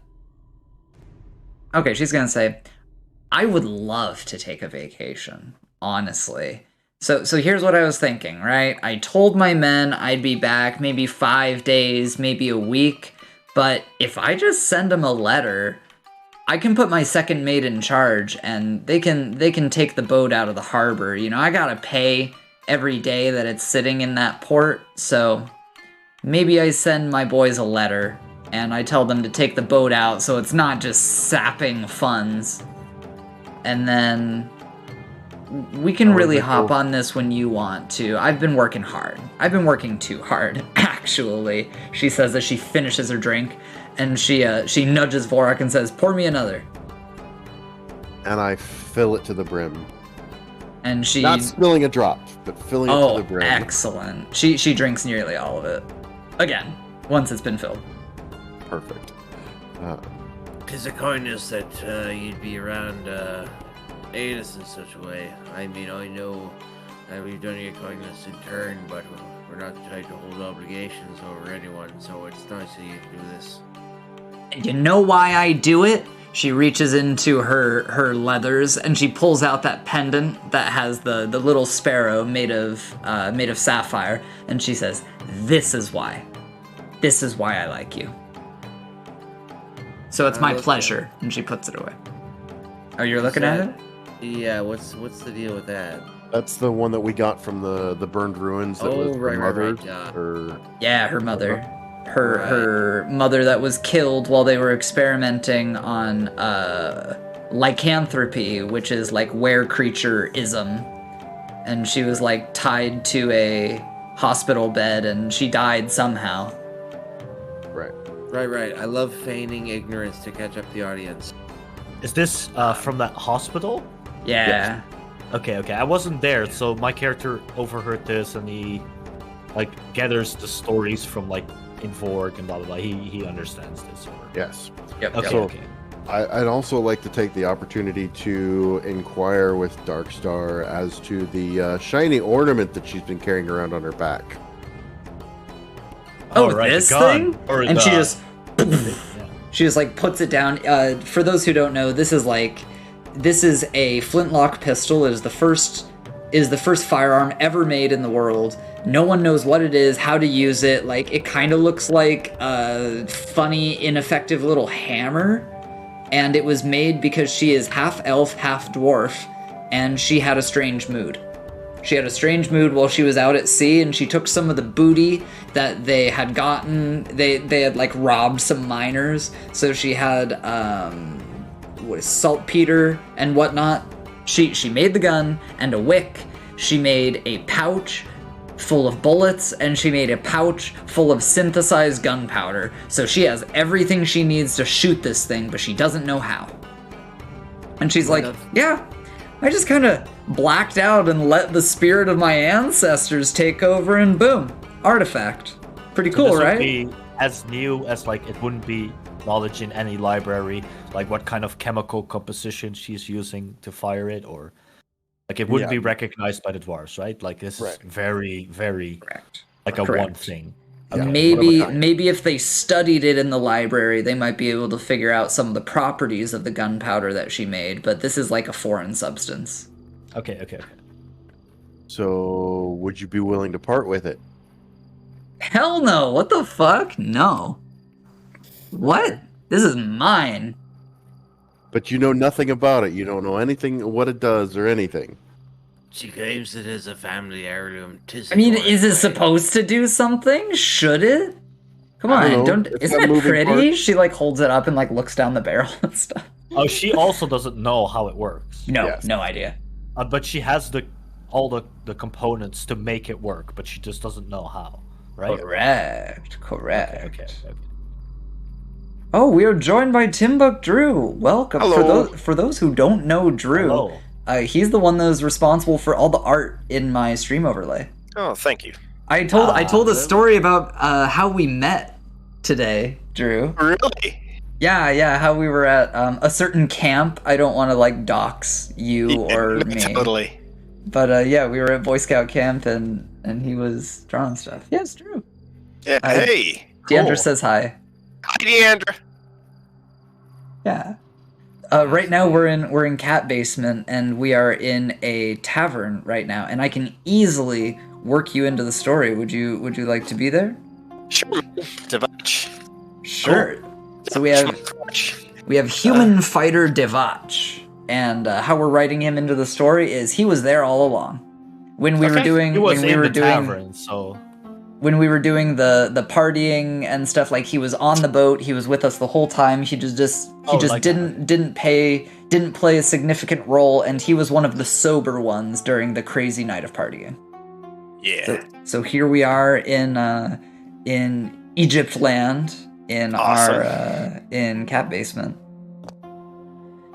And Drew, if you have a spare browser window, anyone that's taking part in the session, I would very much appreciate an extra view on the Twitch stream, and you can mute it. You can just mute it so you don't hear any extra audio. But it helps me out a lot. Yeah, let me find it. Where is it? Actually, you might leave it on 1% volume because Twitch doesn't recognize you as a viewer unless you have at least some degree of volume. Oh, is that true? That's what I hear.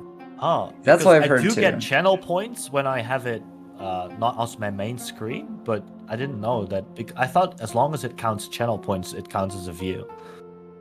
Maybe. There it is. I mean, shit, this is a mystical platform we're looking at here. It is. Yeah, it true, is. true. Some of the shit works on the website, some of it doesn't. It's very strange stuff. Okay, I'll leave it on. That's I'll have it at 1% then. Excellent. Thank you very much. I That's what appreciate do it. too.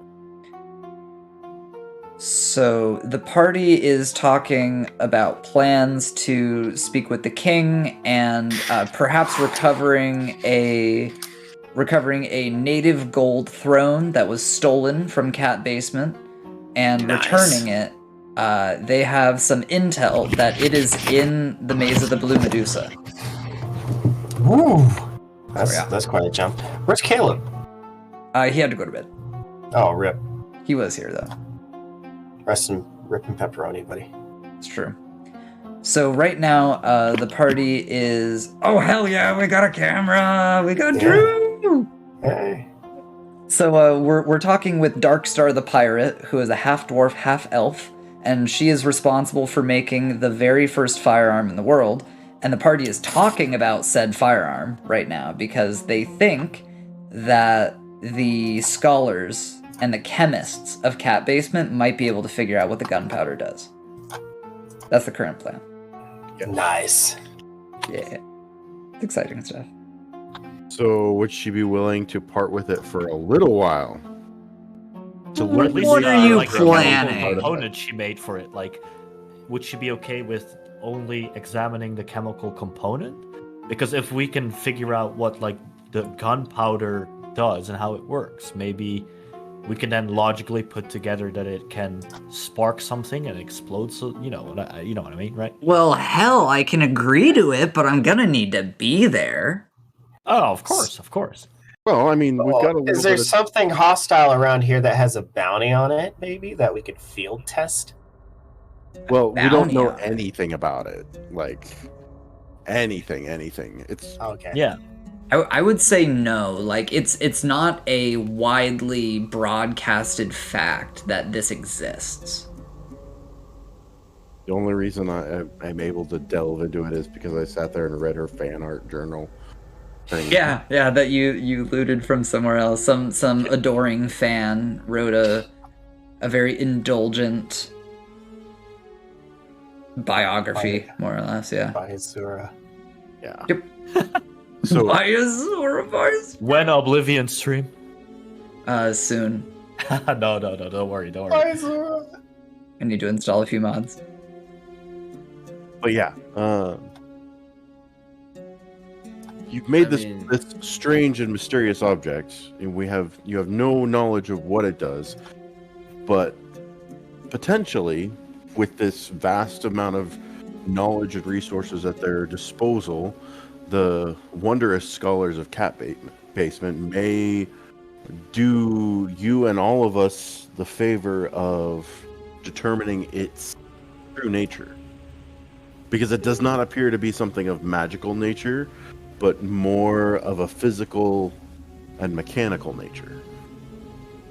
You know, I think I could do that, and frankly, I owe you for getting me out of that sticky situation. You know, your cleric here, Deather, really helped me out when I was afflicted with frostbite. I suppose I could, but I need to be there.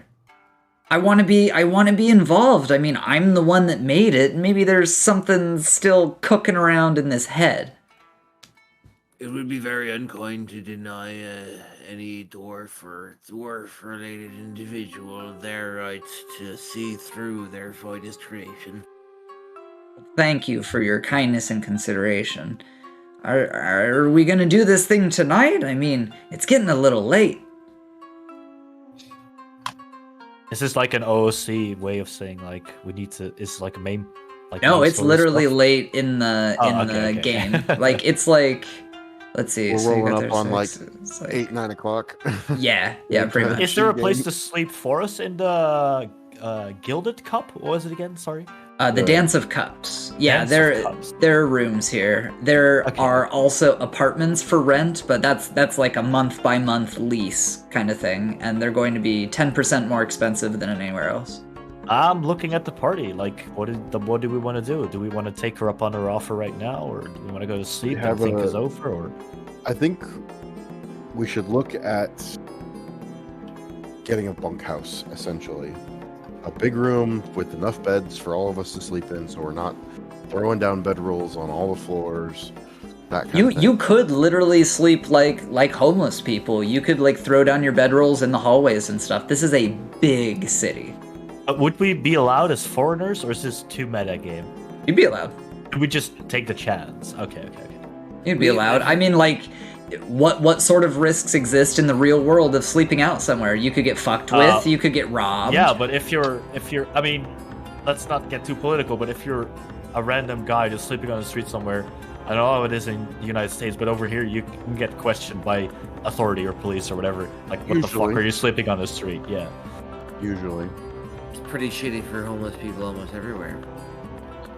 True. You know, you this would be a good question for Redtail, your translator. She would say, True, around here, people are a bit more respectful than that. We understand that not everyone can be born into wealth and riches, and not everyone is lucky enough to be a born citizen of Catbasement, City of Gold. We're not too unkind, but you know, you gotta pull your weight around here. You gotta be worth something. Think of it this way. Catbasement is a huge carriage, and it can carry some people, but we also need people pulling the carriage. And if too many people are riding and not enough people are pulling, well, we don't go anywhere, do we? We've already laid down our lives plenty of times for earning the wealth we have. I see no reason why we shouldn't spring for decent quarters. A month? That seems like a fine amount of time to get a quarter for. I can take you on a tour of the apartments. You know, my sister actually runs the leasing office over there. You want to go say hi? Yeah, maybe we should. Might Great. as well. She pounds her goblet. Fill it up. Okay. And then she pounds that one too, and she says, all right, I'm ready. Looks like there's still a little bit left in there. So who's gonna pound it? Of course. Yeah, let's go. I will just pick up the keg and open it, lift it above my head, and drain the last few drops. Oh gosh. So we were just pounding mead here. So, and she just lets you know. Well, I know Nasava here already knows this, but you just leave the keg and the goblets here. The waitstaff takes care of it. Don't worry. And whatever you do, don't steal a tip. goblet as a memorabilia.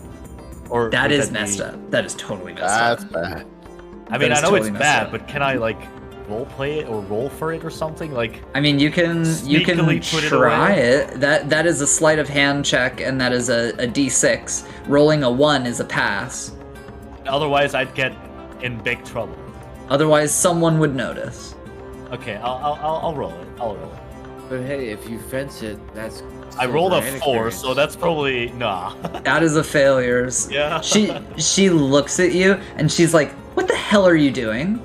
I mean, I'm sorry. No, Give I me don't- that. Well, yeah. It goes on the table, not in your pockets. No, I Jesus. know. I'm sorry. It's the ring. I just love the glass. I can't excuse myself. I'm sorry. Well, I I'm mean, gonna you reach can over buy and one. Whack him upside the back of the head. Keep your hands to yourself. I thought you were raised better than this. Yeah, could you're right. certainly You're right. buy Well, there's one. a reason why my father probably wanted to get rid of me. No, I'll tell you that story another time. But yeah. They're You're three right, silver, you're right. I 1 shouldn't have done copper. If that's what you're looking for, 3 silver, 1 copper. It's not a steep price. For the goblin. Just letting you know that is kind of a steep price. Yeah. I mean, I don't own any money right now, so I'll just be apologetic and, Sure. return the cup and be, Fair enough. All right. So she's willing to take you over to the leasing office to check that out. You guys would be going deep. So basically, the whole journey that you've taken, you would take it that distance one more time. And she's going to let you know as you're heading down there. Now, it's going to get a little hot down here, a little humid from the mist generators, because at the very bottom of this staircase lies our bubbling magma industry. The leasing office is just above that. magma industry, huh? Are we even allowed to visit as visitors? Or? I mean, as long as you don't leave my site, I'd be happy to take you on a tour. You want to do that one first and Yeah, end sure. our night at the leasing don't worry office? about that cup thing. I mean, I wasn't really trying to steal. I'm really so impressed by all of this. Where I grew up, it was completely different. I understand. The City of Gold has that effect on newcomers. Come on, let's go check out that magma industry. And she lets out a mead-flavored belch. No blood when no over squeezed can tend to that way too. There is like Pardon me. a small Yes, troop voice. of cats working their way up the stairs, and they're like brushing up against your shins as you head downwards. Do you guys interact with them? Yeah, I mean, give him I a have my scritch. cat. Yeah. I'm I sorry, give him- Claiborne? I give them a little scritch, like if they decide to be affectionate to me. Like I stop to pet the kitties. Sure. Roll me a d6 for every cat you pet. How many are there? You could probably get a hold of like 4 of them if you're quick. Okay. Do you get any 1s or 2s? Let me see. I closed the thing accidentally. Oh, you don't have Right. no physical dice? They're at my friend's place where I play IRL D&D. Cool. I roll 1, 2. I rolled 3 ones in a row and a 3. You rolled 3 1s. Yes, and a 3 of the cats just like stop dead and are just like brushing themselves up against you, and this is the telltale sign that you have been adopted by 3 cats. Should you choose them? I love this, and yeah, I'll like totally be all about that, and like yes. Excellent. if- One just became cat mom. Yeah, I mean, Death or the Cat Mom. In fact, if they will allow it, I'll like have them like ride on me, like on my shoulders and head. Way ahead of you. One of them is like in the brushing up against you, just like stretches out, sinks its claws into your leg, armor, and just like starts climbing you.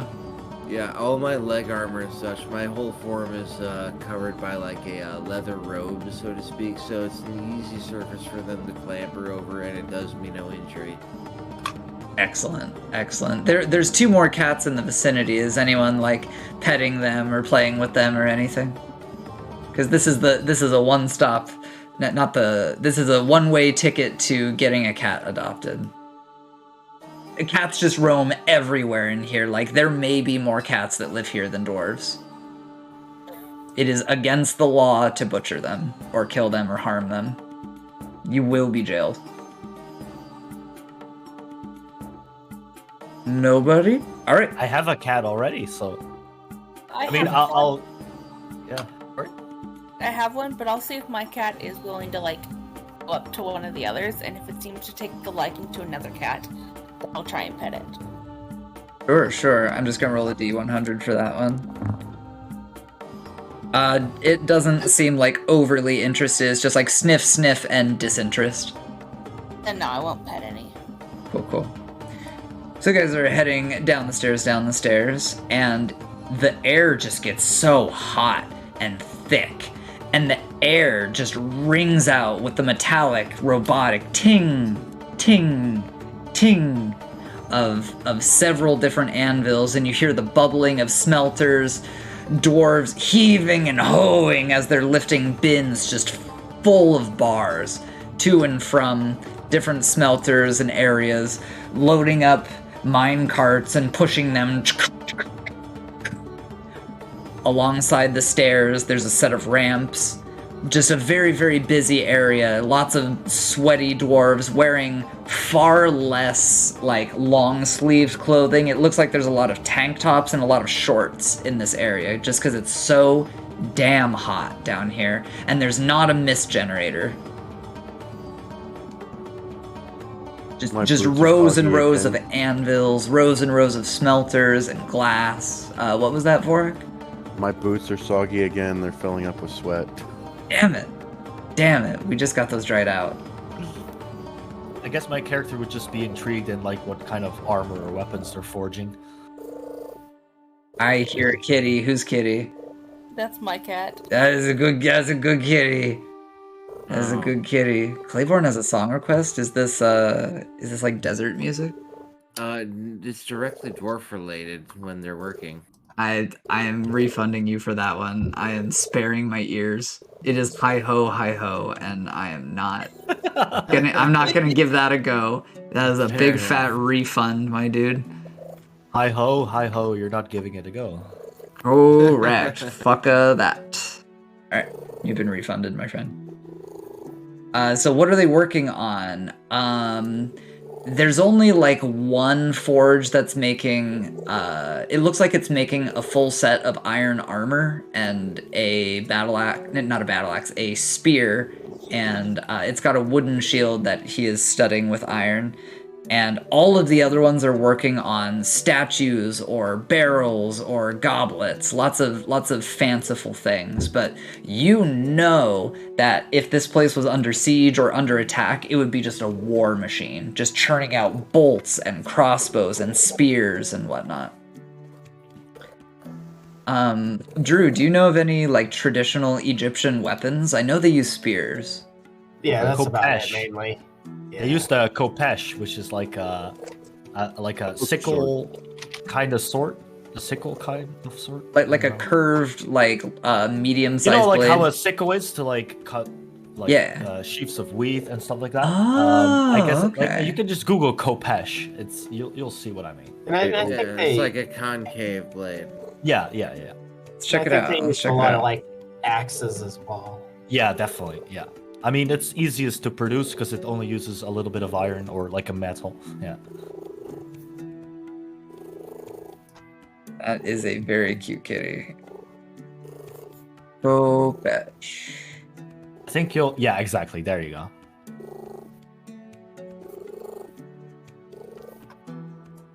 Hold on a sec. I mean, some of those designs are kind of fantasy-y, but historically, there have been found some of bronze, and in the Iron Age. Oh, as well. look at those! Yeah. That is badass. Oh, that's super cool. Did I say All right. concave? I meant convex blade. Yeah, that looks hella convex. Oh, Okay, My okay. English is not good enough. I just said yes. Well, No, Well, the neither's mine. fucking English speakers don't know that word. That's very impressive, my friend. I just knew it meant something was probably bent one way or the other. Yep, curved. Yep, Yeah, you got exactly, it. yeah. You got it. Yeah. So yeah, they they're can be two-handed or one-handed, and they're commonly, like in battle, used for decapitation. good God. There's Well, a lot that's kinda of cool. murals that depict, I think it's like victories from Ramses that he would depict how many heads were taken as a body count because he used to do that. And I'm pretty sure there's murals of it, of people using those to decapitate people. Damn. Okay. It's basically an axe sword. Yeah. Very dwarven. No, I love that. Yeah, the military would definitely have their fair share of khopesh weaponry and spears and wooden shields that are studded with iron, I think. There is a beautiful gold statue being made of a beast that none of you have ever seen before. For those who have played Dwarf Fortress, it is a statue of a forgotten beast. Like a towering theropod composed of slime, beware its webs, kind of thing. Oh shit. Okay, I'm an arachnophobe in real life. My character would definitely be kind of creeped out by something like that. Okay. It's like depicted like shooting webs out of its like freaky tendril. Yeah, mouth. fuck spiders, dude. Fuck. Hell yeah. Hell yeah.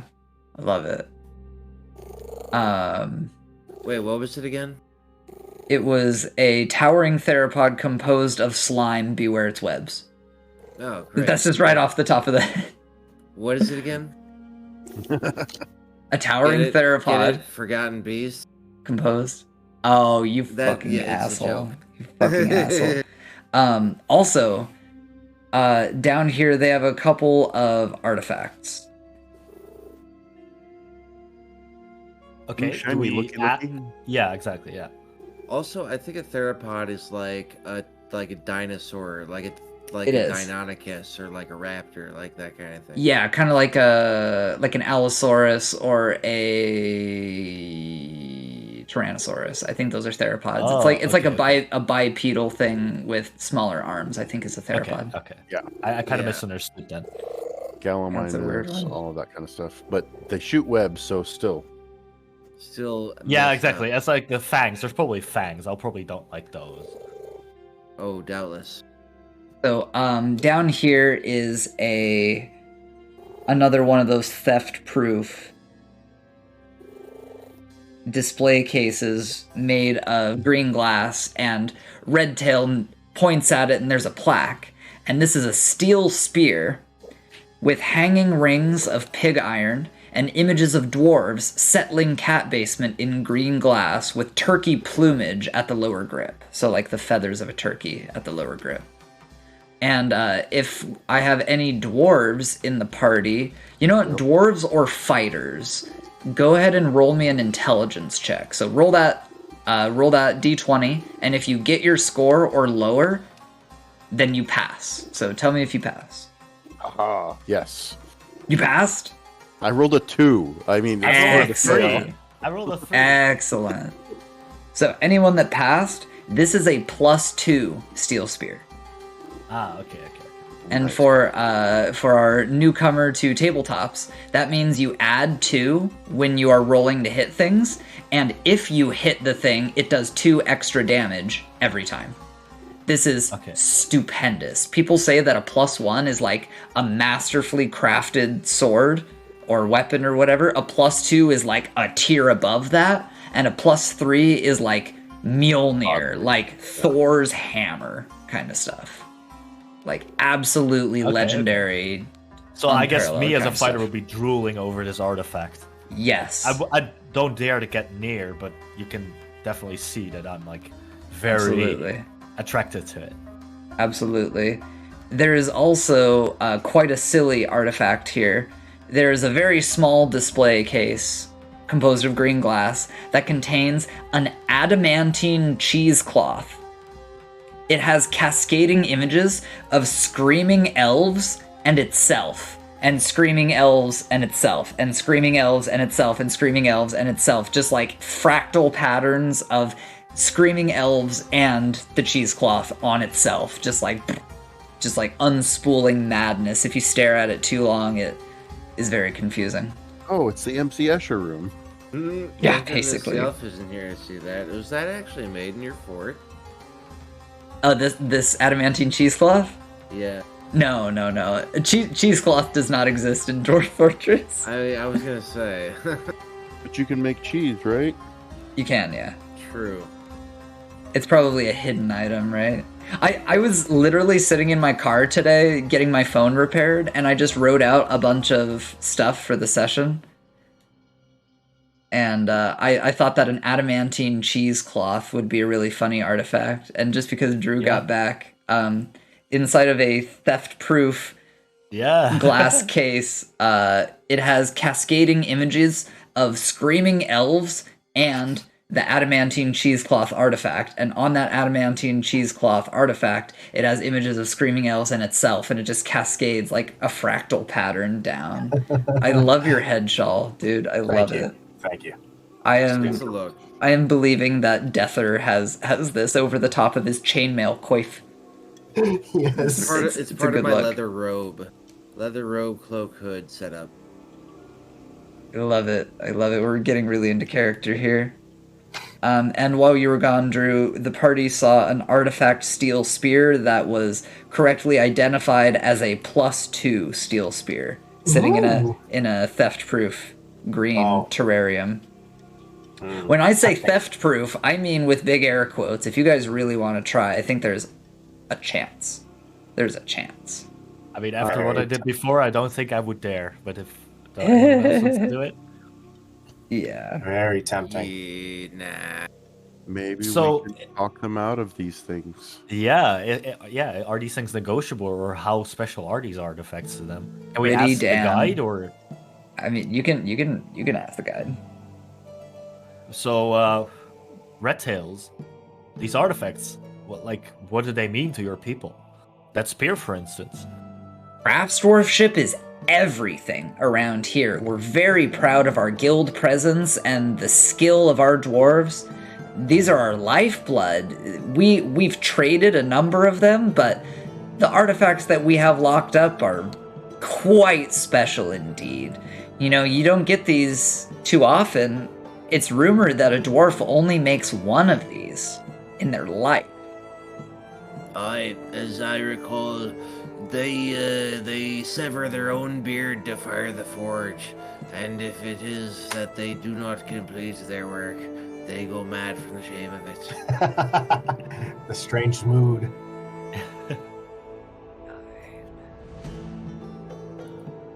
I need to make a note really quick.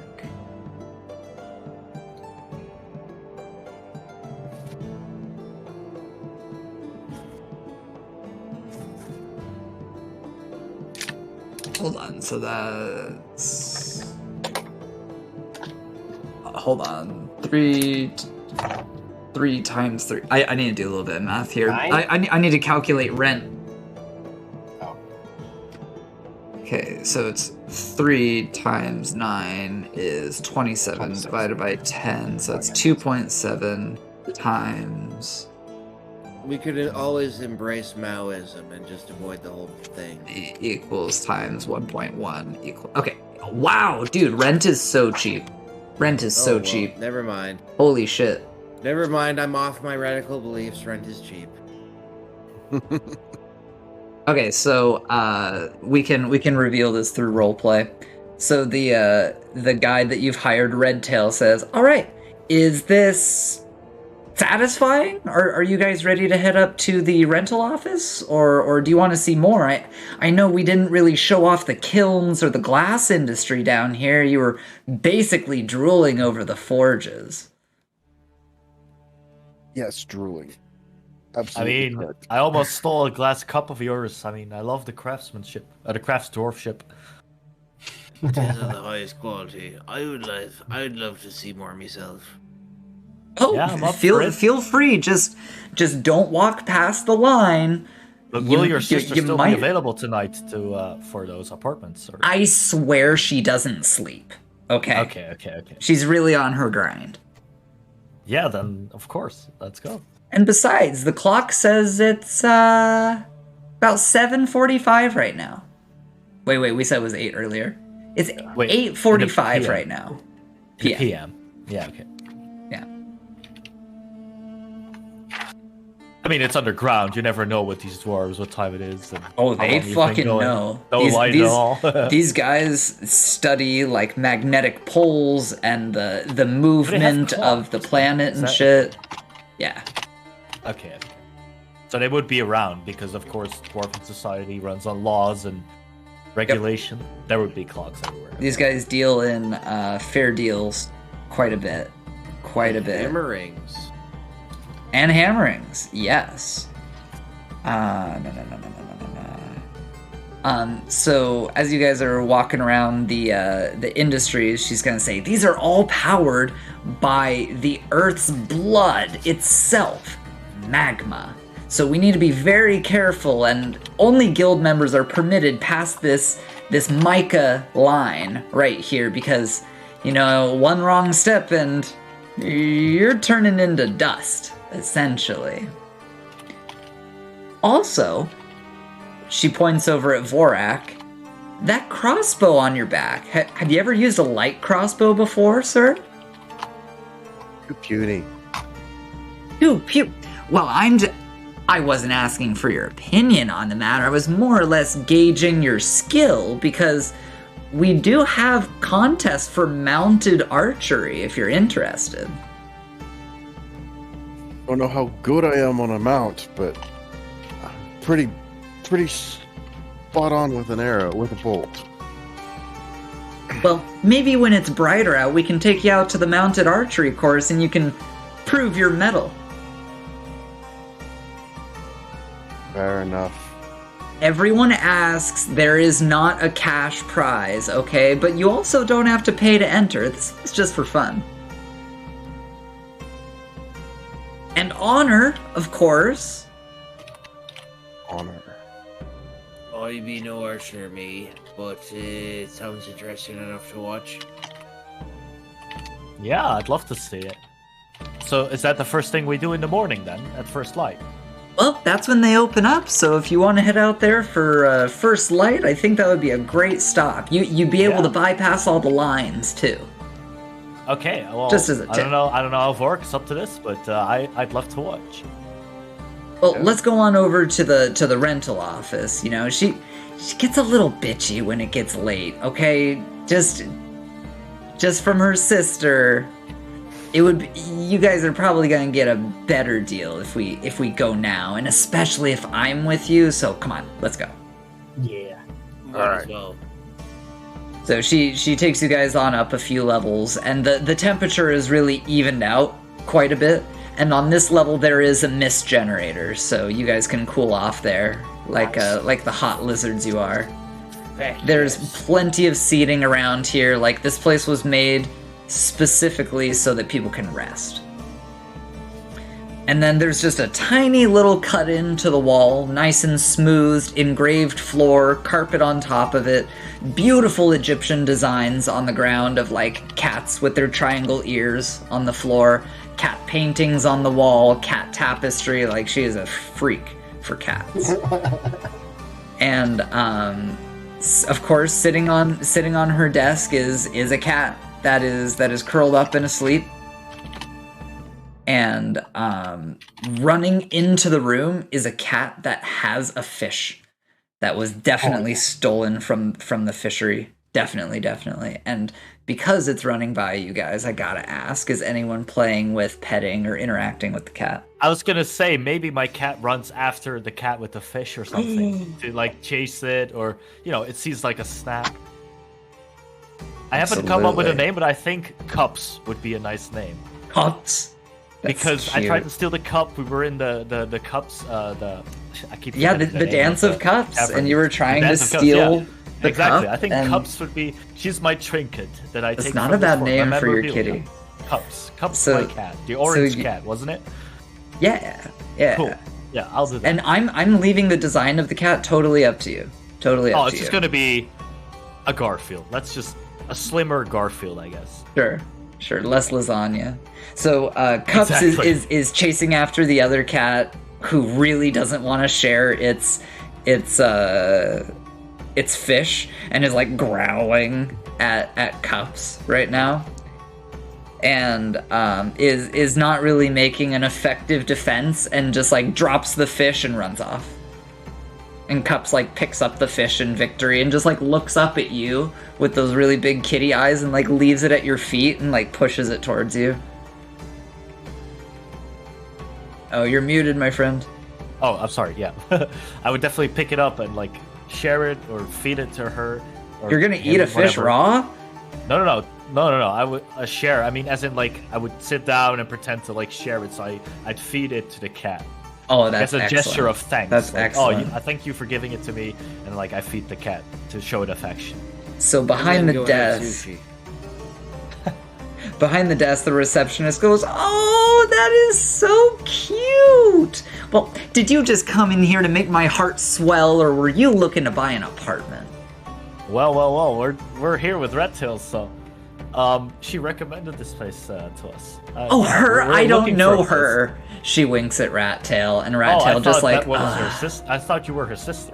She told us there works a sister here. He's making a joke. Just like, Oh. oh, I don't know her. Kind of thing. Don't mind the highborn. He's barely knows his arse from on the ground. Just kidding. She says, well, let's just cut down straight to brass tacks. Around here, we have nice 3x3, I'm sorry, 9 feet by 9 feet rooms, okay? You're gonna be sharing it with 2 others above you, and that costs 89.1 silver per month for each of you. I nod and I say, I turn around and I huddle with the group and I say, I suppose we should just try to take it. I don't know if negotiating is going to be advantageous for us right now. I mean, we could always. I reply, and I could say we could always try to like, explain our situation. We're here as adventurers, and we're looking for, someone to sponsor us for a little while because we're gonna try to do a great deed for the fort. You're gonna want to take that up with the boss man, King Beanbag himself, okay? I'm in the business of renting rooms, not giving discounts. Oh no, And no, also, I was, just I as was a- talking to the group. Like, I Oh, thought sorry, we were huddled. sorry, my bad. No, that's okay. That's okay. Yeah, we're in the huddle. Yeah.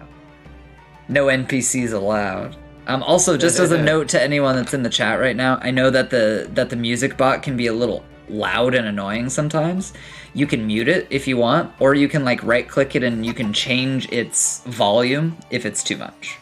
So just letting you know if it's being overbearing. I had to turn it down just now, so I wanted to extend the same kindness to you guys for That comfort. reminds me, I should max out the volume of the music bot for maximum vibes.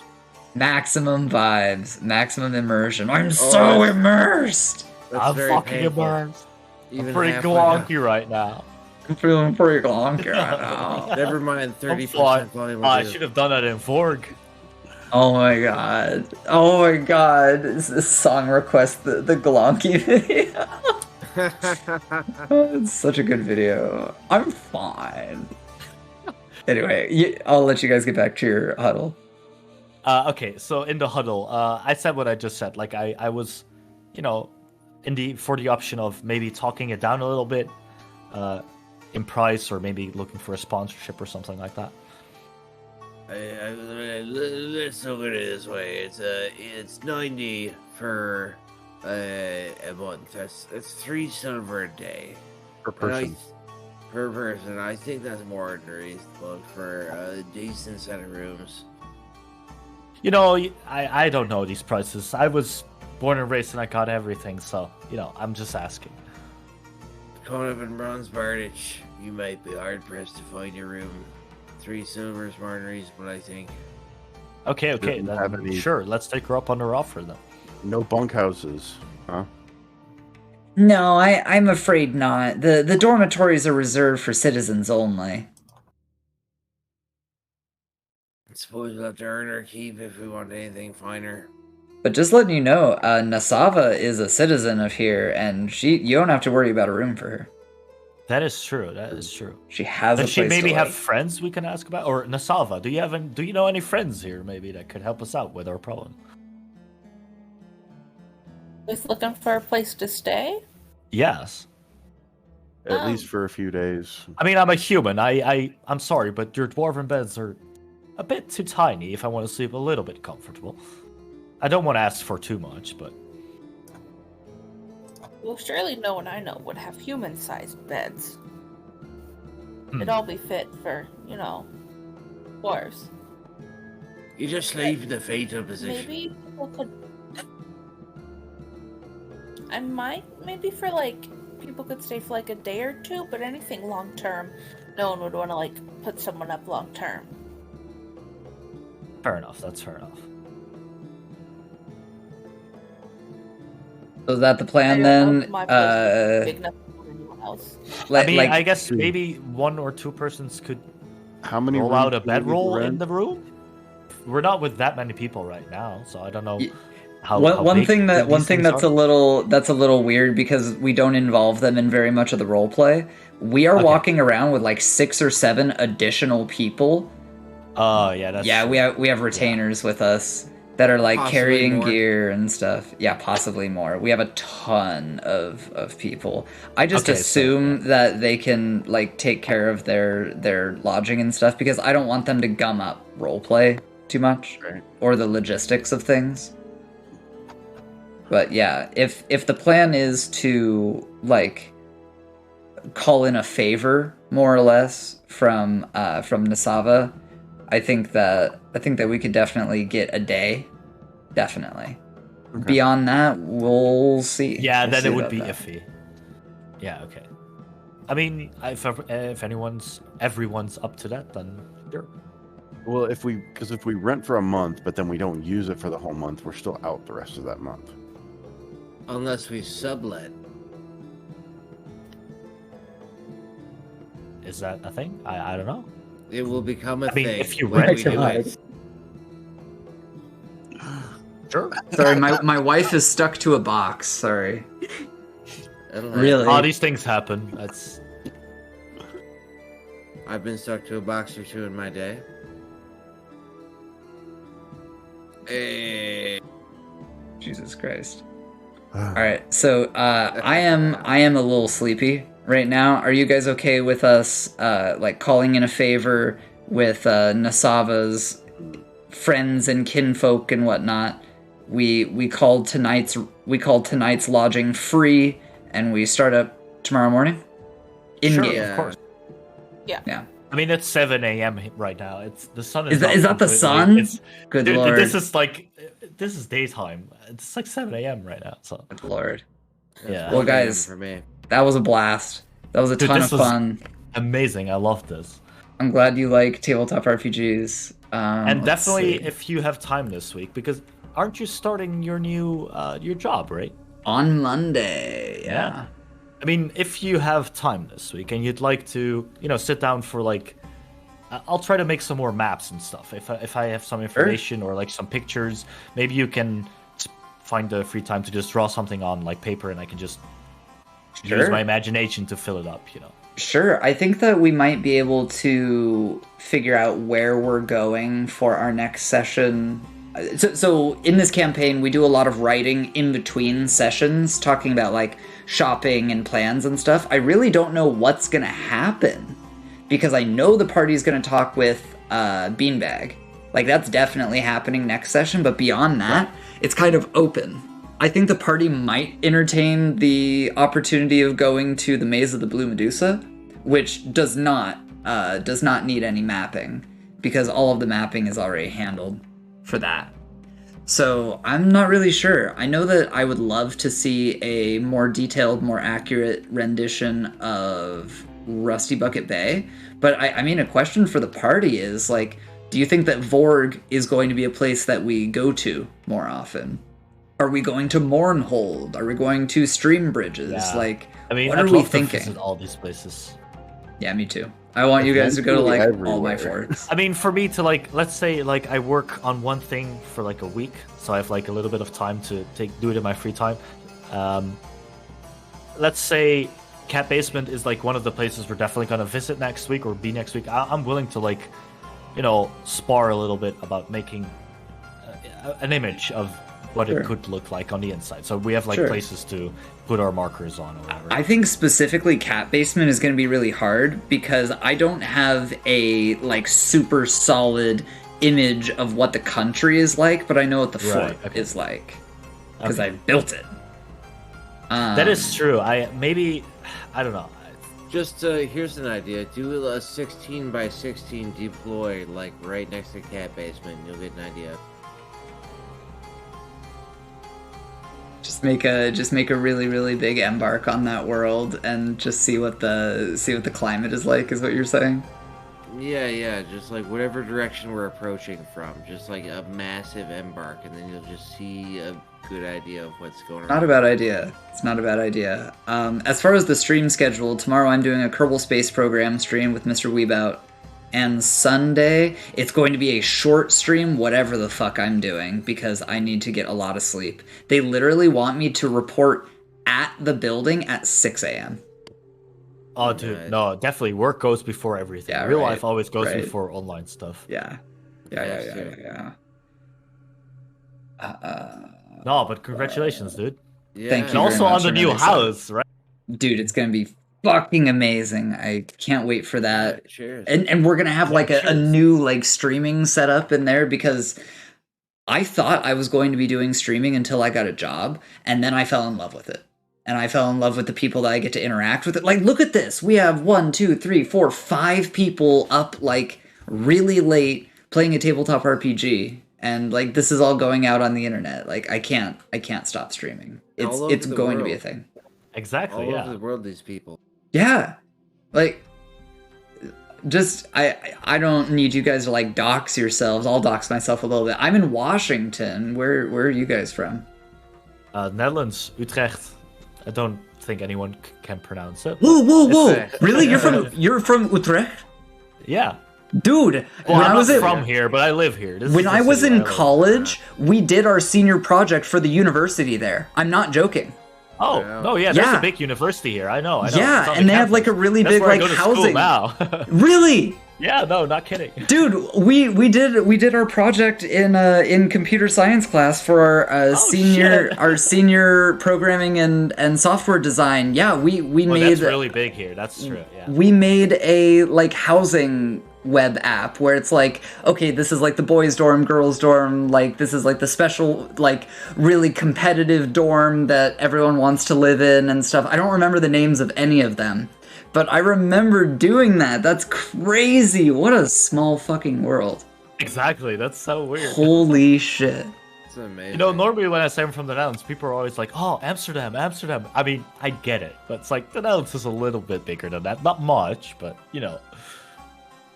Certainly. Jesus Christ. I'm from Chicago myself, the South Burbs of Chicago specifically. Nice. Got a firefighter friend who's in Chicago. Right on. Yeah. I'm in Montana. Oh, nice.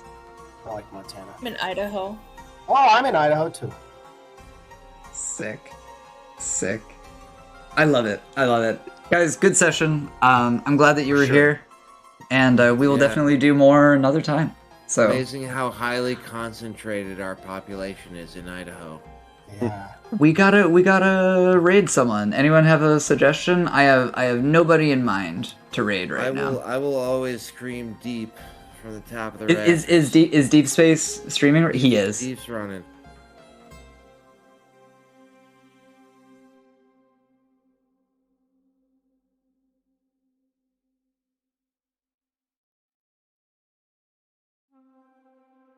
So yeah, another lovely session. Yeah, I'm gonna shout him out. That was great, guys. Again, this is my first time ever. I love it so much. I'm glad you dig it, man. I'm glad it made a good impression. Yeah, for sure. Well, to plug myself, I'm C1A born on Twitch, and I'm streaming live every weekday, usually from like 7 or 8 Central, starting until I get tired of live trading this shitty ass market and playing Dwarf Fortress. Right on. And that's All what right. I do. We're gonna send a raid over to deep space. Stay safe, folks. All right. 99 all. Yeah. 10 seconds till that fires off. Whatever. Get your raid emotes ready. Which one are those? Here I'll post some. If you're subbed. Oh yeah, or- yeah. Claiborne gifted me that sub. Hell yeah, Claiborne. yeah. Thanks, bro. Quite welcome.